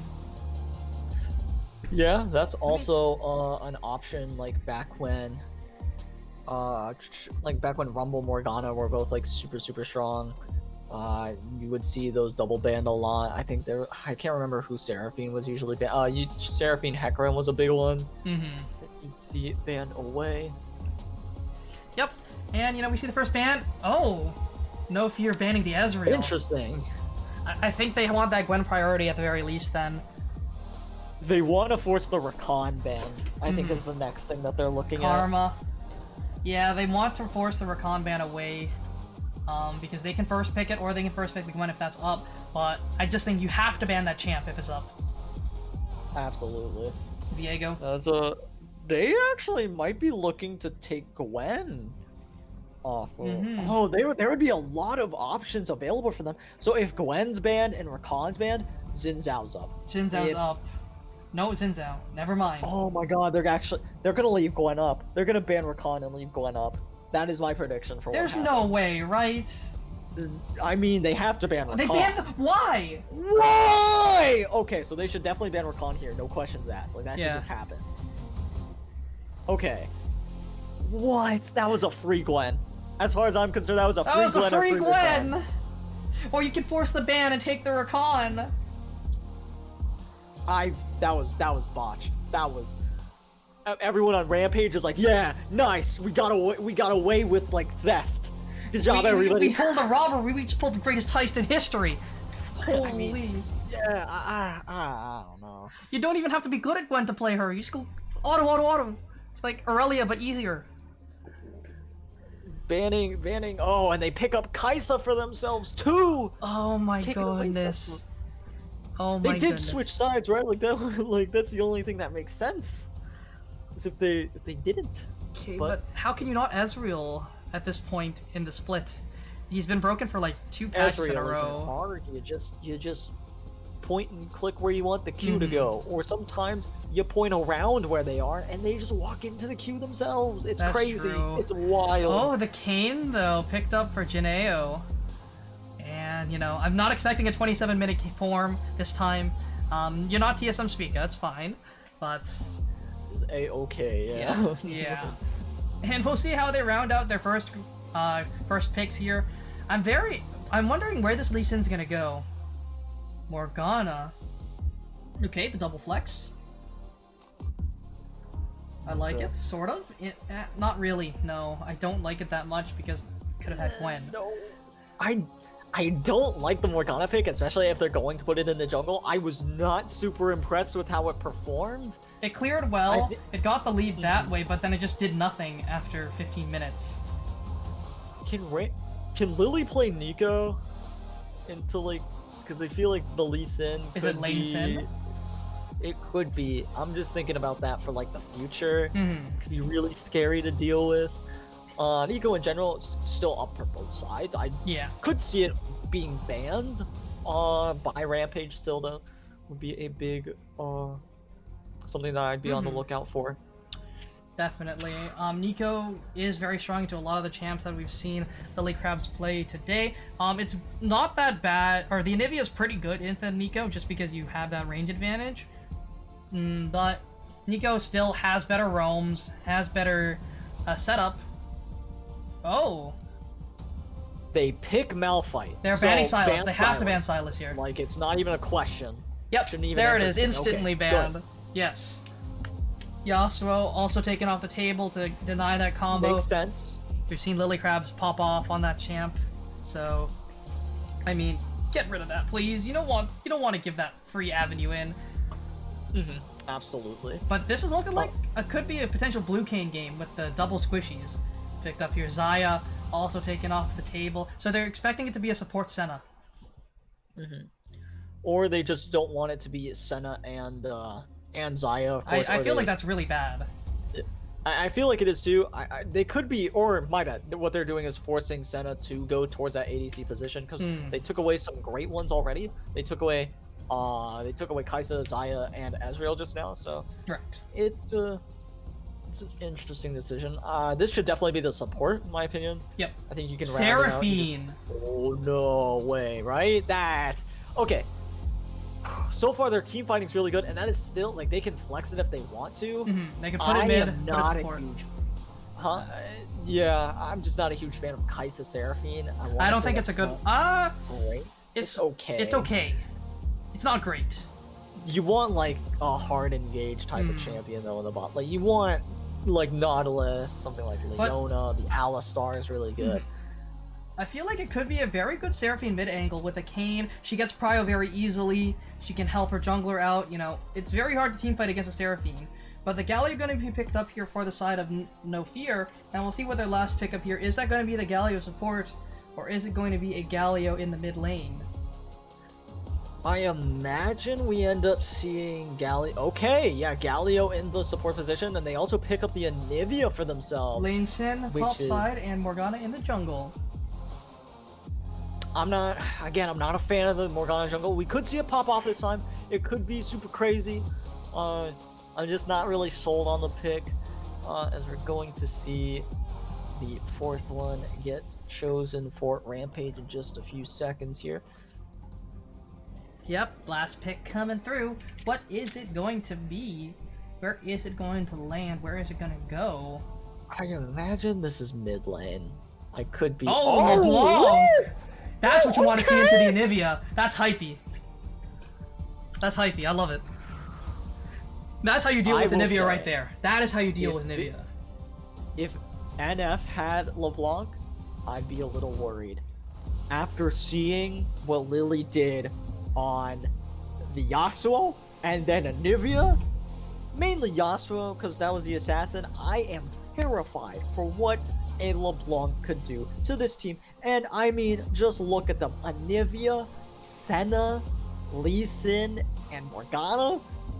They're gonna go bye-bye real quick. Bye-bye. The thing that saves them, possibly, is Galio. That taunt could be super clutch if he's able to get it off, but we'll see how that ends up going. I don't know about that, but we'll see if he makes it work. It's very hard to reactionary taunt the LeBlanc on 60 ping, 30 ping, whatever. It's not that bad to do at like low ping, like maybe 9 or 10, but at like, you know, if you live in like LA, you know, any place far from the servers, you're not gonna have a great time with that taunt there. It's not gonna be very fun to land. Yeah, very true. That's a good point. Didn't really think about that ping difference that could be in effect if you are on the West Coast. That's just what happens when you're spoiled by the East Coast, of course. Let's see how this ends up going. Malphite into Lee Sin. I actually think Lee Sin starts losing that around level 6. Once Malphite gets like some items going, it's pretty scary up in that top lane for him to deal with. I think that's very true. The Malphite should, you know, build Exodia real quick. The Steel Caps and Bramble Vest. Sure, Bramble Vest did get nerfed. Its damage just got nerfed, but that doesn't really affect you because you're Malphite and you scale off our armor anyway, so you want it. Doesn't matter. Take those. Yeah, you want all the armor that you can get. We'll see how it ends up going for him. As I'm just way too hype about the LeBlanc. I will consider this, you know, a win in spirit if LeBlanc gets a solo kill on Anivia. That's what I want to see happen. Yeah. Like, it's not even if there's gonna be a LeBlanc in the game, it's not gonna be interesting unless LeBlanc is popping off. In my opinion. So, yeah. But we will see. their team fight is amazing and they have great flank. Rampage just have drafted themselves such a great comp into 3 immobile backline champs and a Galio. I mean, what's the Galio realistically gonna do? I guess he can deal with a whole lot. Yeah. It might be a tad rough. We will see though. Yep. We shall see. But here we go, everyone. Game number 5. This is it. This is it. This is going to be the last game of the night. Who gets to quarterfinals? This is round 1. Who gets top 8? This game determines it right here, right now. It's gonna be an interesting one. Like I said, had my doubts about Rampage going into it. They had the slightly worse overall score. And then they lost those first 2 games. It was looking real messy. It was looking like a clean sweep was about to come through. But the 3rd game comes out and they just... Is this the only Rakanless games? I think it is. Oh, no. I think the second one it was banned. Oh. And he went Alistar and was making plays on Alistar instead. Right. And I want to say the other support, it wasn't Rakan, it was something else. No, I think it was Rakan. It was Rakan into sets. Oh, game 2 was... No. Rakan into set was game 3. Game 3, that was the game that they actually won. Game 2, Alistar... Wasn't it Alistar... Morgana, right? Because it was Morgana Tristana. Morgana, That's yeah, the that's one. the one. Yeah. Okay, so well, Rakan hasn't had 100% presence at the very least. Pick or True, ban yeah. every game. Well, I guess That's what happens when Swole Khan's here. You'd expect nothing Swole less, Fortress right? Doors for Khan is also pretty good. You know, you can't just say it's all Swole Khan. I think Gwen and Viego have also had 100% presence. I think the so series too. in Zhao has had 100% as well, being banned away every single game. Xayah, I don't think is No. quite there. Was banned in a good few of them and picked in 2. I think other than the first game, it was. I think it might have been. Actually, it might have been missing a ban in the second one. I think it was up game or something 2. like that. But yeah, there were a couple times it was banned. I don't think it was banned all 5 games, so I know Definitely it's played not. in at least 2 of them. But yeah, you know, I think it's been very important to see how the supports play, how they roam. But you know, this time though, it's Swole Khan who has to farm, unless it is going to be a farming Senna, which I don't think is that good. But Fortress Door on the Seraphine doesn't have the greatest roams until she has her 6. Her 6 is very important. So we'll see how they make it work here. But I think having that level 6, 6s are super important for Rampage. It gives a LeBlanc access to that 2-tap combo with the double Mirage, I think. I think that's what it's called. The W. Malphite 6 is super important. Kayn gets positioning reset with his. Kaisa gets positioning reset with her as well as a shield. And, you know, Seraphine's ultimate is Seraphine's ultimate. The Encore is just insane teamfight power. And there's no Braum to block it either. For sure. Very excited to see how they end up playing this one. There's a lot of potential, I feel like, for the side of Rampage for the team fighting with the Malphite Seraphine, yeah. But the assassination presence that they have with yes. LeBlanc Kaisa is and of course some with Kayn as well. It's gonna be interesting. Yep. It is most definitely going to be interesting. But we should be getting into a quick break here as we get things going for game number 5. Silver Scrapes were rolled earlier. We'll be right back as we get everything set up. Take care, everyone. You don't want to miss this one. This is it. This is the end. Right here, right now.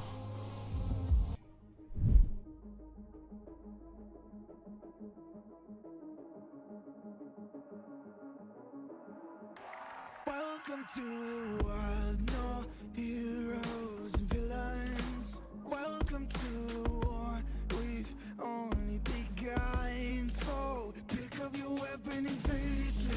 There's blood on the ground, go and take it. You get one shot to make it out alive. So higher and higher you chase it. It's deep in your bones, go and take it. This is your moment. Now is your time, so prove yourself and rise, rise. Make them remember you. Push through heaven.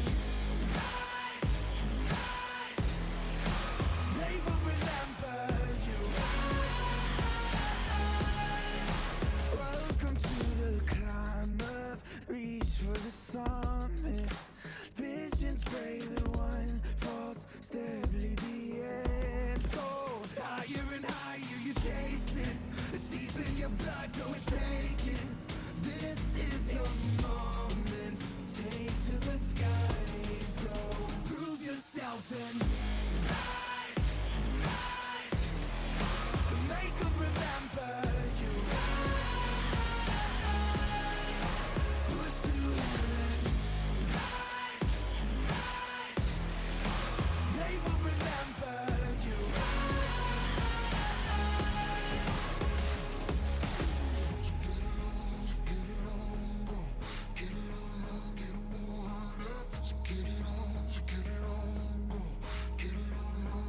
It is you fight among the dead beneath the dirt.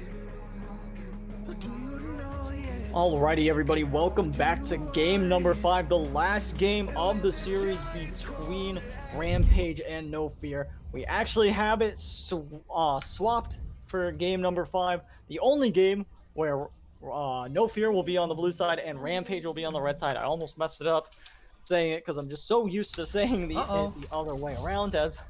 Ooh, a triple stun for Anivia. Padding the damage already, I guess. Yeah. She's had enough. She wants this series to be over, and honestly, don't blame her. Been playing 4 straight games of League of Legends, now on to 5. It's rough. It's always that thing where you... Having that 2-0 lead is always like so draining because you're like, all right, just need to win one more and close it. And if you lose that one, it's like, oh god. And it feels like you're always gonna have that feeling of we could have just won that one. And then if you lose the second one, I think Rampage could really ride this momentum. And also, you know, take advantage of some tilt that's been setting in. Yeah. And you gotta imagine there's at least some tilt setting in for No Fear. I think they'd have the strongest mental in the world if there wasn't any tilt setting in. Yeah. But yeah, they definitely need to come back and find something to do here. Okay, the Malphite with the Comet. That's really fun to play against, guys. Really. Oh no, that's great. It's great, you know. Scorch, Mana Flow Band. Oh boy, that's a fun one. It's really, really, really fun. I love playing against Malphites with Comet, but, you know, the Lee Sin has that sustain with the Safeguard, Iron Will combo there, you know. Able to keep themselves... Oh! Root gonna miss from the Seraphine. They could look for something, potentially. But, ouch! The Senna taking the worst end of that trade. Kaisa with the isolated Q. And not able to... they actually managed to get a little bit more damage down onto the Senna, luckily for them, as now we have Malphite hitting level 2 first, which means he gets to do a lot of damage to the Lee Sin early on here, as Lee Sin, as you said, started Safeguard and Iron Will. So, let's see how they do, as Senna wants to go ahead and get a soul for her trouble onto Kaisa, but instead just picks up the 2 on the ground. Not able to pick up another one other than that, I believe. Yep, not able to grab that. But Captain Phil actually has no mana. Yeah, can't really take this one. Lee Sin will start winning these trades. I mean, he has a big wave to work through, which is why Malphite feels so safe, I'd say. Oh, went in. Lee Sin gonna go in, though, do what he can, realizes, yeah, Malphite, you don't got any mana, and I have my jungler here. That's just a solo kill.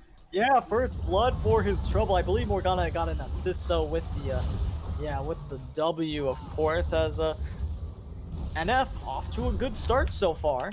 As they managed, Rampage actually manages to get Anivia's flash though, which is going to be a pretty valuable summoner spell down. And well played from Alucred, just solo killing the Malphite there. Recognizes that, hey, if you don't have mana, you can't poke me, and if you can't poke me, you don't do damage. That's a lot of damage going down onto Anivia, as LeBlanc is just gonna start dominating this lane, it looks like. And I love the blue Kayn here. They're going for the double assassination attempts on the carries of the back line. As Kayn wants to actually go in, forces Anivia off the tower, so she's gonna lose at least a little of the CS. Not too much of the XP, however. If anything, it was just that one caster, as she does not want to die or take too much damage now. Lose egg for no reason. You know, not that yeah, great. That would be unfortunate. She's got to feel at least a little confident in her ability to survive, though, because of her passive.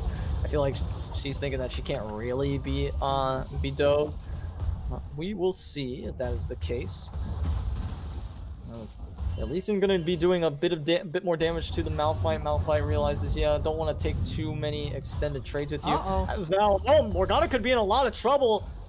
She actually flashes over the wall. Teleport coming through as well from the Anivia to get back to lane. As Morgana being down a flash, Anivia being down a flash. Oh, that's scary. Yeah, it's not looking great for them. However, it's a good thing they're getting a little bit of advantages in the top side of the map, of course. It's going to end up helping them a lot in the long run. Definitely good to have there, especially getting that Lee Sin ahead early, because he really gets outscaled in this matchup. Once that Malphite gets Exodia, once that Malphite hits that level 9... Oh yeah, Galio wants to go in, manages to find the taunt onto Kaisa, but it's not enough as they're only gonna root her up afterwards. They just do 0 damage, I guess. Yeah, everybody is just fine as... Ooh, a nice dodge from the Seraphine away from the Morgana. Gonna do a little bit of damage. Gonna eat into that bush. This gonna make... Yeah, the spell shield came out onto Galio. Was not really... That wasn't crazy necessary. No, not at all. As she actually might go for a... Oh, she gets the double Q off. As they're looking to go in onto Seraphine. Seraphine has to flash. A great play from the Galio to be able to take that away, or maybe just very greedy from Seraphine, if anything. Oh, that was incredibly greedy. Oh, absolutely, yeah. Should never be allowed to do that. Like, ever. No, not when Morgana is still there, and Galio, of course, as well. I mean, maybe if she was in, like, the middle bush, it would be okay. It's still not a great decision, though. But she was in the alcove, so it was, like, Morgana's still in the area, though. Nice. Kane is also making his way towards that area as well. He's getting the Scuttle Crab at the moment, I believe. Wow, this top lane. Whew. Oh! Look at Lee Sin doing all that damage. Not gonna feel confident enough to go for the dive. If he had ult and Malphite did not, he might go for it as... Oh my god, LeBlanc doing so much damage. Finds the Ignite. Might even find the passive. There it is. As now Anivia will be reduced to egg form and has to play even safer in this lane against LeBlanc. Yeah, because of that mid priority and bot priority, they're just able to grab that dragon up for free. Not much they can do. And other than their top side just not being allowed to play the game very much, the rest of the team is very much allowed to play the game. Yeah, and Malphite, of course, has teleport to go ahead and tempo TP up back to top lane. It doesn't look like he's going to make that decision, though. Just going to start warding up a little bit, going to clear that one out. Lee Sin might actually go for this play. Hits the Q, goes in, has his ultimate available, and funny enough, Malphite actually ults out of there. So now they could go for a kill onto him if Morgana wants to stick around for this one. And Kane is in the area as well, though. It's just that I still think Lee Sin Morgana has a better 2v2 at the moment just because Malphite doesn't have teleport. But... And Kane doesn't have form. Or not teleport, but ultimate, rather. He can teleport back, is what I was going to say. Right. Which he should. He should teleport back because the wave is crashing. Or he's giving it to his Kane's jungler. Never mind. You know what? Yeah. Let's get the Kane a little bit more fed. Yeah. Let's give the Kane some more farm. Wait, how is the Morgana 20 farm down? Oh. That's a great question, as Kane is actually going back in onto Lee Sin. Lee Sin's doing what he can to survive, as now he has to flash forward, gets a heal from the E in the wall. Lee Sin flashes forward, he's so low, trying to get the kill, but Kane's not gonna go down, and look at all the orbs that he gets. Those are red form orbs, though. They are red, and he doesn't want it. I was thinking that he did, because usually Kane wants that. Oh, that's not the case now. This, after the Gore Drinker nerfs that hit a while ago,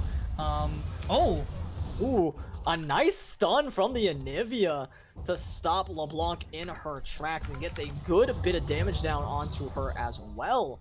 Great play from Anivia to win a trade pretty handedly in the mid lane. Yep. Definitely winning that trade out there. But the Corrupting Potion stacks definitely help with that to bring back the health bar very, very quickly.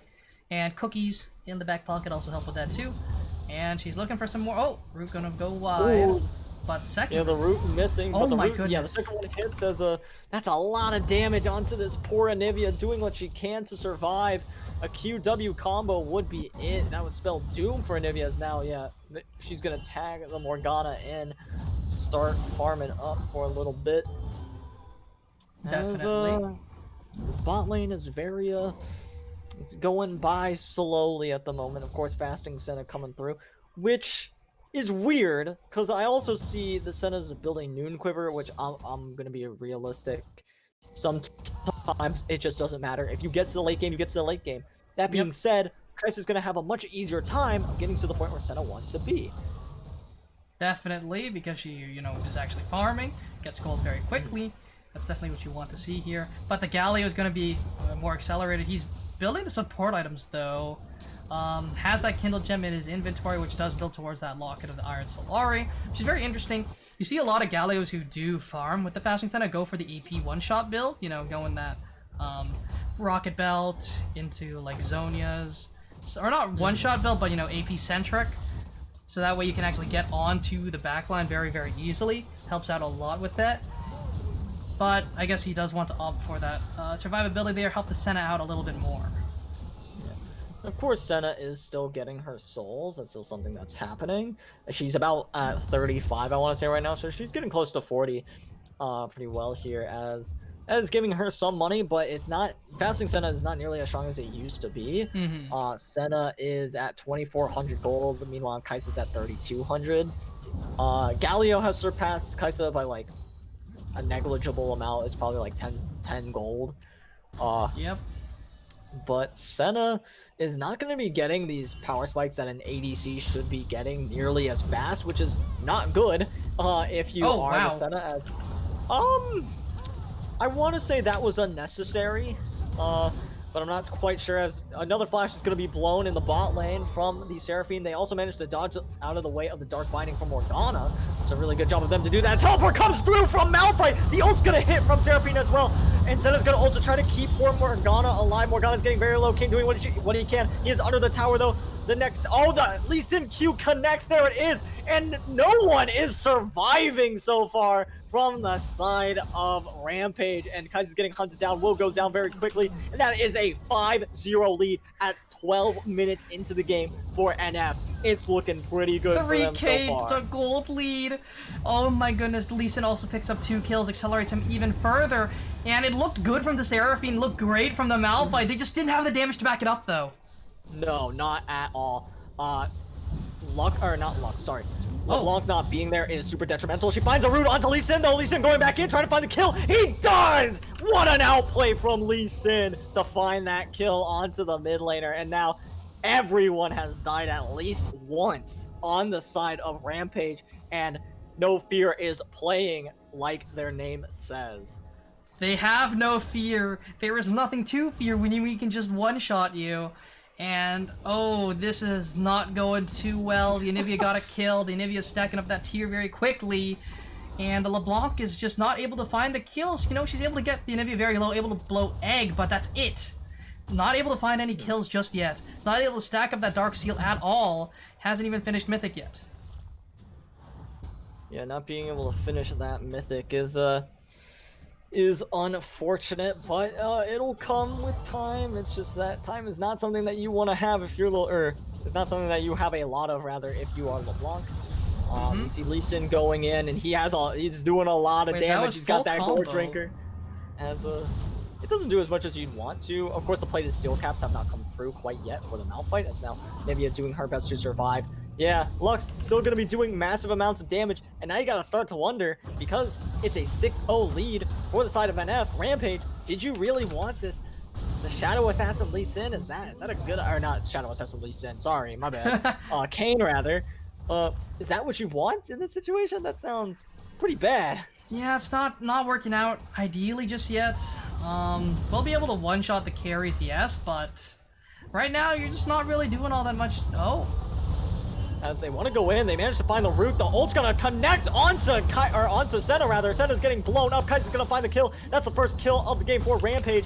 And LeBlanc, sorry, is in the top lane now, going after kill onto Lee Sin if she has her W up again soon.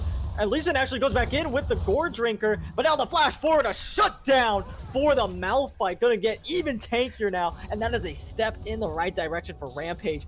It is getting closer and closer, and I'm starting to think that this could still be anybody's game. 3K to despite 2K. what the kills are. Yep. Yeah, I mean, as Galio goes back in, tries to find the taunt, is not able to do so though, but Morgana being around means that he will be able to live. It is just fine, as now LeBlanc's going in for a little bit more damage. Is gonna pop the wall from the Anivia to stop LeBlanc from advancing any further, and does a good job in doing so. Something is up with Gallios and missing their E-taunts this week. Oh my goodness. Technically that was last week because it was last Thursday, but oh my god, don't even remind me about that. I'm not just talking about today, my there friend. was more? There were more! Oh goodness, it is yeah. Galio is a cursed champion. Yeah, just don't pick Galio, guys. Anyone going for it, it's actually NA Galio, it's happening. It's Legends Galio. Legends Galio gap, I guess. Point it. Yeah, I'm just not seeing any taunts land properly. You know, you have the move speed, you have the E to dash forward, and you should be able to land the taunt. Just chill a little bit longer, please. That's all you gotta do. Don't early release your taunt. Because you're just greeting it at that point.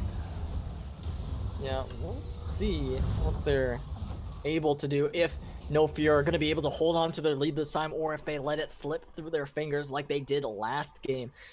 Could get pretty dicey, especially since they're not get.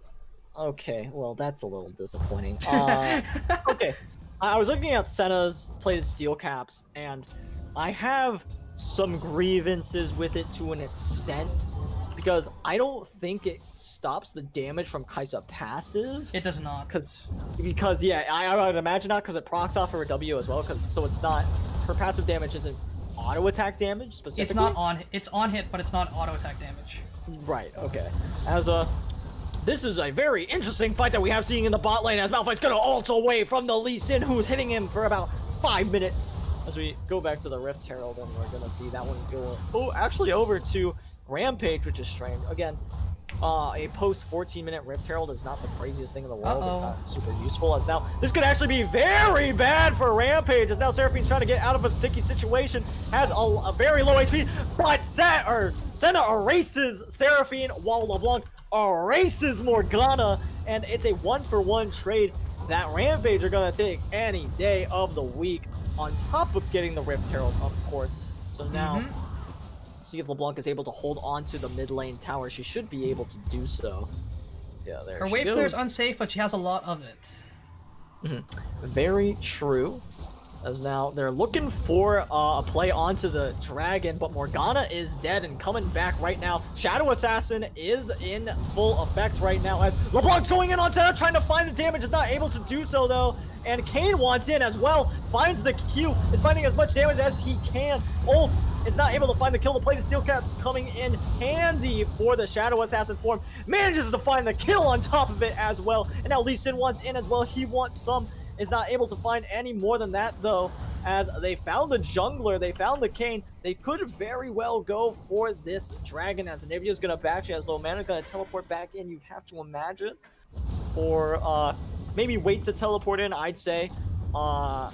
Wait to see if Rampage is even gonna contest it. They're not, so Anivia gets to hold on to her teleport. Yep. No Kane means no steal. Yeah, for sure. No Kane being up is good news for NF, and they feeling good once again about the game. Of course, LeBlanc is getting scary, but Kane being Shadow Assassin is kind of scary for Rampage now, and that's what I was gonna say about Senna taking plated steel caps, is while it's not a lot of damage from that you're negating from the Kaisa, Kaisa, it's a ton of damage that you're negating from Shadow Assassin Kane, because he relies on getting those auto attacks off. Now, ooh, a nice dodge from the Anivia to get away from the E from LeBlanc. Yep. LeBlanc looking for just for CS, has a support with her, feeling safe. Yeah, I mean, Seraphine provides a lot of shielding at the very least. Not the safest support to stand up there with, you know, doesn't really have immediate CC that comes out right away like a Leona Q, Leona E, or anything along those lines. But it's safe enough, at which point, oh, Laggy is able to grab that tower, but might be solo killed here. Yeah, might very well be solo killed, might look to go in. Kaisa could turn it around though, but Senna finds the solo kill onto Kaisa. The AD diff is taking effect as of right now.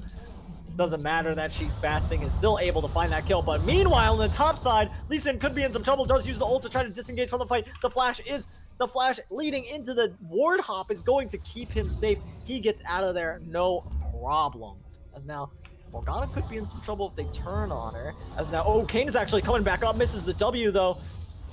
Trying to find the kill. Senna's gonna ult, is not gonna find any damage, but will find the shield to keep her top laner alive. So that is all she wrote. They might be able to get this bot tower on top of it though. Yep. Able to grab this one up right before the purple orb does spawn in. Able to grab up that bottom tower, get themselves a little bit more of an open bot side. Can't really do too much in the mid lane as of yet, because the Anivia can't walk up when there is a zoom Kane and a LeBlanc on the enemy team. Like, sure, she has wave clear for a million years, but that's Not gonna do too much. However, LeBlanc might be in some trouble. Is going to be rooted up. Is running away now. Is burning a little bit, but will not go down. will not go down. But we see that there are 2 tiers stacking up there. Anivia's almost finished hers, while the Kayn is still a ways away from finishing up that Manamune. But you know, Manamune on a lot of AD champs is so strong. It's built. It's meta on Talon. It's meta on Kiana. Meta on Ezreal. Meta on Kayn. And it's just a great item overall. For sure, a great item, and we'll see how this goes. Oh, Senna actually takes an extra tower shot, negates it though with a Q, of course. I would imagine we'll see Executioners coming out from Kai'Sa pretty soon here. Lag Extreme has actually been pretty good about buying anti-heal this series in general, so expecting that to come out very, very soon. I like the fact that Lag Extreme is very, very willing to buy. Healing reduction, a lot of players, even in like high elo, just don't buy the healing reduction when it matters. Healing reduction matters more in the early to mid game than it does in the late game. If you have it at that point, mainly because you shut the champion down before their healing ramps up too much, before they're allowed to snowball with their healing. That's why you have to buy it at that like 10-minute mark, that 8-minute mark, or 15-minute mark. That's when you want it usually. Yeah. Especially against like an Aatrox or something. Yeah, especially like, when it's egregious as that, or like a Yumi, a Soraka, a Senna, Exactly. people who build a lot of their kits. I think Senna, well, you could buy it at any point, but the sooner the better, especially if they're not going the Rage Blade Kraken Slayer build. You can afford to like wait a little bit, but the sooner you do it, she'll have no healing at that point just because of the build that she's going right now. No AD. Oh. Exactly, we do see Kayn wants and does hit the W, is getting stunned up though. The ult's gonna swing wide actually as the LeBlanc wants to go in, but Kayn is dead. The flashes are burned though from the Morgana. That is still a 1 fight as Lee Sin is now on the flank looking for the... Was actually looking for the fake LeBlanc by accident. Probably didn't know that was fake though. Was just trying to hit anything that he could get his hands on. Now Kayn is dead for about 20 seconds. Dragon's coming up in now. 20 seconds is about 7 seconds behind on it. Don't think he can get down there in 7 seconds. Galio's looking for a play. Hits the taunts onto 1. Not gonna get anything more than that though. Goes in. The Dark Binding hits onto Kai'Sa. Kai'Sa's gonna be ulted up by the Senna. And Morgana's able to secure the kill, and Morgana trying to get something else done as well. LeBlanc is here to find something, but there's nothing else that NF is going to give them. As, maybe Lee Sin wants to try something. Is not feeling too much more greedy than that, as this game is looking more and more dire for the side of Rampage. Yeah, the Kayn pick just not paying dividends right now, but here comes the Lee Sin. Yeah, Lee Sin wants to try to get something done, as now Kayn is running away, is hit by the Q of Lee Sin. Lee Sin electing not to go back in. Pretty respectful of him to do so. If he hit that one, maybe he goes back in as Ward hops in, hits the Q. And being respectful of the fact that Malphite is coming on down. Kai'Sa here as well. Could turn into another brawl very quickly. There isn't much to fight on the map other than that Baron up there, the purple worm. Everyone is on the bottom side though. Dragon was cleaned up here, so I guess they're trying to make an exit now. Oh, 80 Casey almost overstepping their bounds there. Yeah, we'll see what ends up happening. We see, the root just leads into the stun, and Malphite's not able to move. There he goes though. Yep. Just have a Merc Tread, so it's not as bad. That's really fun. I like moving, guys, I swear. But, yeah, right now, Rampage just on the back foot. They have scaling that can come through, but right now they're just so far in the hole. Over 4k gold, 4.2 in the hole, behind everyone on NF. Essentially, the Lee Sin 4-1, Senna 3-1 as well, and same with the Morgana. A lot of your AP damage is strong. And, your early game Bruiser is super strong, but we see something up on the top side. As, yeah, Lee Sin should be going down here in just a few seconds. They're going in. Kayn flashes forward for the ult, and the ult is what kills him. There he goes. Did not have a bounty, unfortunately. Could have been very useful, as Lee Sin teleport is down. So they're going to start pinging the objectives on the top side of the map, maybe go for the top lane tower, but Kane had to base, so it looks like that's not going to be in the cards for Rampage at the moment, but they're just trying to get some gold back in their pockets. Definitely, that's what they're looking for. They need to try and find some way to feed that Kai'Sa, feed that Kane some gold, give that LeBlanc something as well, but there's just 3 carries that are super underfed. So it's very hard to figure out who needs the gold right here, right now, and how are they going to find their win condition. And Galio wanted to go in for a second there, but is not able to get close enough, is not able to close that distance well enough. Now LeBlanc could be in some trouble as everybody from NF is starting to rotate topside, but instead they're just clearing vision. As LeBlanc is easily able to get away from that situation. Yeah. Anivia grabbing up that blue buff has finished that 2 item, sitting on that Leandri's Anguish as well as that Archangel Staff. Very, very happy with that item setup there.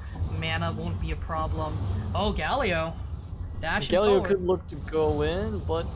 that's fair, that insta-proc Guardian. Yeah, as Galio's going to start backing on up, does not want to walk too far up, does not want to be just erased by anybody. Actually, I don't think this man could get erased by anybody on the enemy team. Lockets. I think he'll be just fine. Yeah. Armor and Knight's Vow, yeah, he's not disappearing anytime soon.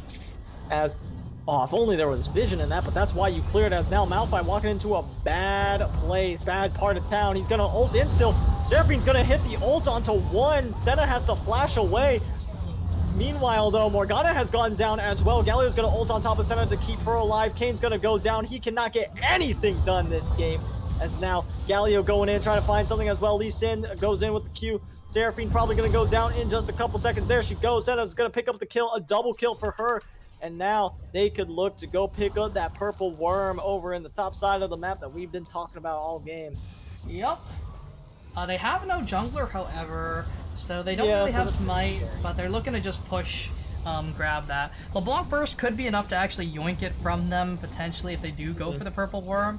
But they're just going to take the safe option, push for towers, wave clear from the Kai'Sa. Ooh, that could have been bad. For sure, we'll see. Lee Sin could go in on this. I don't think he wants to, though. They just want to take the tower and leave. No Dragon's Rage available means the Lee Sin doesn't really want to look for that. Like, sure, he could maybe kill her, but it's not a guaranteed kill. Without that Dragon's Rage to knock her back into her team, look for the Insect. Potentially, but we see everyone basing, trying to get ready for this dragon. No Fear are going to be a little bit late to the party with the setup portion, but I think they're just strong enough that it doesn't really matter. 5k up. But they are still susceptible to getting one shot. The Kane has finished that Prowler's Claw, finished the Mana Mune, still working towards the mana portion on the Muramana, but Lily Crabs. Oh, LeBlanc could be in some trouble. The passive is gonna drop, but they know which one is the correct one. As LeBlanc W's back is gonna just be E'd by the Anivia or just autoed. And either way, she goes down, as now there's no chance of contesting this, but they have to. It's Soul. Yes, you can buy Grievous Wounds, which, by the way, should have been done a while ago from Kai'Sa, I'd say. Not the Seraphine, as, Kane wants to try to steal it. He's going for it! He is not able to do so, though. Anivia's going to be able to secure that one. Ocean as Soul. I believe what Seraphine is going for is the Putrefier. Chemtech Putrefier, which is why no one else has bought any Grievous Wounds besides that Bramble Vest on the top side, but I'm just not so sure about that idea, as Baron is on the table and being taken as we speak. Yep, they're going for it right here, right now. This is going to go down very, very quickly. And, with the Kraken Slayer, with the double Leandries, this Baron just stands no chance. Oh, man. There it goes. Not at all. Yeah, there. Bye-bye. There it goes indeed. As let's just check something for 80 KC. Yeah, 120 souls, by the way. Yep. Which is she spikes at 140. That's like really where she becomes like super late game mode. Yeah, she's only 20 souls away from that. I hate to say it, but I don't know if Rampage could really win this one. Kai'Sa's not popping off as much as she needs to be for that to happen. LeBlanc not able to find these assassinations. Kane is honestly a corpse. Like, it sucks to say because you really want to see Shadow Assassin Kane pop off, but it's just not paying off at all. He gets the combo off, but can't even one-shot the Anivia, can only realistically one-shot the Morgana. But, you know, while you have that Locket Shield, he just can't punch through them at all. No, not at all. And of course, also the Locket Shield on top of, hey, Morgana's got this funny little item called Zanya's Hourglass that keeps her safe if Kane even wants to go in. And hey, Kane saw something. And he's just chilling now, though. He's waiting for somebody to walk back up. He should know that he got spotted by that, though. So. Uh-oh. Oh, wait, he could go for Senna. He could one-shot her. Never mind, the combo is enough. The ult's gonna be... Oh, the shield might keep her alive. No, the Q just barely takes her down. He collects her bounty. 800 gold in the bag for Kane. And all of a sudden, doesn't feel like that much of a corpse. No, if he's able to find these separated targets, I mean, even though he's, like, not strong... Oh, okay, Galio? Yeah, Todd's gonna go down onto Kaisa, but the teleport's coming through from Malphite, I believe. There he is. He's going in. He hasn't ulted quite yet. Galio gonna go ahead and use his Zanyas to try to stay alive, but there he goes. Kaisa's gonna get another kill for herself. All of a sudden, they're finding like small stepping stones back into the game. It's doable. It's a very uphill battle, but it's doable. I mean, Greed from NF there, from 80Ks, he's staying alone. Especially when the Kane, you know, the only champion in the game that can just walk through any wall in the game. Gotta be wary of that. A little bit of a yikes decision, if I do say so myself. Look where the Kane is. No, that's bullying. That's not okay. As a... Oh, no, okay, well, no one has juked. any reason to walk there. Yeah, the Scuttle just hard juked out the Seraphine, though. That was amazing. I mean, it happens, you know? Like, sometimes you're gonna miss your skill shots on the Scuttle crap. He's got like the ankle breaker badge. That's a joke for my 2K fans out there. All one of you that play League of Legends. I mean, yeah, true. Yeah, Senna does have the sweeper as well to go ahead and get rid of some of these wards. I still think she should have a Serpent's Fang. I like it on the Kane. That's very useful for them. That's high value. Well.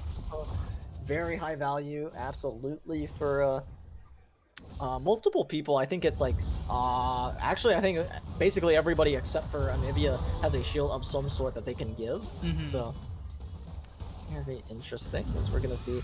Could see a fight in the mid lane if you are Rampage. You don't want to fight at all because a bad fight could lose you the game. Kane, what are you doing?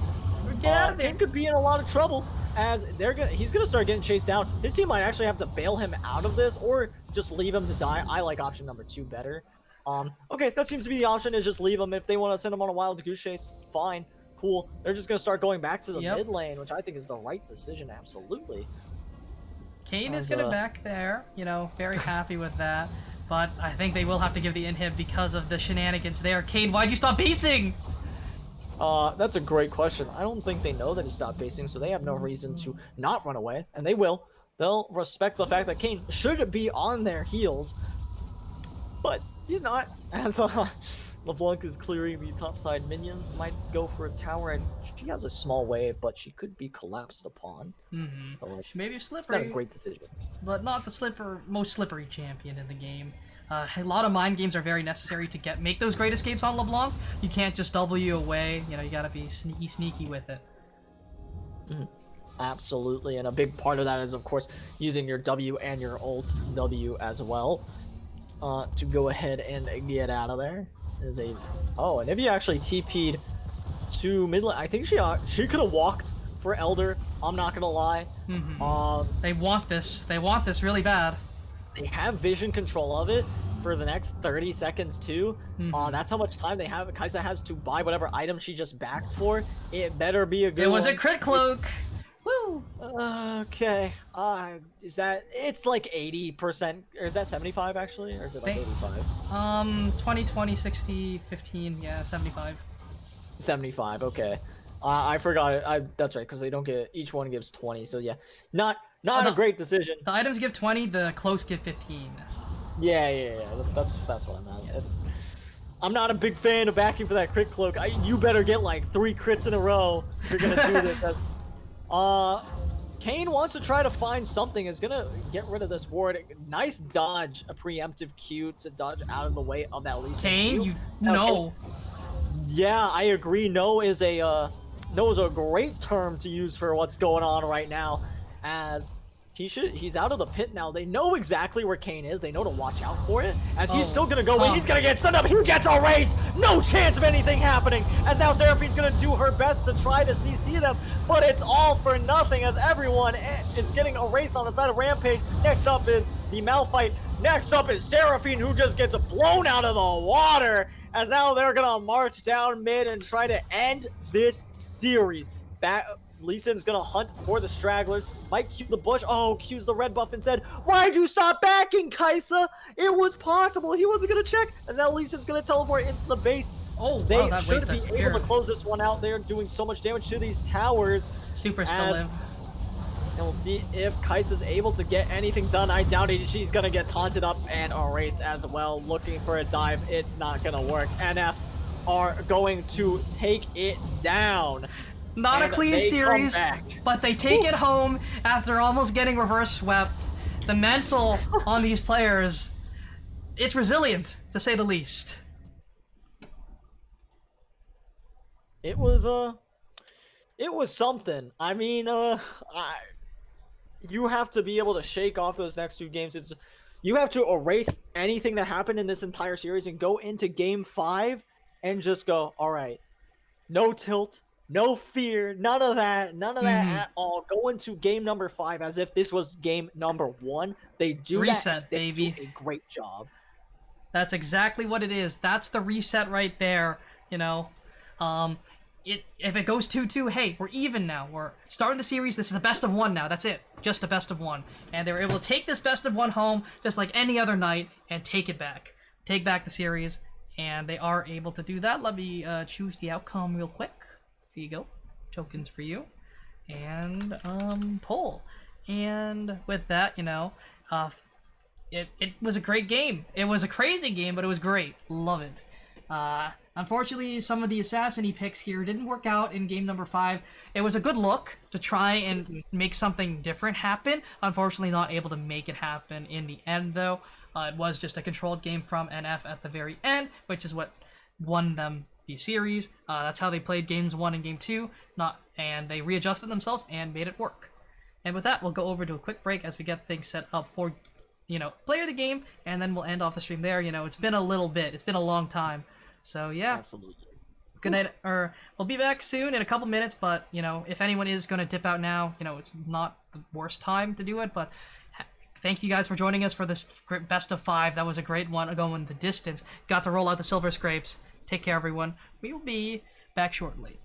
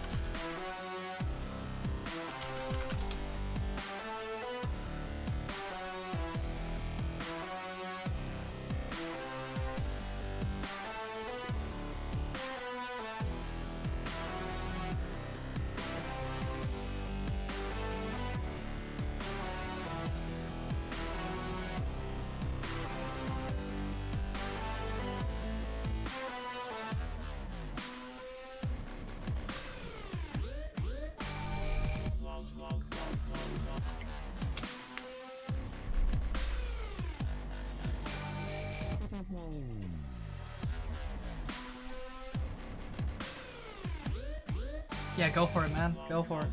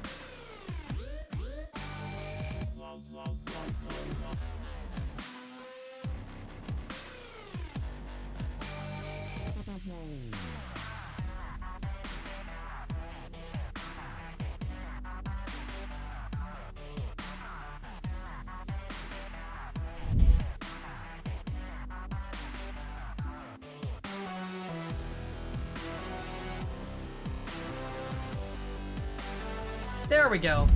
And with that, you know, just gonna end off the night real quick. Not gonna spend too long here up on the desk. Voice is a little tired after that one. But congratulations to 80 Casey for getting the final player of the game. Great job there on that Senna. Looking good, able to find some big roots, some big ultimates too, some great snipes, and playing that champion to its limits. And, you know, it was a great series. Lots of ups, lots of downs. But with that, you know, thank you guys for joining us. And thank you, Mr. Shogun, for staying with us for all 5 games. You know, that was a crazy series to watch. A lot of fights. And I bet he needs a good rest after that one. I know I do.